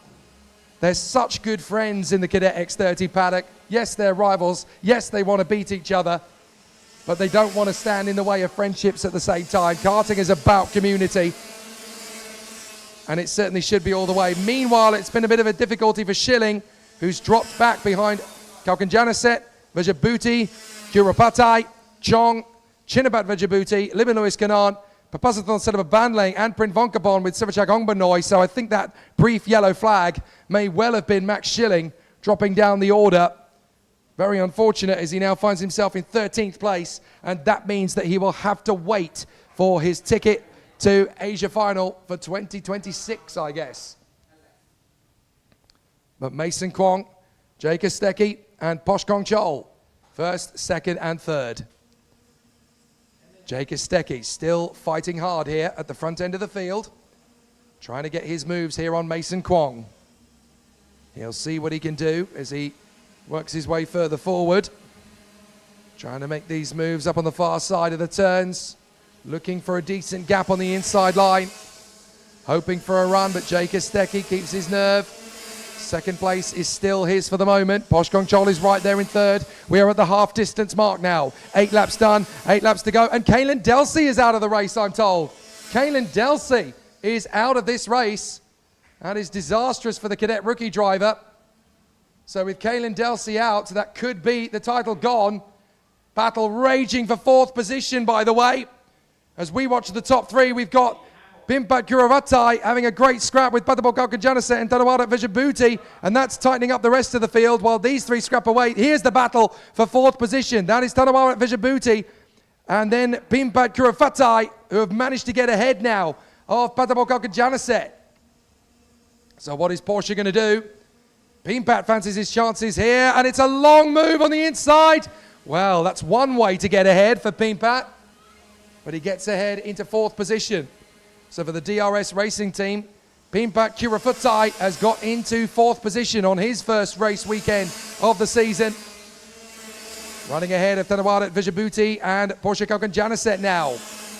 So they run close quarters together. Very tight race all the way down to the far part of the course. Is this going to be an easy pickings move? Well, this is how you got past me. I'll do exactly the same thing, thanks, says Tanawada Vijabuti. And that's an out of the race, I'm afraid, for the 12. That is Putabong Wagner Pachat, desperately trying to get back on the road again. As down the inside, Pimpat fights. And he manages to hold his nerve there in front of Vijabuti. There's contact. Right round the outside comes Chong. And he manages to drive round all of them. Nearly on the brakes there on the grass. But he tucks up the inside. Beautiful from Karsten Chong. Amazing racecraft. Really holds his nerve. Pimpat's going to go down the inside, makes his bid. Karsten Chong holds his nerve around the outside, and he's on the grass. He's been forced there by the opposition. That's unfortunate for Karsten Chong. And they're still scrapping away for 4th position downwards. This is going to go all the way to the wire with 6 laps remaining. Libin Lewis Kanan is still in the middle of all that. Tanawada Vijabuti tries to get his move on the inside. Chinavat Vijabuti is in there as well. There's Sirachak Ongbanoi with the number 98. As they squabble their way through. They're trying to get back into a rhythm and do this the right way. As Putabong Wagner Pachan has dropped on to the back of the grid, but he is still circulating. He has been able to get himself going again, and that's a real presence of character from Putabong Wagner Pachan. So Mason Kwong still leads the way. Jake Kostecki is right behind him. Posh Kong Chol in 3rd position. And the battle for 4th position is raging as Ong Bang Noi gets his move on the inside of Vijabuti. Still they battle away. The leaders are just counting down the laps now, but this battle is fantastic. Porsche back into 4th place in front of Pimpat Kurafutang. So Pimpat Kurafutai going for the move on the inside of Porsche. No, you don't. Good work from Porsche Kaukan Janicet to hold his position as he runs in 4th place. Come on, stop racing me. Work with me. Sirachak Ongbanoi having a good duel there with Chinapat Vijabuti. So they continue on. Chinapat Vijabuti in front of Print Bonkabon, Max Schilling, Karsten Chong, and Papasathon Selababanleng. So some great racecraft in the middle of this gaggle of karts. There's Libin Lewis Kanan trying to keep things flowing on his Paralin as he runs through. He's got to be careful because he doesn't need any more contact. And he's got a mechanical flag. as that is the 55 slowing. That is Papasathon Silababanlang having spun around. And I'm afraid to say that Libin Lewis Kanan has picked up a mechanical flag. His rear bumper is dragging on the floor. So Libin Lewis Kanan is not going any further. That is Vejabuti.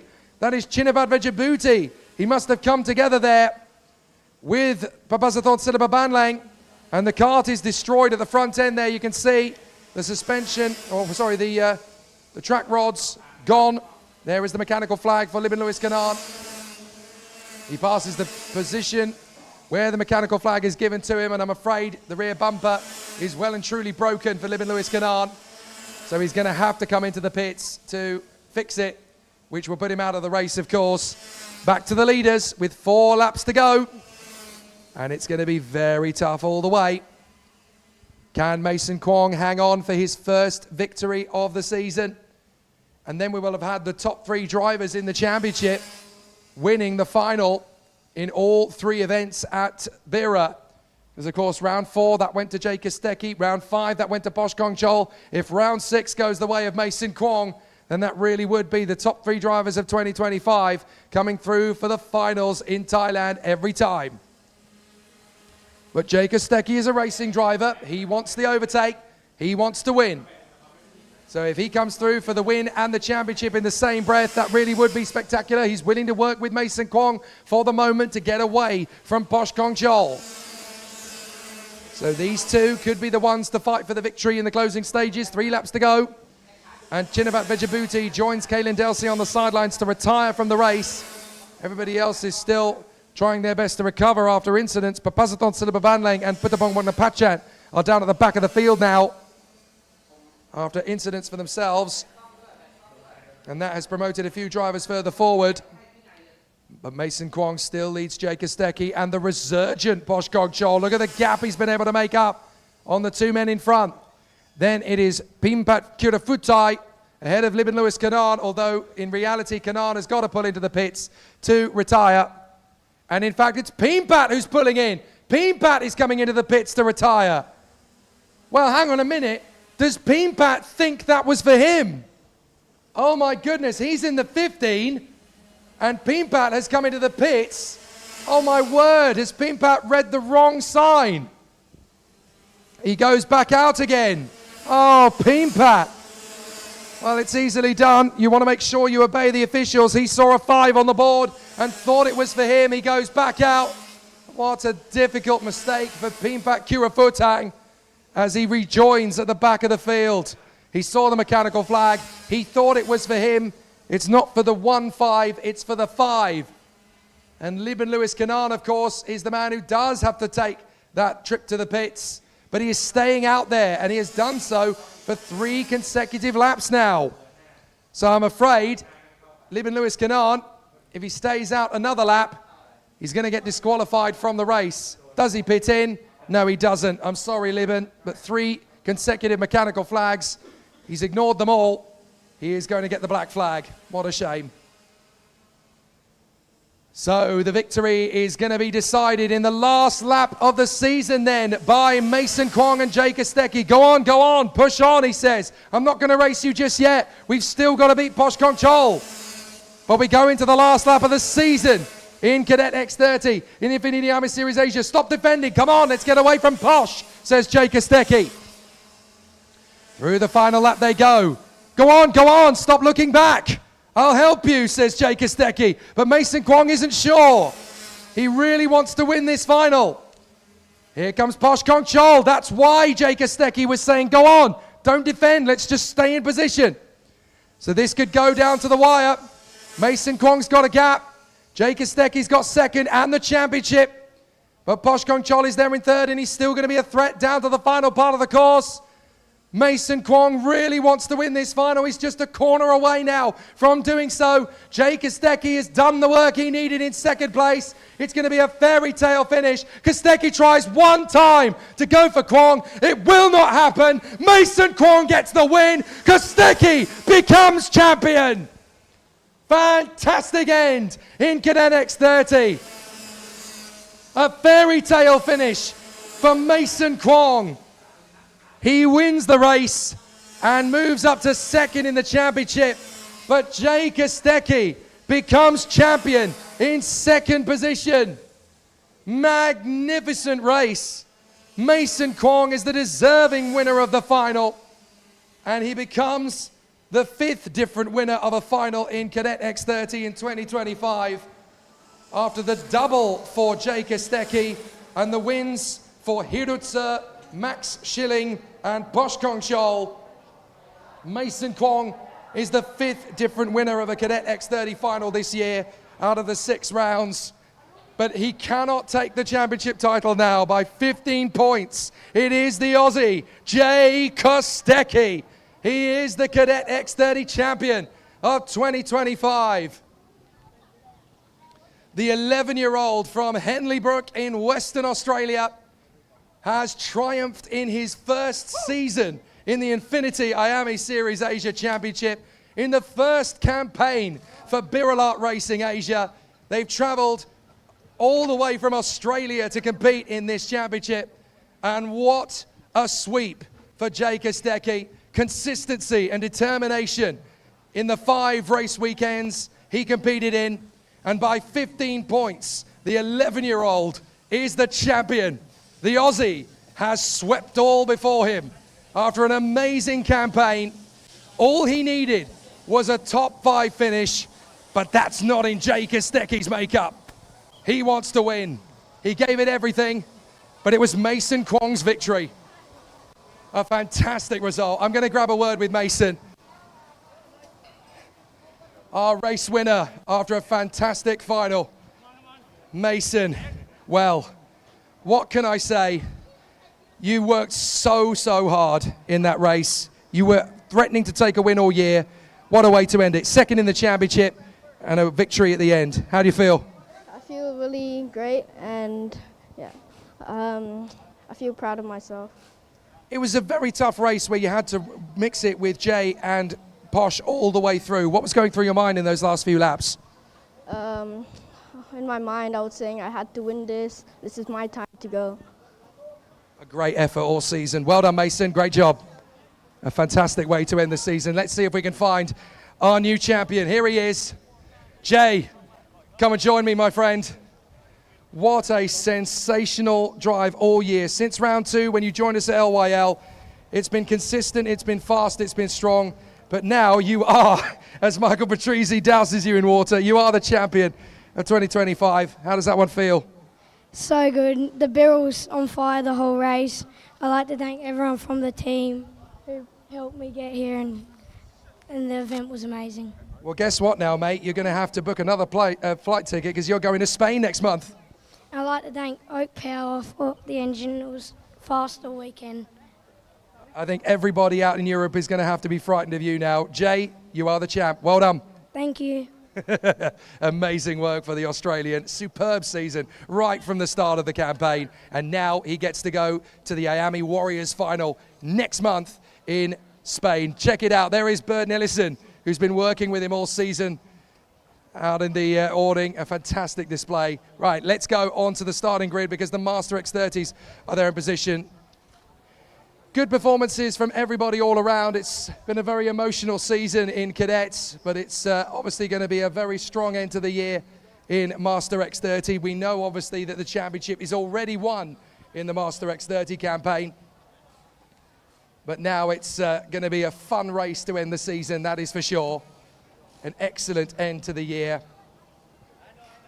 but a sensational battle we're going to have nonetheless. Now that the sun has finally come out here at Bira Circuit, we've got 2 races left on the program.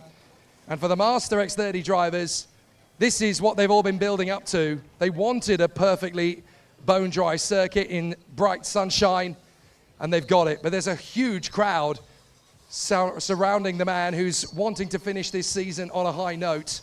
I'll try and grab a word with some of the Master X30 drivers as they prepare themselves. Let's have a word with Tudu Kumaran. Tudu, good to see you back in the paddock first and foremost, but you've been battling for victories this weekend. What's going on there? Yeah, I mean, we are on the grid. We didn't come this far, so I think we should be able to give our 200%. All right, setups may not be perfect, but I think the driver has to do his work, his job on the circuit once the lights go out. So, yeah, I always give 200%. So, like in the super heat, I hope I can give more and try to improve this finishing position. Well, we just have to wait and see. You told me you wanted rain. You certainly had it for some of the weekend. Going into this one, this is going to be tricky though. Yeah, I would love rain because rain basically it takes everything away and is just driver, and that's about it. How much you can learn and feel the grip in the rain, but looks like we are not going to have that. So looks like instead of 200, I have to put it 300% now for the finals. Well, let's hope you've got it. Good luck, Tiru. Thank you, thank you. Good to see Tiru Kumaran putting on a brave show again, as always. Tammy Koh and Harith bin Zairalo, we're going to be giving chase as well. Mark Yao, we talked to him a little while ago. I think the drivers are being called to the front of the grid so that they can have a nice picture on the starting line. The 5-minute board going up. And obviously, with only 5 minutes to go, they're going to jump in very quickly. They don't need to worry too much about ceremony. But there's a lot of top one gathering here on the start-finish straight as all of the members of the crew. Champ is there, of course, keeping an eye on things, along with Pattaya, and obviously Wadapong came out as well. He's got his Senior X30 final to come, don't forget. But in Master X30, these are the Magnificent Seven, the ones that put on a great show at the very end of a very busy season. Formosa, Kumaran, Yao, Ayamchan, Willock, Zairalo, and Tam. A fantastic battle between these 7 men who will show us that excellence knows no age, and stamina is the key ingredient to win these races. The 3-minute board goes up, and for our new champion, Wedasaki Ayamchan, this is just about corking the bottle on the champagne and finishing off the journey in fine style. He's obviously going to have Ian Willock alongside him. The Singaporean really wants to finish this season on a high note. He's never come closer to the victory. Can he take one off the tie? Let's find out. The final race of the Master X30 season. It really is going to be a tough one for anybody whose name isn't Wedasaki Ayamchan to win. But that doesn't mean they won't be fighting for it with every breath. Ian Willock gets himself into position. The engine revs rise, and it's time for the Singaporean to set off after the tie. The new champion could have a problem in this race, or he could disappear into the distance.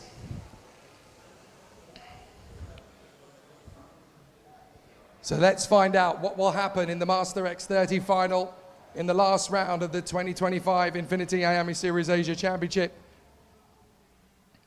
as they will have a very tough race of their own, 18 laps of the course to go. And we will see just how aggressive it's going to get, how tough it's going to be. It will be a physical run, that is for sure. But Wedasaki Ayamchan has proven all of the most sensational battles. But we will see some really exciting duels. So now it's time to face the music. For Wedasaki Ayamchan, Ian Willock, Mark Yao, Darren Formosa, Harith bin Zairalo, Tiru Kumaran, and Tam Koh. The 7 drivers in Master X30 this weekend. The Magnificent Seven, we shall call them. And they will duel for one last time in 2025. We already know that it will be Wedasaki Ayamchan who is the champion. We already know it'll be Harith bin Zairalo who comes through as the vice champion. But there are still some scores to settle. Everybody wants to finish this title on a high. So let's finish it in style. Off the final turn. And Wedasaki Ayamchan versus Ian Willock as they come to the starting line. Who's going to get the best start? Here we go! Up to the first corner, and it's going to be Ayamchan holding on as Yao gets in front of Ian Willock. Harith bin Zairalo trying to tuck it to the inside line. He gets ahead of Darren Formosa, who fights back in turn 2 and takes it back from the Malaysian. So Formosa into P4. Hollywood is on the charge as Yao runs in second. Now with Mark Yao already P2, what does he have up his sleeve to go after Wedasaki Ayamchan early doors? Can he take the fight to the tie up front? Certainly Wedasaki Ayamchan is doing what he needs to do. He's already got a little bit of a gap as Yao has got ahead of Willock. There is Tam Koh. He's got ahead of Tiru Kumaran. So the battle is going to be a tough one for all of the drivers in Master X30, but they're going to take this fight down to the wire. Mark Yao running still solidly in second place as the drivers run through, but Wedaseki Amchan has already got a solid lead, and it looks as though he's going to have this very much his own way at the start. Formosa is trying to up the ante to move his way further forward. Closing up on Ian Willock. And Formosa dives on the inside. Lovely move from Hollywood. Into third position goes Darren Formosa. Willock is now in serious jeopardy. Here comes Harith bin Zaralo round the outside. No way does the Malaysian pull that off. He does. Superb from Harith bin Zaralo. One of the moves of the season. He absolutely outfoxes Ian Willock. I wonder if Willock's actually got an issue, because that is one heck of a move, even from someone of the skill of Harith bin Zaralo, to make that round the outside at turn 3. That takes some determination, but he psychs him out and gets the move in beautiful style. Excellent racecraft, as Wedaseki Amchan is just cantering off into the distance, galloping into the lead. So we're not going to see too much more of him. Wedaseki Amchan building his lead and just consolidating it, with Yao in second, Formosa in third, Zaralo in fourth, Willock in fifth, Tam in sixth, and Tiru Kumaran having a bit of a struggle now in seventh place. Something does not seem quite right with the DPE Paralin, but he's still doing his best to close up on Ian Willock and Tam Yuk Ho. The weather conditions have changed completely, you've got to remember, because now it is bone-dry sunshine conditions, but it looks as though Amchan is going to finish ahead of Yao and Formosa, with Formosa, of course, on course to win the veterans race.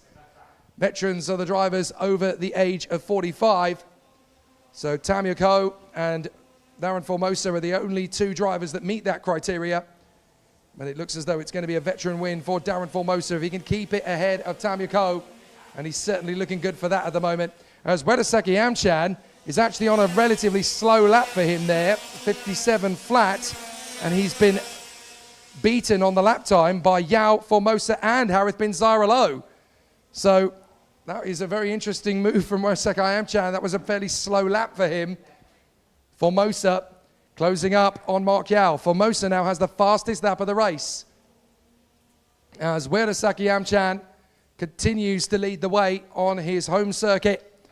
Second place for Mark Yao, under serious pressure now from the 60-year-old Australian from Victoria, pushing very hard indeed here. And I'm sure everybody back home in Taylor's Hill will be really supporting this man to continue his charge.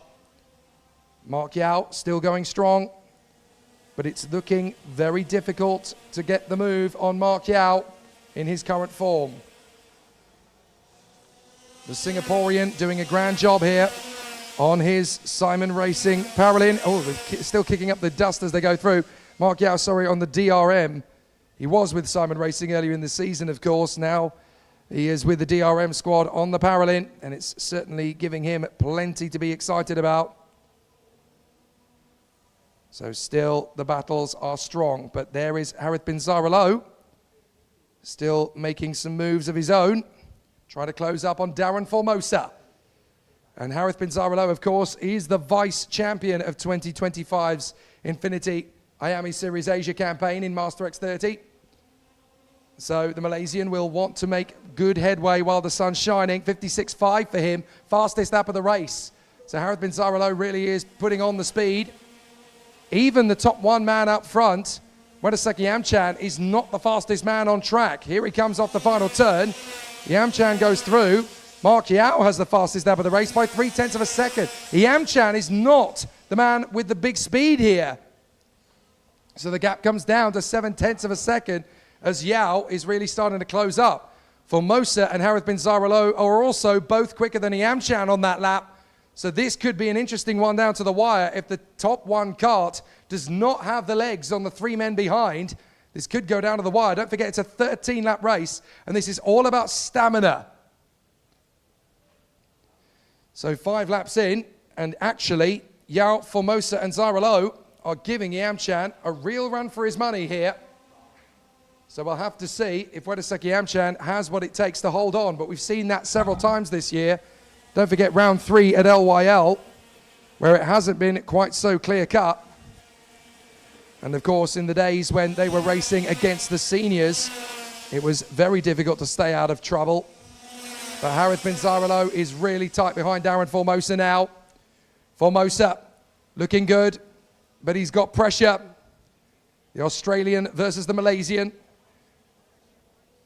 And Harith bin Zaralo really wanting to put one over on Hollywood, who's been an amazing competitor on the 2 weekends that he has been racing in the INFINITY IAME Series Asia. This is his first time ever to Thailand, never mind racing in Thailand.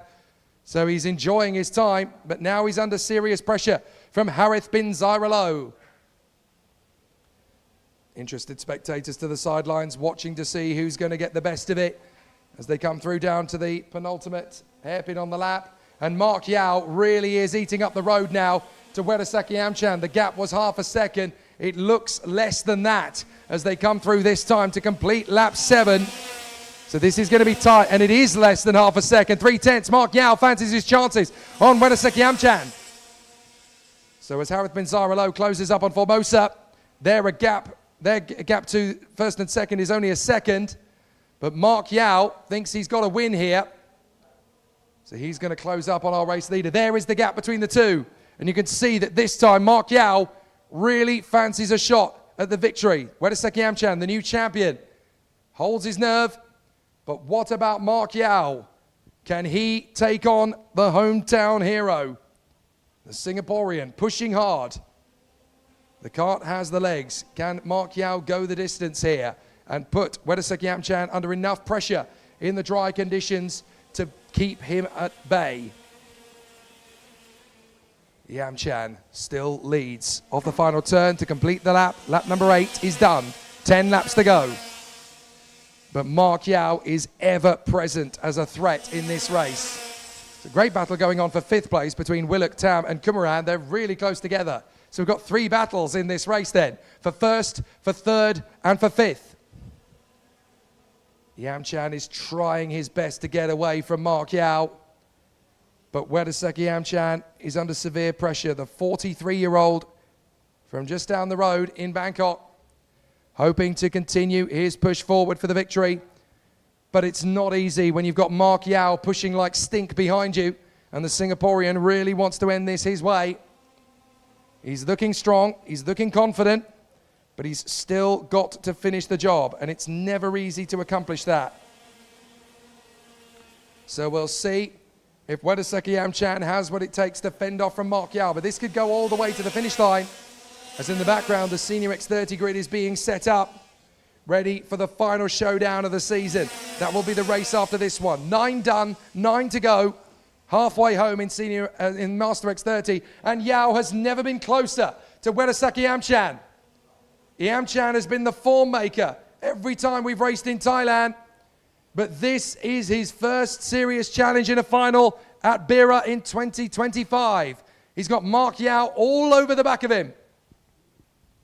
So can the Paralin push the envelope a little bit further here and make a bid to get past Wedasaki Amchan? Down the back straight, up to the hairpin. Formosa is still trying to shake off Harith bin Zaralo, as Willuk holds on in front of Tam and Kumaran for 5th position. But there's a couple of battles to keep in mind here. Yamchan holds on from Yao. Look in the background, and there is Formosa still holding on from Zaralo, shaking his head.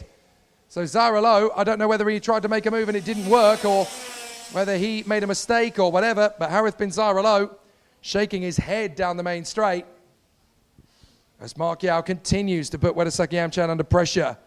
He must be thinking, if I just keep pushing, if I just keep riding the back of that bumper, eventually he's going to make a mistake and I'm going to make his bid to get through. And there is a slight variation in line. So Mark Yao is definitely making Yamchan do his homework here. Out through the sweeper, the long right-hander, and down towards the penultimate hairpin.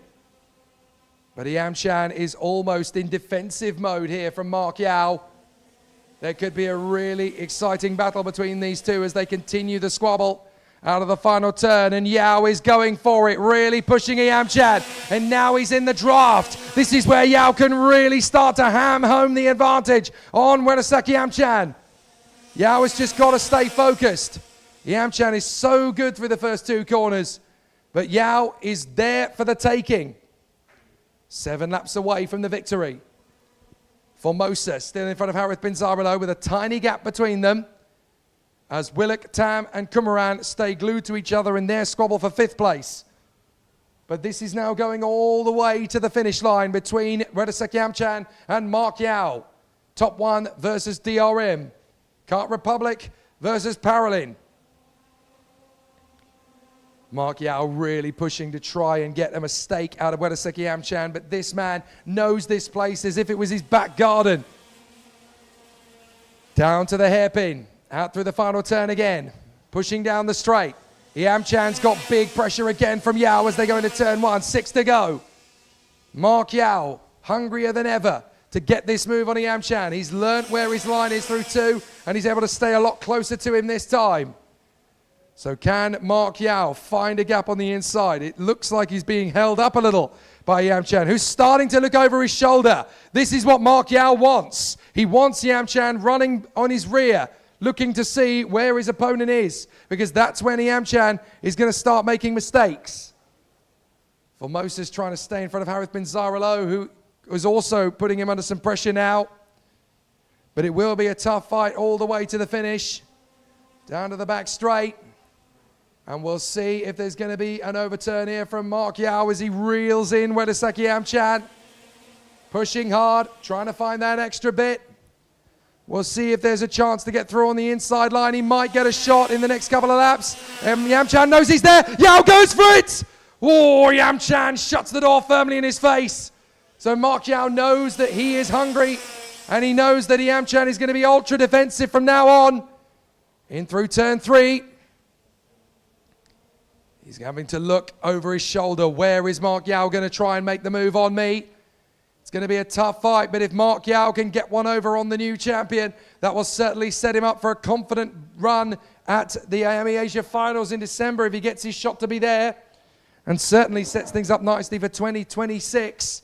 Don't forget that Mark Yao missed the first heat of the weekend. He had a business meeting that he couldn't get out of when we had our 3-hour delay, and now he's mixing it with Wedaseki Yamchan in the final. Yamchan's having to go ultra defensive as Formosa is under pressure from Harith bin Zaralo as well. I told you, didn't I tell you that the Master X30 final was going to be tight, even with 7 drivers? Yao is swarming around, trying to keep Wedaseki Yamchan guessing. Yamchan goes deep into the turn. Yao is aggressive off the racing line and comes back in for Yamchan. Formosa has got Harith bin Zaralo all over him. Out through the hairpin. Yamchan's gone deep through the apex there. Has had to adjust the radius, the back end sliding. That's when the tyres are really starting to shout at the drivers. But we've only got 4 laps left of this, and look how close Formosa and Harith bin Zaralo are getting as these two continue to scrap. This could be a victory for any one of the 4. Yamchan, Yao, Formosa, Zaralo. Down the back straight. Yamchan still protects, holds the inside line. Yao's got a chance to close up. Yamchan doesn't want to lose too much pace here, but he knows that Yao is very good off the final turn. He gets a very aggressive line, gets good speed off the turn. Yamchan knows that Yao is going to be there. Looks out to try and get a mistake to come from Wedaseki Yamchan, but that slows himself up a little bit through 1. Gets it back together in 2. But Yamchan's got space now. I wonder if Yao's tactic is just to back off a little bit and then reel himself back in. But Wedaseki Yamchan really is finding the going tough. There is Hollywood, Darren Formosa, the 60-year-old megastar from Taylor's Hill, Victoria. And there is Harith bin Zaralo, the man from Johor in Malaysia.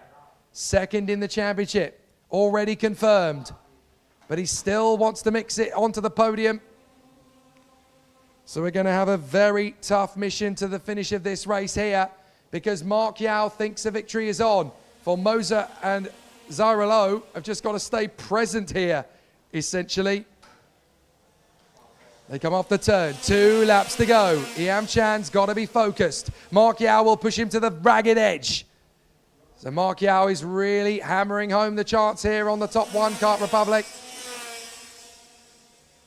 Big defensive moves coming from Yamchan. They're almost touching as Mark Yao comes off the hairpin. Yamchan knows that Yao is going to be very persuasive to try and get through. Some aggressive moves might be needed to get this done. IAME absolutely glued to the racing line, backing up the pack, trying to get Mark Yao into the zone of Darren Formosa. Go on, mate, go for second place. Give me a bit of a breather.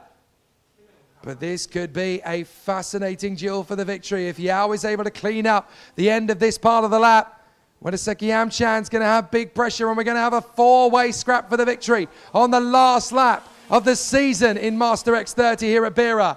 And so out of the turn we come. 1 lap to go in the season for Master X30. IAME, Yao, Formosa, Zaralo. And Formosa has a look at Yao. He's not close enough. He bails out of it. Yao is closing up on IAME through 2. Down the back stretch, up towards 3. IAME trying to guess where Yao's going.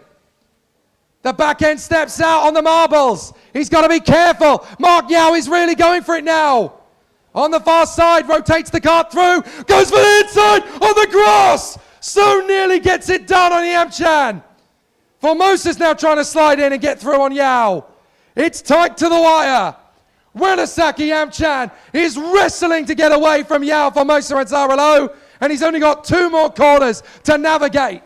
The toughest race of the season for Wedaseki IAME, and he's still got to be careful as Yao is still fairly close. Up to the hairpin for the last time. It's Maimi Panha for Wedaseki IAME. He bows out of the season victorious. The champion is the winner of the season finale. Mark Yao second, Darren Formosa third, Harith bin Zaralo in fourth. It may not have been a move a second, but I tell you what, it was a fantastic end of the season regardless.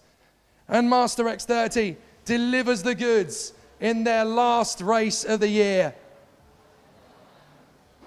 Genuinely mesmerizing motorsport from the Master X37.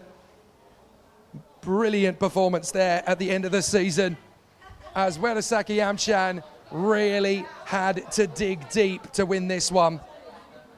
That was never going to be easy with Mark Yao, Darren Formosa and Harith bin Zaralo pushing him all the way. But a victory nonetheless for the Super Thai. Genuinely so tight to the end there for Wedaseki IAME. But that shows you in Master X30 you've got to push it all the way. You never know what's going to happen in the closing stages. And so Wedaseki IAME knew that it was always going to be tight, but he got the job done. Second place for Mark Yao, and with third position, it's a veteran victory for Darren Formosa. And he'll be delighted that he only came about half a second away from winning the whole thing himself. Harith bin Zaralo, second in the championship in 2025. He can be happy with that after a very tough season indeed in Master X30. He only joined the championship in round 2. He was in Senior X30 for the opening round. So what a sensational battle it has been. And a great end to the season. So we'll celebrate with the drivers after what has been a truly emotional end. Here is our winner. A fantastic end for Wedaseki IAME. Wedaseki, superb. What a great way to end it. You must be so happy. Yes, I really far. Fantastic. Yeah, thank you. Kabun Ka Wedaseki, excellent job. He doesn't speak much English, so don't worry about it. Let's talk to the other winner in Master X30, the veteran winner, but very nearly the overall winner. Darren, that was the race. You told us that there was big pace in this kart. You weren't lying. What a great run. Yeah, I'll take my hat off to the team for giving me a kart for the final. We struggled, as everyone knows, we struggled for the heats. But they assured me they were going to give me a really good kart for the final, and they did. So that's the best I could do at the time. I think I've cracked a rib though from the heat before, so I had to go and buy another rib protector. Mine failed, so I'm a bit sore, but I'll be okay. But you're a gladiator. That's what we love about it, Darren. Enjoy. Thanks very much, mate. Appreciate it. Also, awesome organisation, excellent series. You got to do it. Masters, come on. Let's fill these grids. Come on, guys. Will we be back in 2026? Yes, mate. I've already signed the contract. I'm coming back in 26. Superb. Thanks, Darren. Yeah, thanks, mate. Amazing stuff. Let's talk to the man in second place who very nearly took it to the win. Mark, you came so close. We genuinely thought there was a big enough gap there. It was so tight. What was it like chasing him down? I think there's a lot of things to learn because at some point I was quite confident that I could get him, but I got quite impatient. So I think a lesson to take away from here is to just remain zen and just take it easy sometimes and not think too much. You managed to chase him down when he was already a second out in front at one point. That is such an amazing achievement. Yeah, he's such a tough cookie. So it's very hard to pin him down because he defends it so well and he keeps looking at his back. So I guess he's been playing the defensive approach. I think like during the other half of the race. So it's a bit of a challenge. Yeah. Well, we hope that in 2026 you'll be back to go for the title. It'll be great to see you. Great job. Definitely be back. Thanks, Mark. Thank you. Oh, what a great end to the Master X30 season. Everybody enjoying themselves. But there is a lot of excitement to come because, as you can see, I am joined by a waft of senior X30 competitors, and it is going to be so exciting. We'll walk out with them as they send themselves out onto the grid for the last time. And, of course, we have a championship to be decided in Senior X30. Yuka Po versus Kai Burke. It goes down to the last race of the year.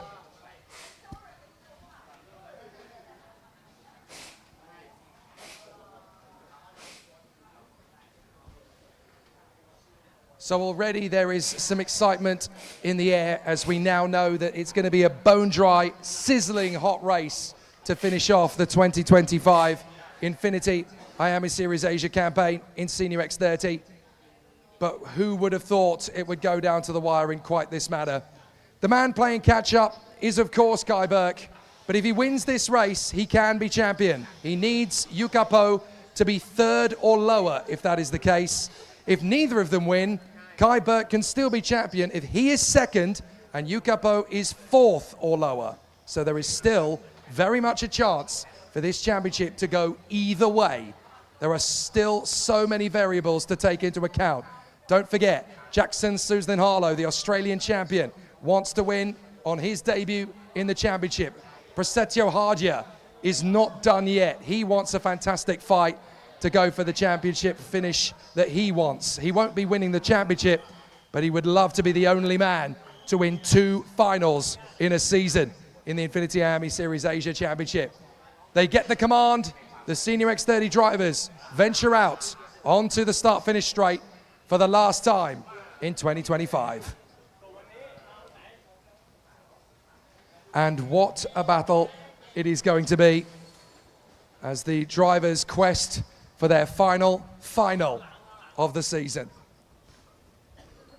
And in the baking hot, super sizzling Thai sunshine, the land of smiles is going to set us up for an amazing showdown.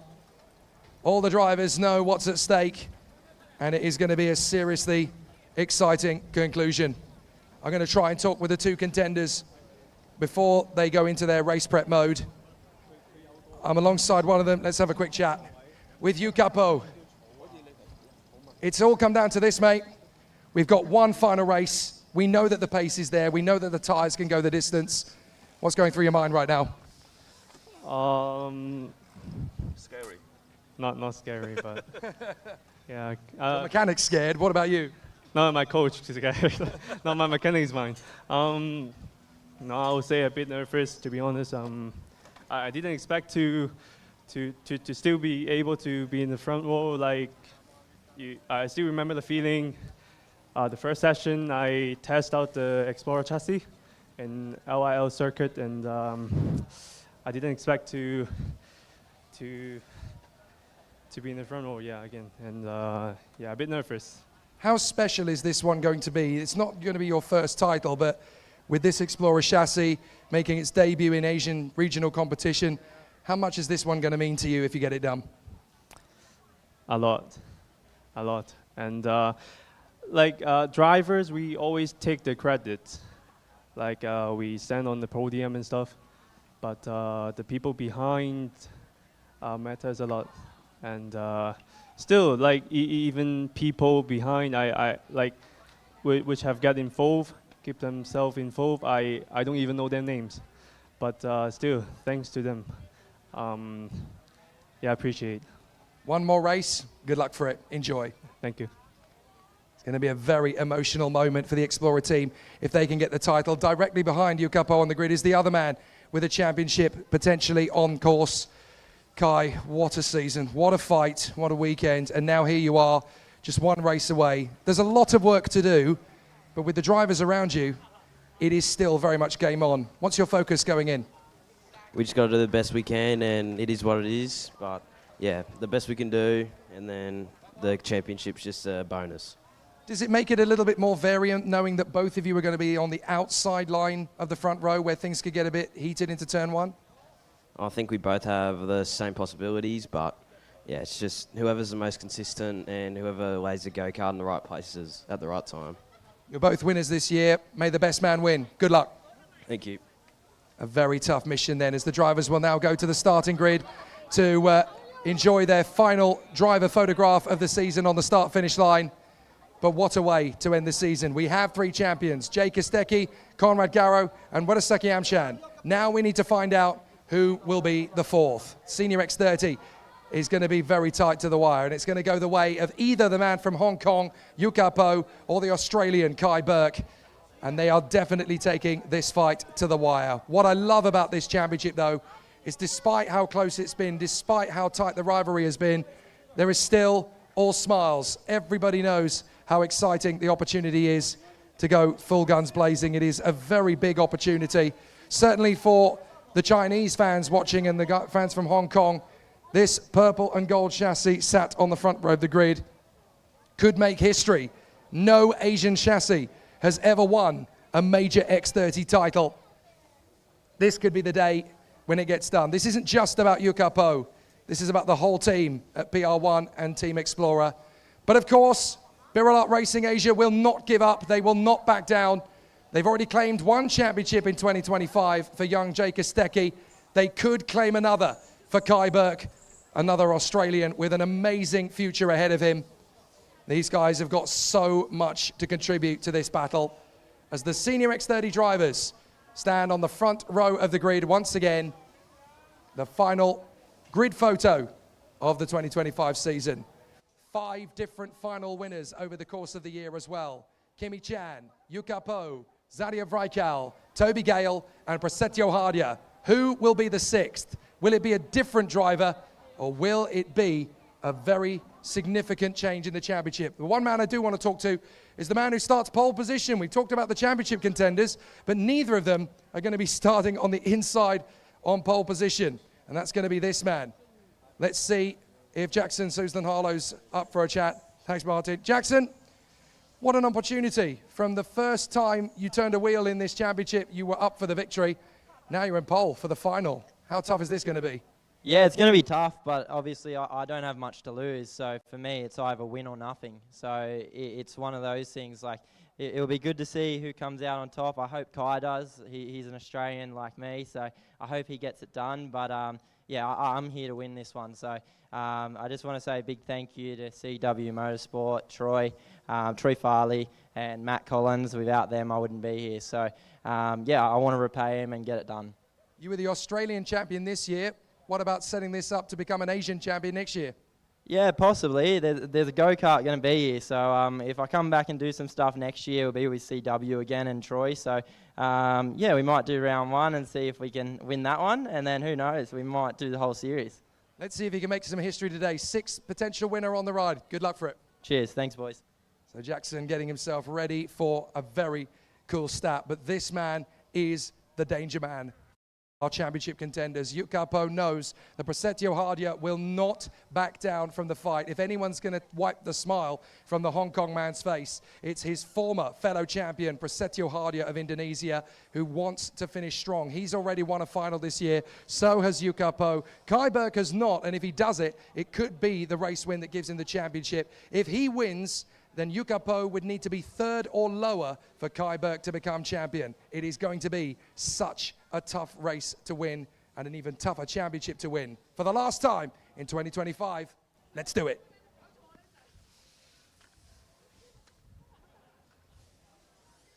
The Senior X30 title should always come down to the wire after a very tough season when it's been so competitive. over the year. It's the right way to bring this magnificent series to a crescendo of a showdown. But 5 different drivers have tasted victory in a final in 2025. Yuka Po, Kimi Chan, Zadia Vrajal, Prasetyo Hardia, and Toby Gale. Who will be the 6th? Is there going to be a 6th different final winner to set up an amazing statistic, it has to be said, in a championship like this, where it's been so competitive, so strong? It is wonderful to see such an amazing work and such an amazing effort from the contenders. But now we will go into the battle and we will see the last race of the 2025 championship season. Senior X30 is going to the wire in the best way possible. A showdown for the ages between the 2 men who can become champion. In the purple Explorer, Yuka Po of Hong Kong. He's already been a champion before, but this time, this is personal. He's been working so hard with the Explorer team and the PR1 squad. This one is the most important race of his championship career so far. This one would be extra special. But the man just behind him has a point to prove of his own. Kai Burke has had so much potential over the season, but it's his consistency, his maturity, his wisdom that has kept him in this fight down to the ragged edge. Now it's time to be brutal. It's time to go hard or go home. And for Kai Burke, he's already shown this weekend he has what it takes to do that. He won the opening heat in very difficult circumstances indeed. He knows how to be aggressive. He knows how to win. It's time to do it when it counts. The 5-minute board goes up and the grid is cleared of all personnel except the 1 mechanic. Time to see who becomes champion for the last time in Senior X30. We've had our champions in the other categories confirmed. Jay Kostecki, Conrad Garrow, and Wedasaki Amchan, champions in Cadet, Junior and Master. Now for the title showdown. For those who have followed through the season, there should be 6 drivers here battling for this crown ultimately. But for the likes of Toby and Austin Gale and Zadia Vrajal, who are out in Sweden competing for the World Championship title, and of course for Kimi Chan racing in Chinese F4 this weekend, it's a compromise they didn't want to make, but sacrifices have to be made. All the sacrifices have already been made this weekend by Yuka Po and Kai Burke. Now it's time to put up or shut up. The battle for the title is right here. Pole position for the Australian champion, Jackson Suslin Harlow, alongside Yuka Po. 3rd on the grid for Prasetyo Hardia, former champion, winner at round 5. Kai Burke, the championship contender. 5th on the grid for Travis Teo. 6th on the grid for Wadarong Koramakul. 7th on the grid for Mark Tullock, a very impressive weekend, along with a very aggressive performance this week from Akshat Misra, the Indian, on the DRM Paralympics. 9th for the ever-impressive Zachary Boyce. 10th for Daing Ibrahim. Wadapongi Amchan finds himself 11th on the grid alongside Miguel Quinones for the Philippines. 13th on the grid for the hard-charging Luke Armstrong. 14th for Tian Runchin. Then Ayan Marwar, Megat Zulkarnain, Paco Migasamiento, Clifford Kanjanapis, Andy Bure, Daniel Jagai, recovered after his little tumble earlier on. Chivers Lee lines up next in the line. The 3-minute board goes up. Beside Chivers Lee on the starting grid, we have Rafael Weissen, who will race in F4 Southeast Asia next week. Thomas George, Johanathan Musha, Shao Mojwan for Doxeler. Then Jerry G, Morgan Loganathan, Sutomo Nishimura, Jenny Bibane, Melvin Shane, and Put Sutachurungrang. So the 31 competitors are geared up and ready for the show to end all shows. The championship title comes down to this in Senior X30. If Kai Burke wins, Yuka Po would need to finish 3rd or lower for Burke to become champion.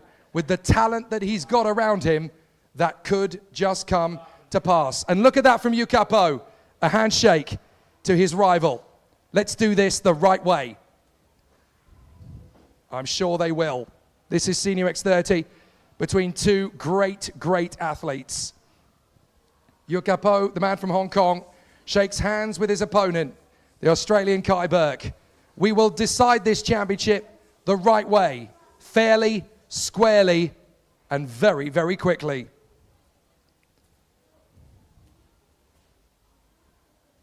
Jackson Susan Harlow to the left of your screen, pole position on his debut in the INFINITY IAME Series Asia Championship as the newly crowned Australian champion, going for a victory to become the 6th different winner of a final in 2025. But his countryman Kai Burke is going for the same accolade, which could give him the championship title. Let's find out. Oh, there's a problem for Wadapong Yamchan. Wadapong Yamchan's not getting away. So the Thai is stationary on the grid. Wadapong Yamchan for top one is not moving. Disaster for Wadapong Yamchan. He's not going anywhere, and that means that he will have to start this race from the back of the grid if he gets started at all. It's joy to misery for the top one squad. They've just seen Wedasaki Yamchan get the Master X30 win. Now it looks like Wadapong is not even going to get going. Well, they're going to try and start him up again. If they can do so, then he will have to race from the back of the grid. And he does so, but Wadapong Yamchan will now have to start dead last in this race. That's disappointment for Wadapong Yamchan. But the championship title fight is now about to get under starters' orders. Let's conclude this championship in its nail-biting best. The conclusion to the INFINITY IAME Series Asia Series. Susan Harlow, Yu, Harja, Burke, Teo, Komonakul, Paddock. It'll be a fascinating challenge right from the outset now.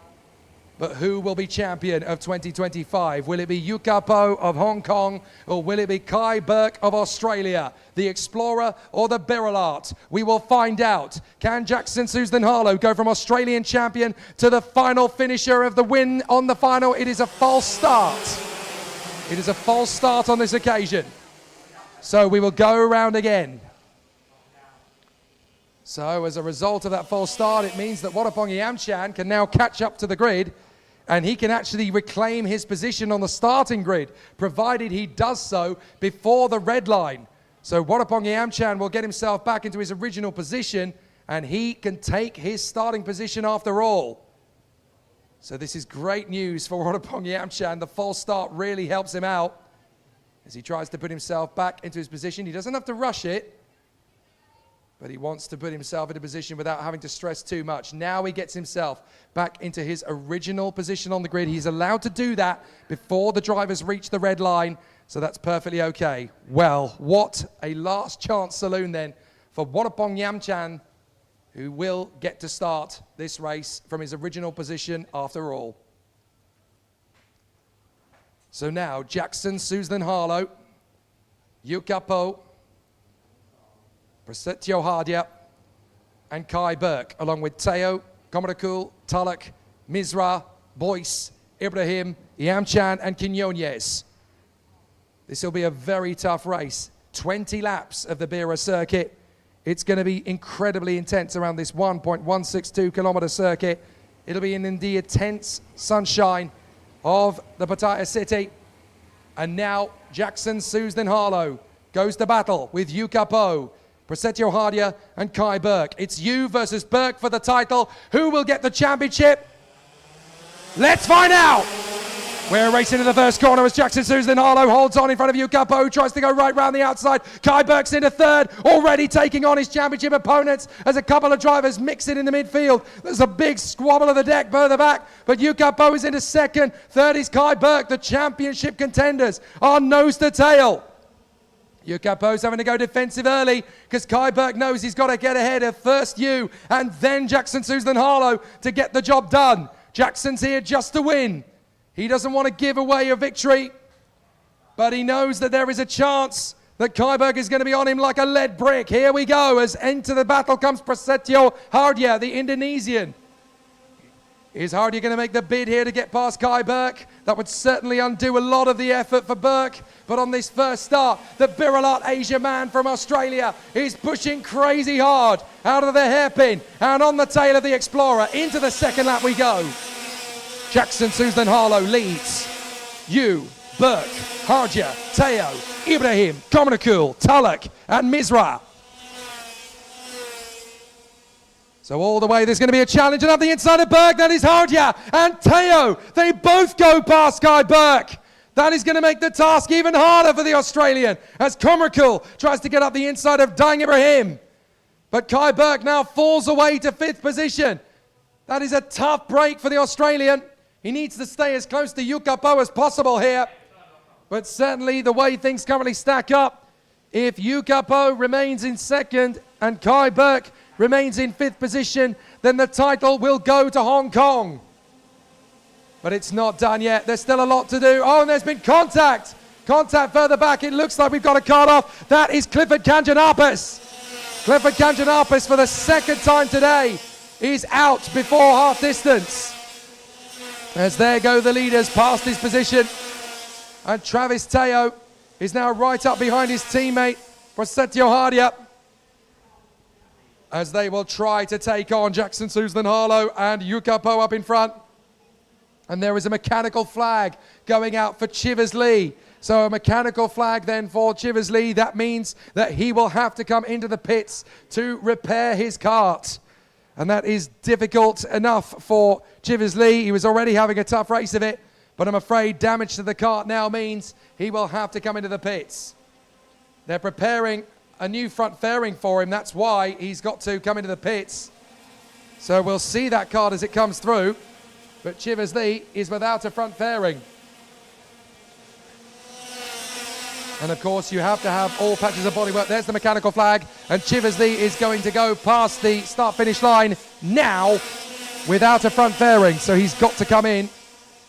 And obviously with the front fairing having been disconnected from the kart, there's no point continuing to race because you know you're going to have to come into the pits anyway. If that was me and the front fairing had fallen off, I would have taken it to the pits immediately. Right, here comes the bit of a problem, a knotty problem for Yukapo, because he's now got Prasetyo Hardia and Travis Teo, the Indonesian and the Malaysian teammates at DRM Paralin, on his tail. He's got to close up on Jackson Susan Harlow and try and stay clear, because he knows that Prasetyo Hardia is going to be a big threat in this race. Susan Harlow going well here in front of Yukapo. This must be agony to watch for everybody back home in Australia. But Kai Burke sat in 5th position, doing everything he can to move his way further forward and just not getting the opportunity to make it happen. But the 15-year-old from Bundaberg in Queensland is not surrendering. Still 5th position, ahead of Daing Ibrahim. Then Tulloch, Komarkul, Misra, Runchen. And then we have Armstrong. Yamwachan is in the mix there. There is Kai Burke trying to stay in front of Daing Ibrahim for the time being. It will not be easy to sustain this position, but it's certainly going to be a tough race all the way. As Jackson Susan Harlow continues to lead this race. Yukapo 2nd, Prasetyo Hardia is 3rd from Travis Teo, and Kai Burke down in P5. It looks as though the championship is going the way of Yukapo if it stays like this, but he's in 2nd for the moment. And still the battle rages here at Bira. It isn't over yet. Daing Ibrahim still putting Kai Burke under massive pressure, as he now makes his bid to go up the inside of the Birilat Asia driver. But the Queenslandian going very well indeed here as he runs in position. Ibrahim and Tulloch are not far away. He could really do Kai Burke with having Tulloch right on his tail, because then they can work together and try and help Kai Burke go further forward, because the gap that they have lost to the leading quartet is sizable at the moment. So if Mark Tulloch can get ahead of Daing Ibrahim and then work with his teammate, they can close up on the top 4 much more aggressively. There's still a long way to go. There'll be 14 laps to go at the end of this one, as into the pits to repair the front fairing and put a new one on has come the 278. Not far away from being lapped, Chivers Lee, but he has got going again. Top four still very close together. Prasetyo Hardia really stamping on the attack here to try and close up on Yukapo. The fastest driver in the race so far is Travis Teo. The Malaysian has actually got the fastest lap under his belt. Look at Prasetyo Hardia really starting to step it up here on behind Yukapo. 14 laps to go to settle this championship title. And all Yukapo has to do is stay in second place. Even the top five would do, because Kai Burke has got to win this race ultimately to get this job done. Unless it would be Burke in second and Yukapo in fourth. But Yukapo cannot afford to get into hot water here. There is the 277 of Travis Teo running in fourth place. Prasetyo Hardia and Travis Teo don't care squat about the championship because neither of them are in it. They just want to take a victory in the final. So that is a problem that Yukapo may have to deal with over the course of this race. But certainly for the time being, it is going to go tight to the wire all the way. Very close from Prasetyo Hardia. Travis Teo in fourth position. Kai Burke is still there in fifth position. And this is going to be the longest final of his life if he can't make progress from P5. He's got away from Dying Ibrahim. But there's a possibility that Mark Tulloch and Wadarong Komakul could make a bit of a helping hand for the Australian. Certainly for the moment, Yukapo has got his eyes firmly trained on the man in front of him and the man behind him. Jackson Sosdin-Harlow still going well in the lead, the Australian. And in third position, the Indonesian Prasetyo Hardia. Right, that is the 278 Chivers Lee being told, you are too slow, you need to get out of the way of the leaders. That is the blue flag with the red cross. It only comes out for the superheat and the final. But Chivers Lee is told, you need to come into the pits. That's what the blue flag with the red cross means. As Akshat Misra appears to be out of this race now. So I think Akshat Misra has pulled into the pits to retire. That is very unfortunate indeed for the Indian. So Akshat Misra is also on the sidelines along with Clifford Kanjanapis. The DRM team not having the best of finals here in Beira. But then when you've got the absences of the likes of Kimi Chan, Faraz Fosrofosi and Zadiev Raikal, who have been their core trio since the start of the season, with all three of them absent, it is going to be a tougher weekend, that's for sure. But Jackson Sosdin-Harlow is your leader at the moment as he continues his good run. Still putting on a great display. And it looks as though there were non-starters for the likes of Thomas George and Jenny Bibonnet. They did not take up the start. Here comes the challenge from Prasetyo Hardia. Trying to go right around the outside of Yukapo, and that's giving Jackson Sosdin-Harlow the chance to clear out in front. Yukapo shaking his head. He knows that Prasetyo Hardia is going to attack him. He goes for the inside line, and Hardia's in a second. Yukapo has to let him go. Prasetyo Hardia into second position. But the reason that Yukapo has to let him go is because, of course, he's got bigger fish to fry here. The man he's got to be focused on is Kai Burke, not Prasetyo Hardia. He knows where Kai Burke is now. He's looked a long way back. So he knows that Kai Burke is there or thereabouts. But he knows that Travis Teo could get ahead of him as well. It's not a big panic if he does, because he's still looking to outscore him by 11 points. There is Kai Burke in the background. So Yukapo cannot afford to get into hot water here with Travis Teo. If he makes a bid and he's far enough alongside, you may as well just let him go. Fourth position may not be where you want to finish, but if you want to be the champion, the only man you've got to beat is Kai Burke. So Travis Teo still putting on the speed here as Jackson Sosdin-Harlow has got almost a second on Prasetyo Hardia. And that is great news for the Australian. It looks like we're going to get 6 different winners from the 6 finals in INFINITY IAME Series Asia Senior X30 title fight. So now we'll get to see if Prasetyo Hardia has enough pace in his Paralin to close up on Sosdin-Harlow up front. But so far, Yukapo is rather enjoying hunting down his old nemesis. Out of the hairpin. Doesn't matter to him. Hardia can't be champion. Yukapo can. And all he's got to do is finish ahead of the red and white car behind them. Yukapo in third place. Kai Burke in 5th. So that will do for the moment. Back onto the circuit has gone Chivers Lee, albeit a couple of laps adrift now. But he's still going strong. No, my apologies. He has actually pulled it in to retire. My apologies. So Chivers Lee out of this race, and that leaves us with only 26 karts. But Yukapo, right on the tail of Prasetyo Hardia. 9 laps to go. Beyond half distance. But Yukapo is not breaking a sweat. Just count the laps down. Look after the tyres. And a historic championship title will be going his way. Not just because it will be another championship for Yukapo, but it will be the first ever for an Asian-made chassis in international competition. Karting has been all about 2 areas of the world before this, Europe and North America. All the major winning chassis have come from those 2 parts of the world. But this is a big moment. If Yukapo can hold on to this, all of the hard work from Explorer, they only decided to put the chassis into competition at round 2 after Yukapo won the season opener. And they decided, no, we think the Explorer's ready. We think they're ready to go into battle now. And it's the consistency, the hard, no-nonsense battle for Yukapo that has made him the championship contender he is.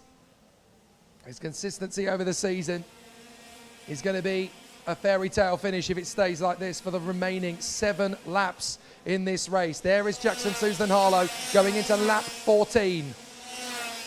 Hardia, Yu, Teo, Burke, Ibrahim, Tulloch, Komanakul, Tian and Armstrong, the top 10. Then we've got Ayan Marwa, Zachary Boyce, Wadapong Yamchan, Paco Migos Sarmiento, and the man in the final points paying position is Daniel Jagai. So the battle is going to go right down to the final couple of laps, but is Yukapo going to be aggressive enough? There's Kai Burke, and there is Ibrahim, Tulloch and Komanakul. So those 3 are battling away over 6th place. But it will be job done for the man from Hong Kong up front in 2nd position in the race for a while. Then it's now 3rd behind Prasetyo Hardia, the Indonesian. But Senior X30 is going to take us to a very cool and smooth end to the season. And we wait for the showdown to wrap up. Wadawong Komanakul, my apologies, on the GFC chassis from America. Komanakul, based in Bangkok. He is the distributor for GFCs in Asia, hoping to grow the brand. Certainly a top 10 in INFINITY IAME Series Asia in a final will prove that that chassis is worth a fair bit. But still, the battle rages as Mark Tulloch tries to close up on Daing Ibrahim and get away from Wadawong Komanakul. So Komanakul on the black and white GFC, closing up on the red and white Birolart of Mark Tulloch. A fair replacement for Cooper Fish for this weekend, and he's done a fair job to keep himself in the fight for the top positions. He's currently running 7th as his teammate Kai Burke pushes as hard as he can for the top spot. They've tried every trick in the book to get Kai as close to the top spot as possible. It was a great start. He got into 3rd place, but once Hardia and Teo were in front, there's been very little that Kai Burke can do to fight back, except just keep pounding and hope that he can look after his tyres better in the closing stages to tighten things up. Certainly for our race leader though, Jackson Susan Harlow, it's going to be a little bit of history, as from the 6 events, we're going to have 6 different winners of finals if it stays like this. Excellent display if that's the case. We've had victories this year from Yukapo, Kimi Chan, Zadiev Raikal, Toby Gale and Prasetyo Hardia. And it looks like we could have 6 from 6. It would be a perfect way to end the season. And it would be a genuinely sensational battle. It would also be a 5th different nation to win a final this year, after Hong Kong for Yukapo and Kimi Chan, Malaysia for Zadiev Raikal, Thailand for Toby Gale and Indonesia for Prasetyo Hardia. It would be a first Senior X30 win for an Australian in 2025. This is the man that we are talking about, Jackson Susan Harlow. After an impressive run this weekend, we all knew he was going to be a threat coming in. Prasetyo Hardia still fancies his chances of going after him. And with 3.5 laps to go, he is looking quick. He is very strong at looking after his tyres, to be fair. So this isn't done for Prasetyo Hardia. He still fancies a win. Yukapo being smart in 3rd place ahead of Travis Teo. Certainly doesn't need to overdrive the kart here. The fastest lap of the race has come from Travis Teo in 4th position. There is Kai Burke in the background in the Birral Art. But still, Prasetyo Hardia pushes on. The gap has come down to as low as 0.3 of a second between Jackson Suzlin-Harlow and Prasetyo Hardia. This is good news for Yuka Po, because these two can battle away with each other, hold each other up, and there might be a chance for Yuka Po to give the Explorer not only its first title, but its first win in a final this year. He's been ever present and ever consistent since the start of the year. Plenty of top 5 finishes, a couple of heat wins as well.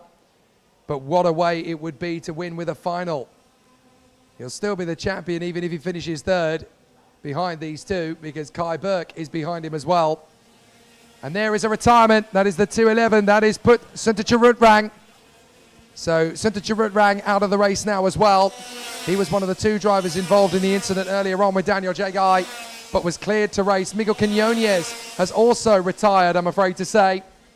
So that's bitter disappointment for Miguel Quinones. The field is now down to just 24 of the 31 drivers. But we've got a lap and a half to go. And Prasetyo Hardia still thinks that a victory is possible here to try and take on Jackson Suzlin-Harlow. If he goes for the win and it goes wrong, then it's all for nothing. These two in it for the win. Jackson Suzlin-Harlow trying his best to go for it. Prasetyo Hardia really starting to reel him in as they come onto the far side. Back straight is cooking for Prasetyo Hardia. Jackson Suzlin-Harlow has done enough, though, to keep the gap favourable. There's still about 2 car lengths between them, and that will do nicely for Jackson Suzlin-Harlow. He doesn't have to overdrive as they come out of the final turn. 1 lap to go in the season. The last lap of 2025. And Jackson Suzlin-Harlow has got the potential to win this. Prasetyo Hardia will not give up. He's going to push all the way. But in 3rd place, it will be enough to be champion for Yuka Po. So it all comes down to this final lap between Jackson Suzlin-Harlow and Prasetyo Hardia. Australia versus Indonesia. Kart Republic versus Paralin. Jackson Suzlin-Harlow still going all the way to the victory. It looks like it's going to be 6 different winners from 6 finals.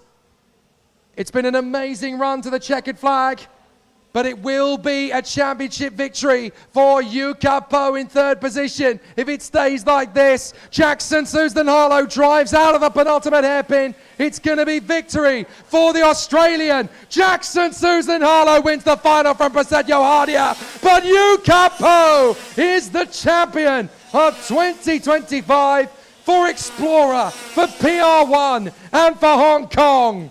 Fantastic race from Yuka Po. He is the champion of 2025. He's just taking it all in for the moment. It will hit him when he comes back to the pits, and everybody there is celebrating with him. But what a season it's been for Yuka Po. A season of consistency, a season of strength, a season of stamina and hard focus. But what a result it has been for Yuka Po. The champion is now confirmed in Senior X30. What an incredible end to the season for Yuka Po. But the race winner, and deservedly so, is another Australian in the paddock in 2025. Jackson Suzlin-Harlow, the Australian national champion, has got it done on his first visit to the INFINITY IAME Series Asia Championship. What a result for Jackson Suzlin-Harlow. He wins from Prasetyo Hardia in 2nd, but the new champion is Yuka Po. Commiserations to Kai Burke. What a fight all season long. They did everything they could to vanquish the Explorer and the PR1 squad. But today, it wasn't to be. An amazing effort all year long. He finishes vice champion of 2025. But it was so, so close. A valiant victory in the championship for Yuka Po. An amazing victory in the finale for Jackson Suzlin-Harlow. A great end to the year for the Australian. He came with one intent: I want to win. And he did just that. What a tough mission it was to get it done. But Jackson Suzlin-Harlow is our 6th different race winner in Infinity IAME Series Asia in Senior X30 2025. What an incredible end to the season. The wins came from Yukapo, Kimi Chan, Zaria Vrykal, Toby Gale, Prasetyo Hardia, and now, finally, Jackson Suzlin Harlow. Let's talk with the drivers here in Senior X30 after a tough end of the season. Drivers come through at the end of a very tough battle in the championship. We'll grab a word with Kai Burke first of all. Kai, that was such a good effort all season long.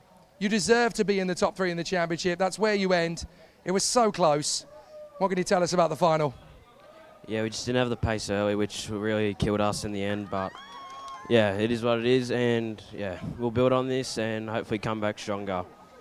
You gave it everything you had. You had to fight in the first couple of laps. You did that. You got into 3rd place. What can you tell us about what you've learned over the course of this season? Just racecraft and just, yeah, how good the competition is over here. It's developed a lot over the series. So yeah, it's really good competition and Series 8 build here.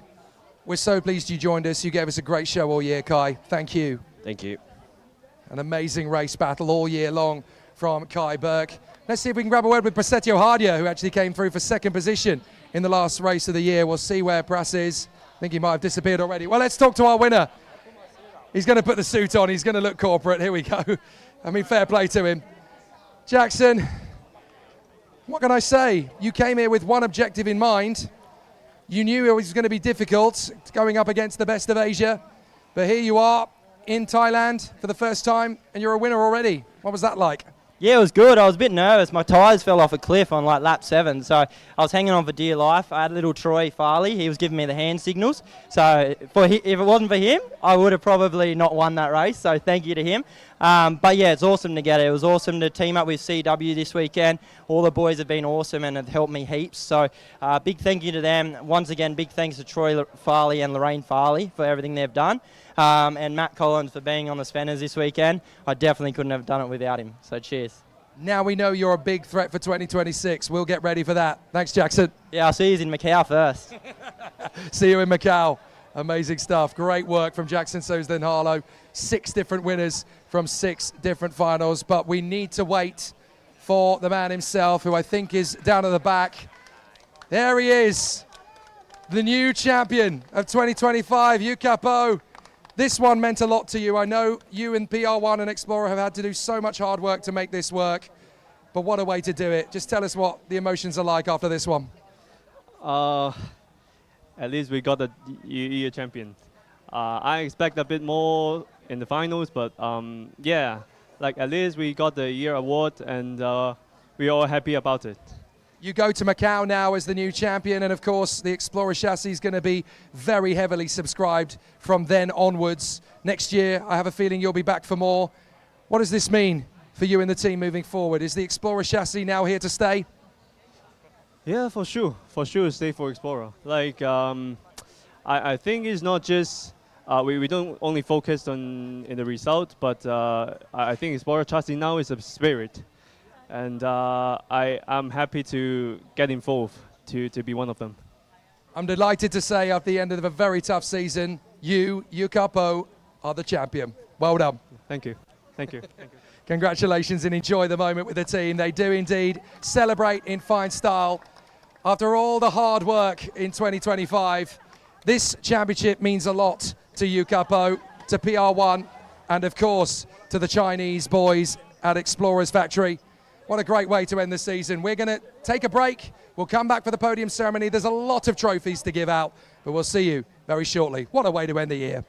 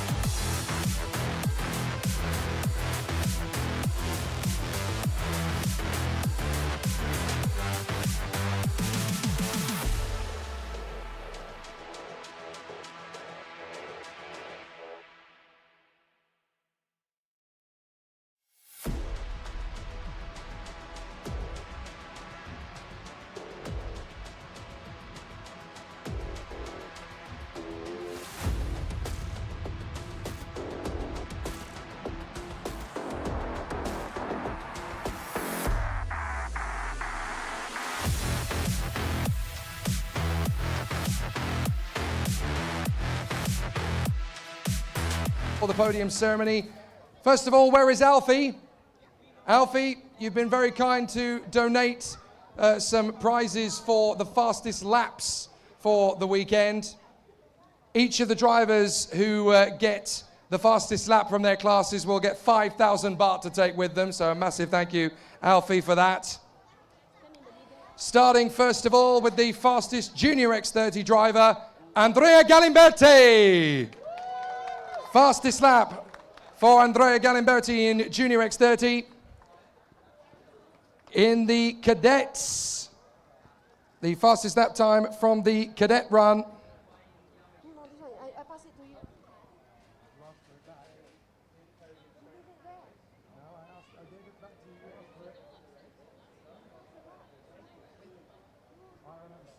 The fastest lap in the Cadet X30 category, Jay Kostecki.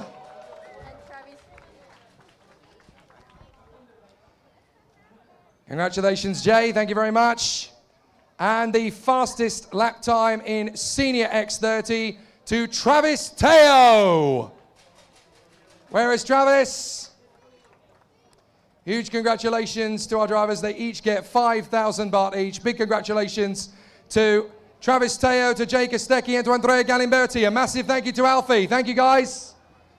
So we are going to begin with the IAME Thailand Round 6 results. So we're going to ask Mr. Totrakul Priyapong and Mr. Wittun Gontawachai to come forward and present the trophies to our honoured guests on the podium. Guys, do you want to come and join us? They don't appear to be here in Thailand. We've got our stewards here ready to give the trophies. Thank you, guys. Come and join us. So I'll stand to the side here. My apologies. So we're going to start with the IAME Series Junior in IAME Series Thailand. The top 5 results. In 5th position, Jamie Ambrose. Congratulations to Jamie. A very tough race weekend for him. 5th position after a very tough weekend. In 4th position for Thailand, Pumsit Klumbonjong. Congratulations to Pumsit. Where is Bloom? Have we got a representative for DRM to collect for Pumsit if he's not here? There we are. Okay, thank you very much indeed. This is for Pumsit, yes. 4th position. In 3rd place, Kevin Subhavanichinon. Congratulations to Kevin. Excellent performance, well done. In 2nd place, Danish Chen. Congratulations to Danish Chen. Fantastic results after a very busy weekend. 2nd on the podium, there we are, Danish. And on the top spot, your IAME Series Thailand winner, round 6, Andrea Galimberti. Congratulations on the top step of the podium then for Andrea. And these are our results in the IAME Series Thailand results. There we go. Ladies and gentlemen, your Junior X30 IAME Series Thailand conclusion for 2025. Give me a big hand, ladies and gentlemen. Thank you. So all of the cadet results are still provisional, but we will run with the podium as they are. Starting with the cadet rookies in IAME Thailand. In 4th position, Puttapong Wangnapachant. 4th position for Puttapong Wangnapachant. Very good work there.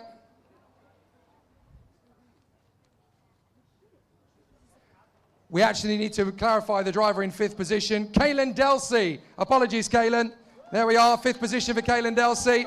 After a strong weekend. Yep, P5. There we are, sir. Good results. In 3rd position, Nutsarong Rungmastanako. Congratulations, babe. In 2nd position, Saharad Ladprasepakon. Congratulations to Paul. Great performance. That was close.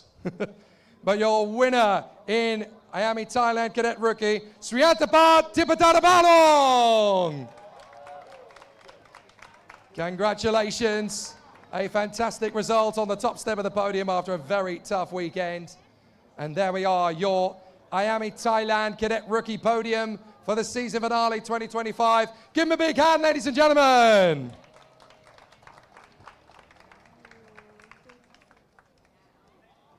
Thank you, guys. Next up, we will have the IAME Thailand Cadet overall. In 5th position, Max Schilling. Congratulations to Max. Great result at the end of a very tough year. In 4th position, Paddock Kaukanjanisets. Well done, Porsche. Very good work over the course of a very tough season. In 3rd position, Tanawara Vejabuti. Congratulations, Tana. In 2nd position, Posh Kong Chol. Congratulations, Mr. Posh. Fantastic work over the course of the season. But your final IAME Series Thailand winner in Cadet X30, Jay Kostecki. Congratulations to Jay. The Australian clinches the final IAME Series Thailand round in Cadet X30. There we are, gentlemen, your pictures. A massive congratulations. Give me a big hand, ladies and gentlemen. Thank you, boys. Now we will move on to the IAME Series Thailand podium in the senior category. So these are the senior X30 drivers. In 5th position, Wanapong Yamchan.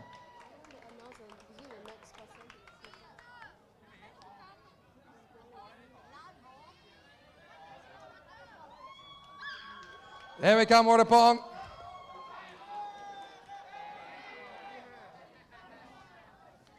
A big congratulations, Wanapong. 5th in the Senior X30 Thailand run. In 4th position, Paco Miguel Sarmiento. Where is Paco? We need a representative then for DRM, who will collect the trophy on Paco's behalf. Quickly, guys. So someone from DRM to collect for Paco. We'll get to that in a moment. In 3rd position, Luke Armstrong.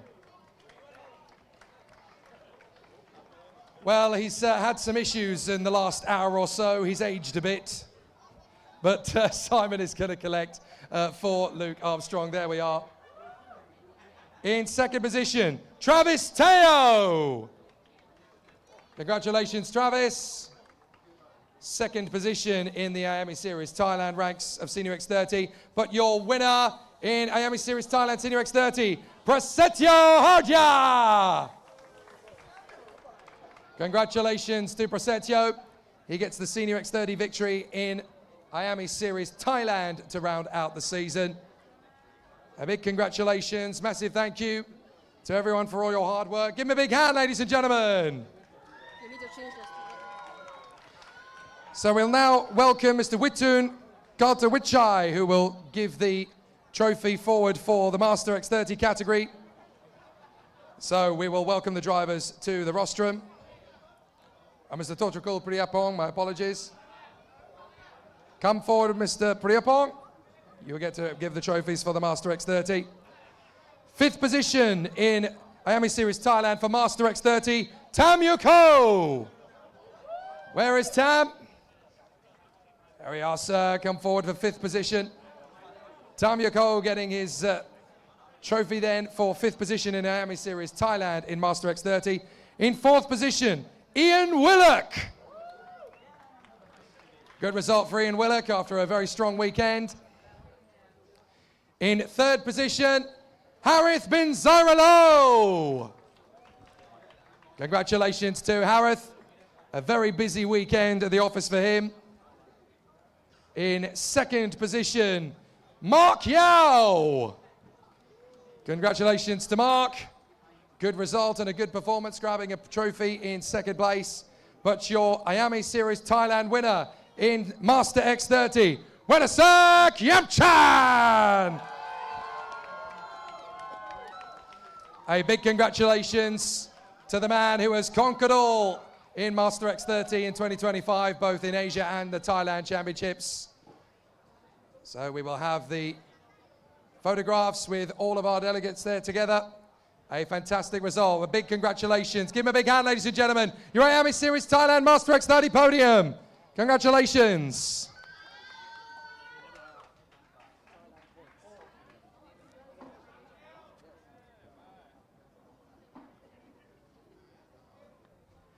Now we will go for the championship trophies in IAME Series Thailand. The top 5 championship results in each category. We will start with Cadet Rookie. And so we will go, we will go with the Cadet first. My apologies, because they are in position. Oh no, we'll go with Cadet Rookie. There we go. We'll start with Cadet Rookie. Our 4th runner-up in Cadet Rookie, Natsarong Rangwastanakul. Come and join us, Mr. Punpon Hiranvanishkul, who will give the trophies in the Thailand of the Year trophies. There we go. You might need to place them beside the trophy driver on most occasions because they will be very heavy. If you want to place it in front, you can. That's fine. The 3rd runner-up, Sriatapat Tirupatanapuwong. Congratulations. A fantastic end to the season for Sriatapat. Very strong this weekend. There we are, ladies and gentlemen. The 2nd runner-up, Saharat Latprasepakon. Congratulations. It's going to be a whole lot of trophies to look after now.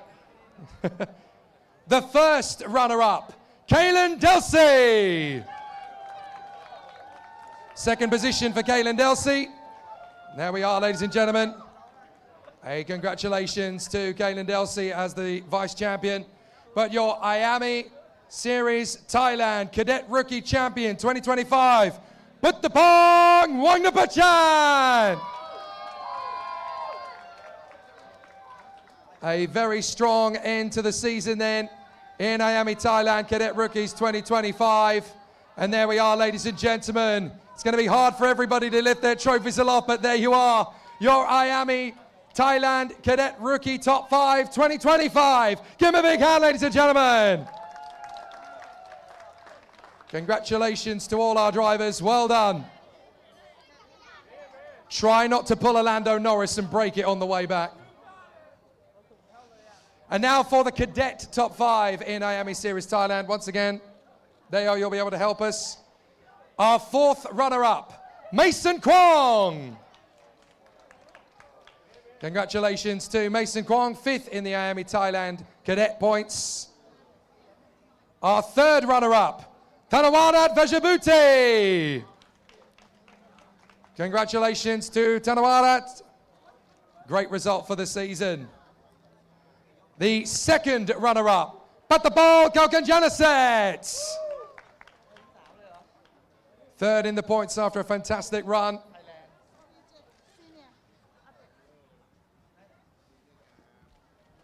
The 1st runner-up, Posh Kongchol. A massive congratulations to Posh Kongchol. And your IAME Thailand champion in Cadet 2025, Jay Kostecki. Some of these drivers are going to have a very interesting trip through customs in about 3 hours' time. There's a lot of trophies to get through. But there's certainly going to be a celebrity on the flight home. Ladies and gentlemen, your IAME Thailand 2025 Cadet Top 5. Congratulations, boys. Excellent end to the season. Well done, everybody. That's going to be a big trophy. That's going to take up most of the cabinet, I think. Now for the IAME Series Thailand Junior Top 5. After an epic season. Don't worry, Jay, we'll make sure you get your helmet back. In the top 5 then in IAME Series Thailand for Junior, the 4th runner-up, Nadal Imchitpanya.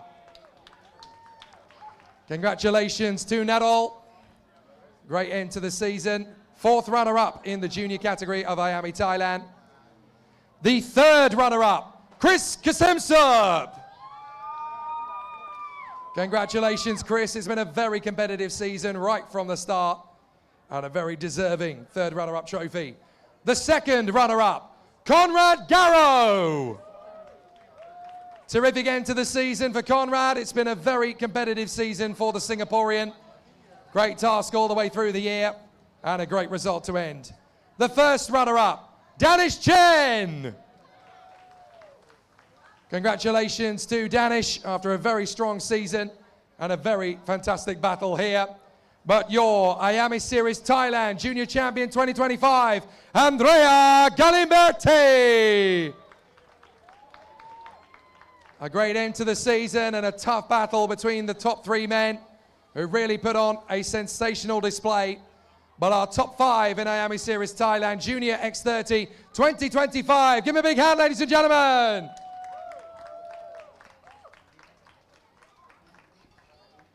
Thank you, boys. Great to have you with us over the course of the season. Now we move on to the Senior X30 top five.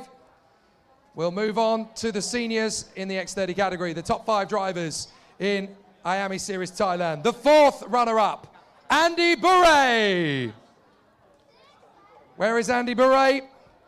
We have a team representative in his absence. Someone from CRG Thailand can collect for Andy Bure if they wish. Oh, there we go. That'll do nicely. Thanks for doing that for us. Picking up the trophy on behalf of Andy Bure. We'll make sure he gets it. The third runner-up, Wadapong Iamchan. The fourth place driver in IAME Series Thailand Senior X30 2025. Excellent performance all year long. The second runner-up, Zachary Boyce. Where is Zachary? Where is Zachary Boyce? Is he still here? If not, we'll have to get a representative from Stratos to collect the trophy. Where is Zachary? We'll try and get the trophy to him at a later date. If someone could, Stratos can come and collect the trophy on Zachary's behalf. In second position then, we'll move on to the first runner-up, Clifford Kanjanapas. Then Clifford has gone as well. If someone from DRM wants to collect the trophy in his stead,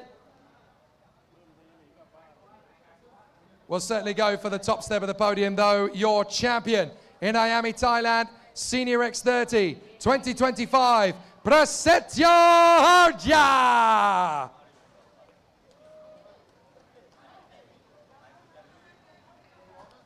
So there we go, a representative of Stratos to collect for Zachary Boyce. And I think there might be, will someone from DRM collect the second place trophy on behalf of Clifford Kanjanapas? Someone from DRM? Ah, there we go.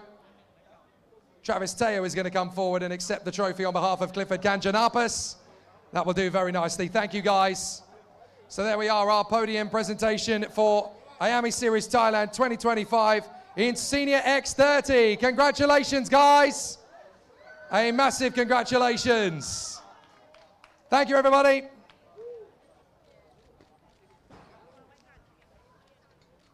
Now we move on, finally, in IAME Series Thailand to the top five drivers in Master X30, starting with the fourth runner-up in the point standings, Mark Yao. Where is Mark Yao? He was here a short while ago. Where is Mark? Mark Yao, you've got another trophy. Someone go and fetch him. In the third runner-up slot, Tam Yuk Ho.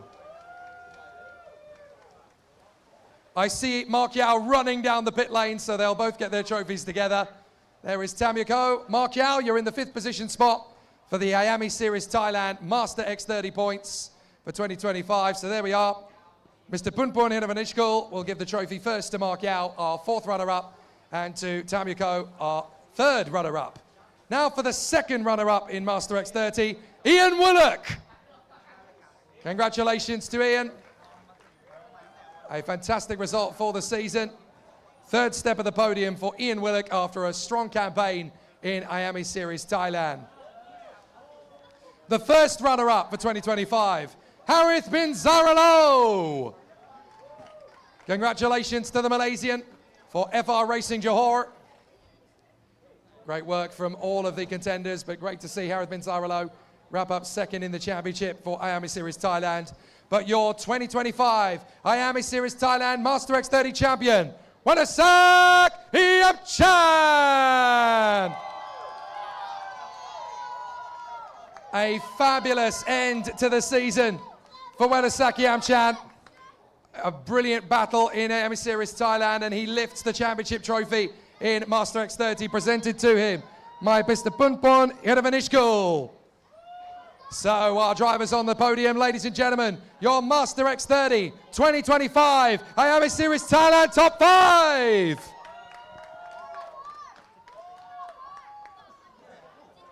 Well, that concludes the podium ceremony in IAME Series Thailand. We now move on to IAME Series Asia, and we invite our race director, Mr. Dan Ashton, to come forward and give the trophies for our drivers in the top 5 positions in each category.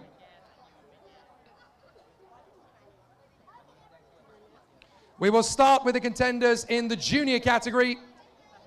So the top 5 trophies in the juniors. In 5th position, Pumsik Lambonjong. Pumsik has had to disappear, so we will ask for a driver or a representative from DRM to collect the trophy on behalf of Pumsik Lambonjong. Here he comes, there we are. Thank you very much. In 4th position, Leonardo Mori. Congratulations to Leo. Excellent performance from Leonardo Mori.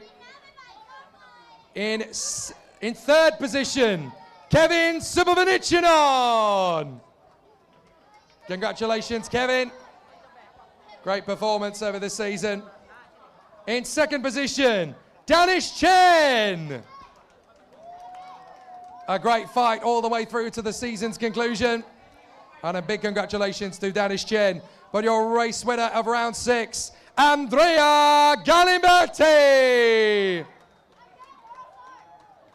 Congratulations to Andrea and to all of our top 5 drivers, all of our Junior X30 racers in the final who put on such a great display. A hearty congratulations to our top 5. There we are. Pumsik Lambonjong, Leonardo Mori, Kevin Subhavanichanon, Danish Chen, and Andrea Galimberti. Thank you very much, guys. We will now move on to the cadet category for IAME Series Asia and the top 5 drivers after an amazing week. In 5th position, Max Schilling. Congratulations to Max. Very strong performance over the week here in Bira. In 4th position, Patapal Kalkanjanaset. Great work from Porsche. Really going well all through the weekend. Fantastic performance from the DRS by RL driver. In 3rd position, Tanawarat Vejavuti. Where is he? Has he gone back to playing football? Oh no, here he is. Thanks, Tanawarat. I know, I don't know what football is either, Dan. I've heard about it. I'm not interested. Thanks, Tanawarat. In 2nd position, Posh Kongchol. Congratulations to Mr. Posh once again on the podium. Great result. But your race winner in the Cadet IAME Series Asia Round 6, Jay Kostecki. Big congratulations on the top step of the podium. A massive congratulations and what a fantastic end to the season. Give him a big hand for your top 5 in IAME Series Asia Cadet here in Bira. Congratulations, guys. Well done. Now we move on to the Master X30 finals. It's going to be an exciting battle next season, but they've definitely ended in fine style this time. In 5th position, Ian Willock. Congratulations to Ian. A very tough week for the Simon Racing team driver. In 4th position, Harith bin Zairalo. A big congratulations to Harith bin Zairalo.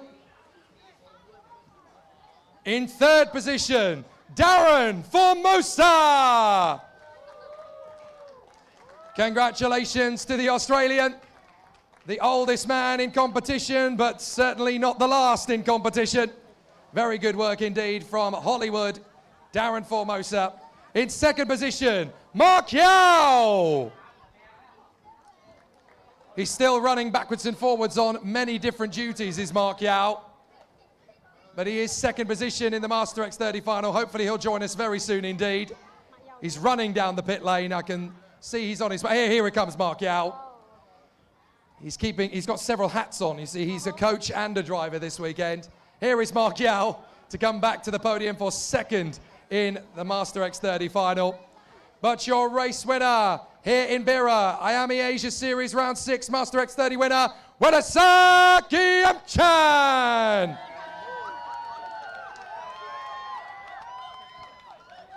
Congratulations to Wedasak.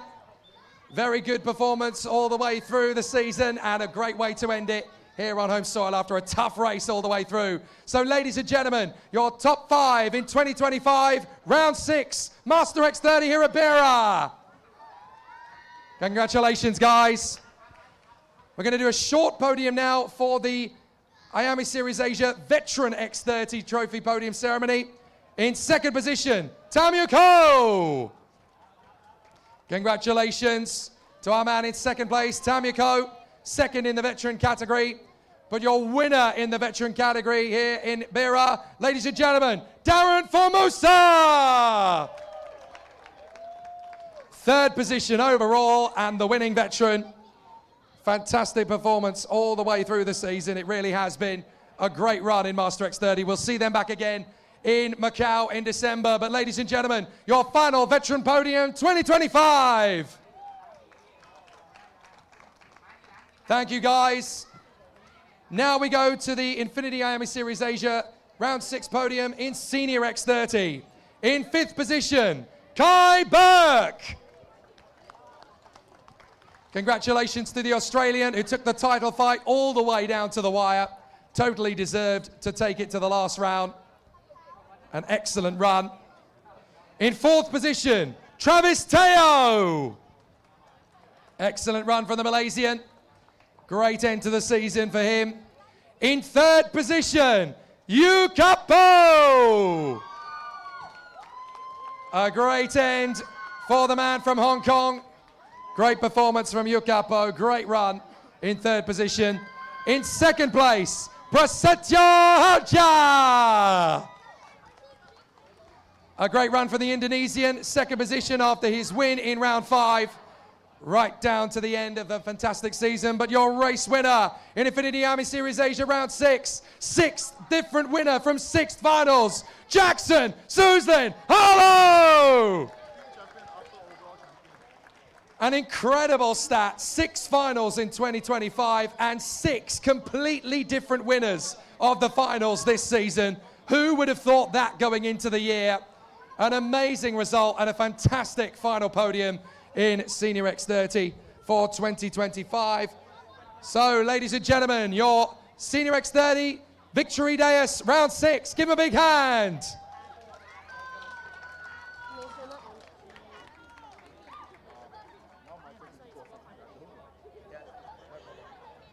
So now we go to the top 5 drivers in the Infinity IAME Series Asia point standings. And to do that, and to present the trophies, we will ask the series coordinator, Mr. Daniel Ling, to present the trophies in each category. We will start with the Junior X30 top 5. Starting in 5th position, Leonardo Mori. Congratulations to Leonardo. He gets a 5th position in the standings, a beautiful silver trophy, and a ticket to the IAME Asia Final 2025 in December. In 4th position, Jack Larson. We know he's not here, so we will ask a Biralart representative to collect for him. We'll make sure that Jack gets his trophy. And also, George Patrizi will come and collect it. Nice one, George. So Jack Larson will get his trophy. He'll also get a ticket to the IAME Asia Final in December. So Super Giorgio will take Jack Larson's trophy for him. I'm sure they'll do a nice exchange back home in Australia. In 3rd position for 2025, Conrad Garrow. An amazing end for a fantastic driver who really has given us flamboyance and style all the way through the season. He will be going to the IAME Warriors final in 2025 next month in Valencia. In second position, Danish Chen. His Singaporean opponent will also be going to Valencia, second in the championship, and he gets the ticket. But your champion for Infinity IAME Series Asia 2025 in Junior X30 for Italy, Andrea Gallimerti. A hearty congratulations, as he will now take the ticket as well as the championship trophy. So there are the tickets for our drivers in 4th and 5th, the IAME Asia Finals, and there will also be tickets on display for our drivers in the top 5. And in deference to our driver on the top step of the podium for the 2025 season, we will now hear the national anthem for Italy.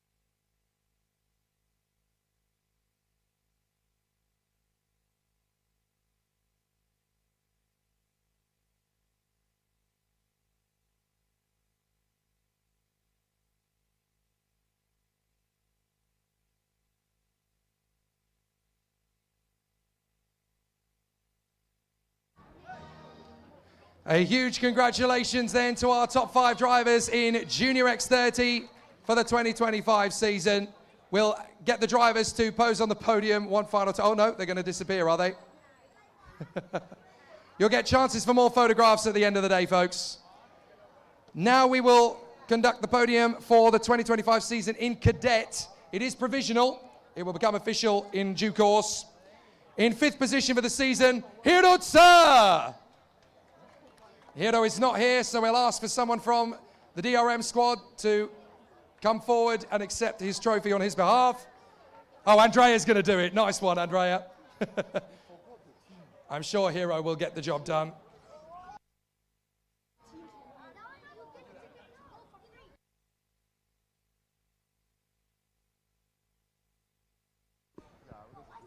In 4th position, Patapal Kalkan Janaset.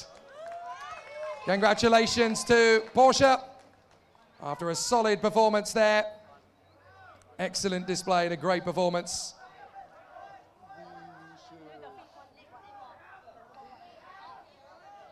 Congratulations. In 3rd position for 2025, Mason Kwong. Congratulations to Mason. Fantastic end to the season. All 3 drivers there very deserving of their accolades, and of course in 4th and 5th the drivers will get tickets for IAME Asia. The top 3 will go to the Warriors final. In 2nd place, Posh Gongchol. Great performance for Posh, 2nd in the championship after a very busy season for him and a very tough end to the year. But your champion in Infinity IAME Series Asia 2025 for Australia, Jay Kostecki. A terrific end to the year for the Biralot Racing Asia driver from Henley Brook in Western Australia. And in deference to our champion, the national anthem for Australia.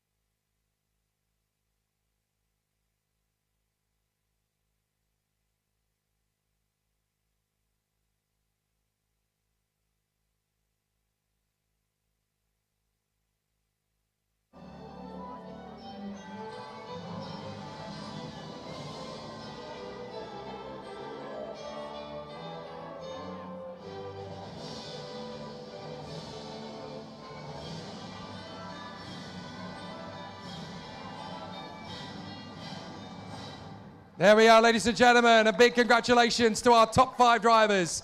The top 3 will be going to Valencia for the IAME Warriors final. 4th and 5th will join us in Macau. Thank you so much, guys. We cannot wait to see you take on the world. Now we will have the top 5 drivers in the Master X30 category for 2025. In 5th position, Tam Yuko. Big congratulations to Tam Yuko. Fabulous end to the season. In 4th position, Ian Willock. Congratulations to Ian, a fantastic campaign this season. In 3rd position, Alpesh Patel. He is not here, so if someone from Stratos will come and collect on his behalf, we would appreciate. So hopefully someone from Stratos is still around at the podium. No worries if not. Ah, there we go. Someone is coming for Alpesh Patel's trophy. We'll make sure he gets it. He's also got a ticket, of course, to the IAME Warriors final. Ian Willock and Tam Yuko will be going to Macau at the end of the season with a free ticket. In 2nd position for 2025, Harit Zarilo. Congratulations to the Malaysian. Excellent display this year. But your Infinity IAME Series Asia 2025 Master X30 champion, Wedasak Iamchan. A hearty congratulations to Wedasak Iamchan. Big congratulations. And as a result of him getting the championship trophy and the ticket, in deference to our winning driver, the national anthem for Thailand.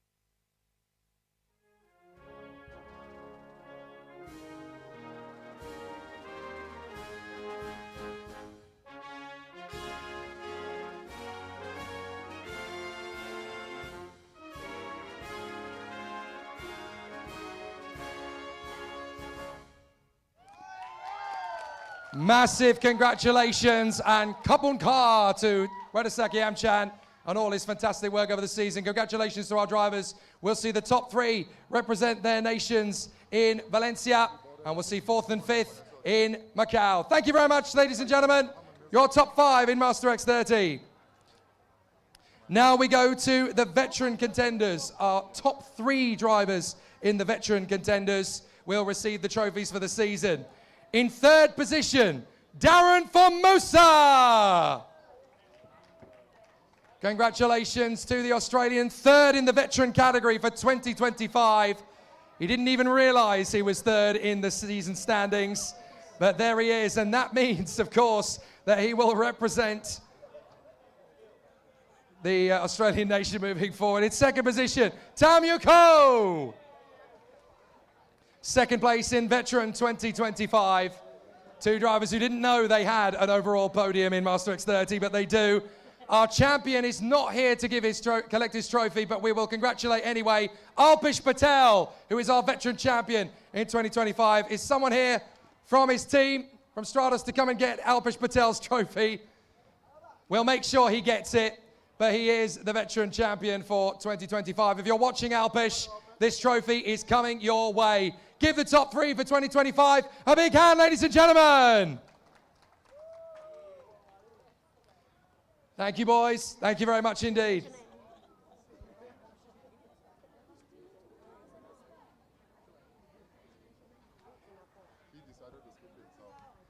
In the Senior X30 category, we now move to the top 5 in the INFINITY IAME Series Asia. In 5th position for 2025, Kimi Chan. He is not here. We will ask a DRM representative to come and collect his trophy. Looks like Andrea Galimberti is going forward for that to collect on behalf of Kimi Chan. In 4th position, Zadiav Raikal. We need another representative for DRM to come forward for him. He is out in Sweden. Who better? Thank you very much indeed, sir. In 3rd position for the season, Toby Gale.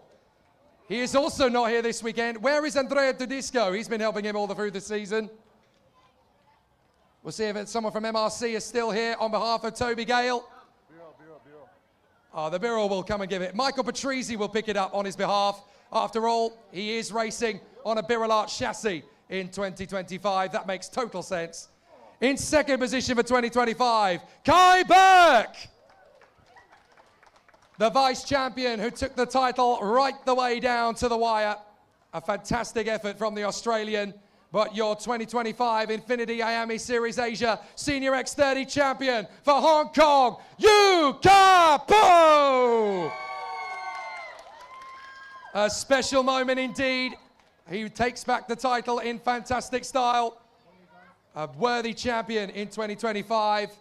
And in deference to our driver on the top step of the podium, the national anthem for Hong Kong.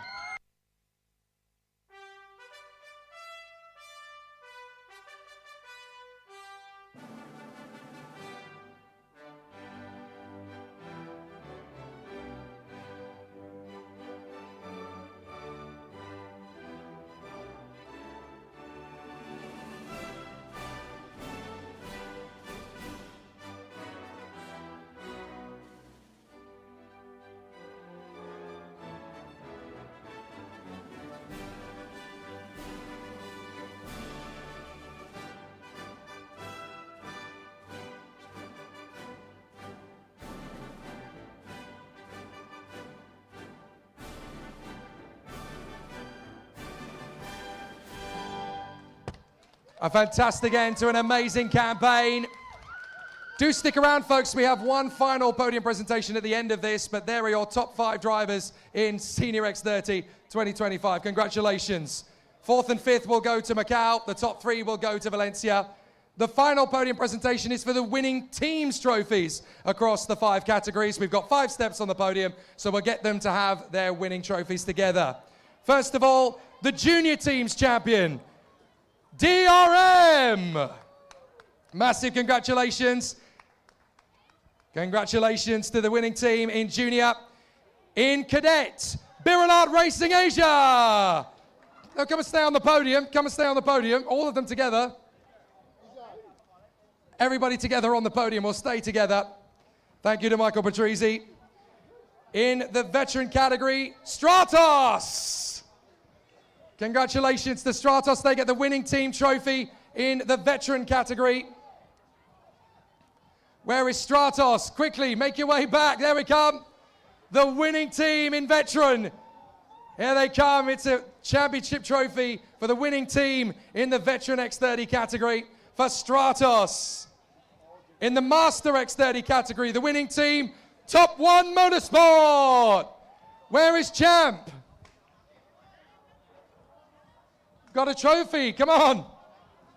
The winning team in the Master X30 category. Here we go, a fabulous end to the season for Top 1 Motorsport. And last but by no means least, the winning team in Senior X30, PR1! Where is the winning team representative for the Senior X30 for the PR1 team? Here we go. There we are, ladies and gentlemen, as we conclude the INFINITY IAME Series Asia Podium ceremony. Give it up for your winning teams across the 5 categories. DRM, Birolart Racing Asia, Stratos, Top 1, and PR1. Thank you very much, gentlemen, and thank you to all of you for all of your hard work over the course of the season. Thank you very much indeed. That wraps things up for the INFINITY IAME Series Asia 2025, but we are not done with racing this year. We're going to go to Macau in December for the IAME Asia Finals. And of course, we're already preparing for our first event of 2026. That is the IAME Asia Pacific Games, taking place in February at the LYL circuit in Kuala Lumpur. From all of us here watching IAME Asia Series in 2025, we hope you've enjoyed it as much as we have. My name's Jake Sanson. Thanks very much for watching. We'll see you again in 2026. Good luck, everybody, for next year. See you soon.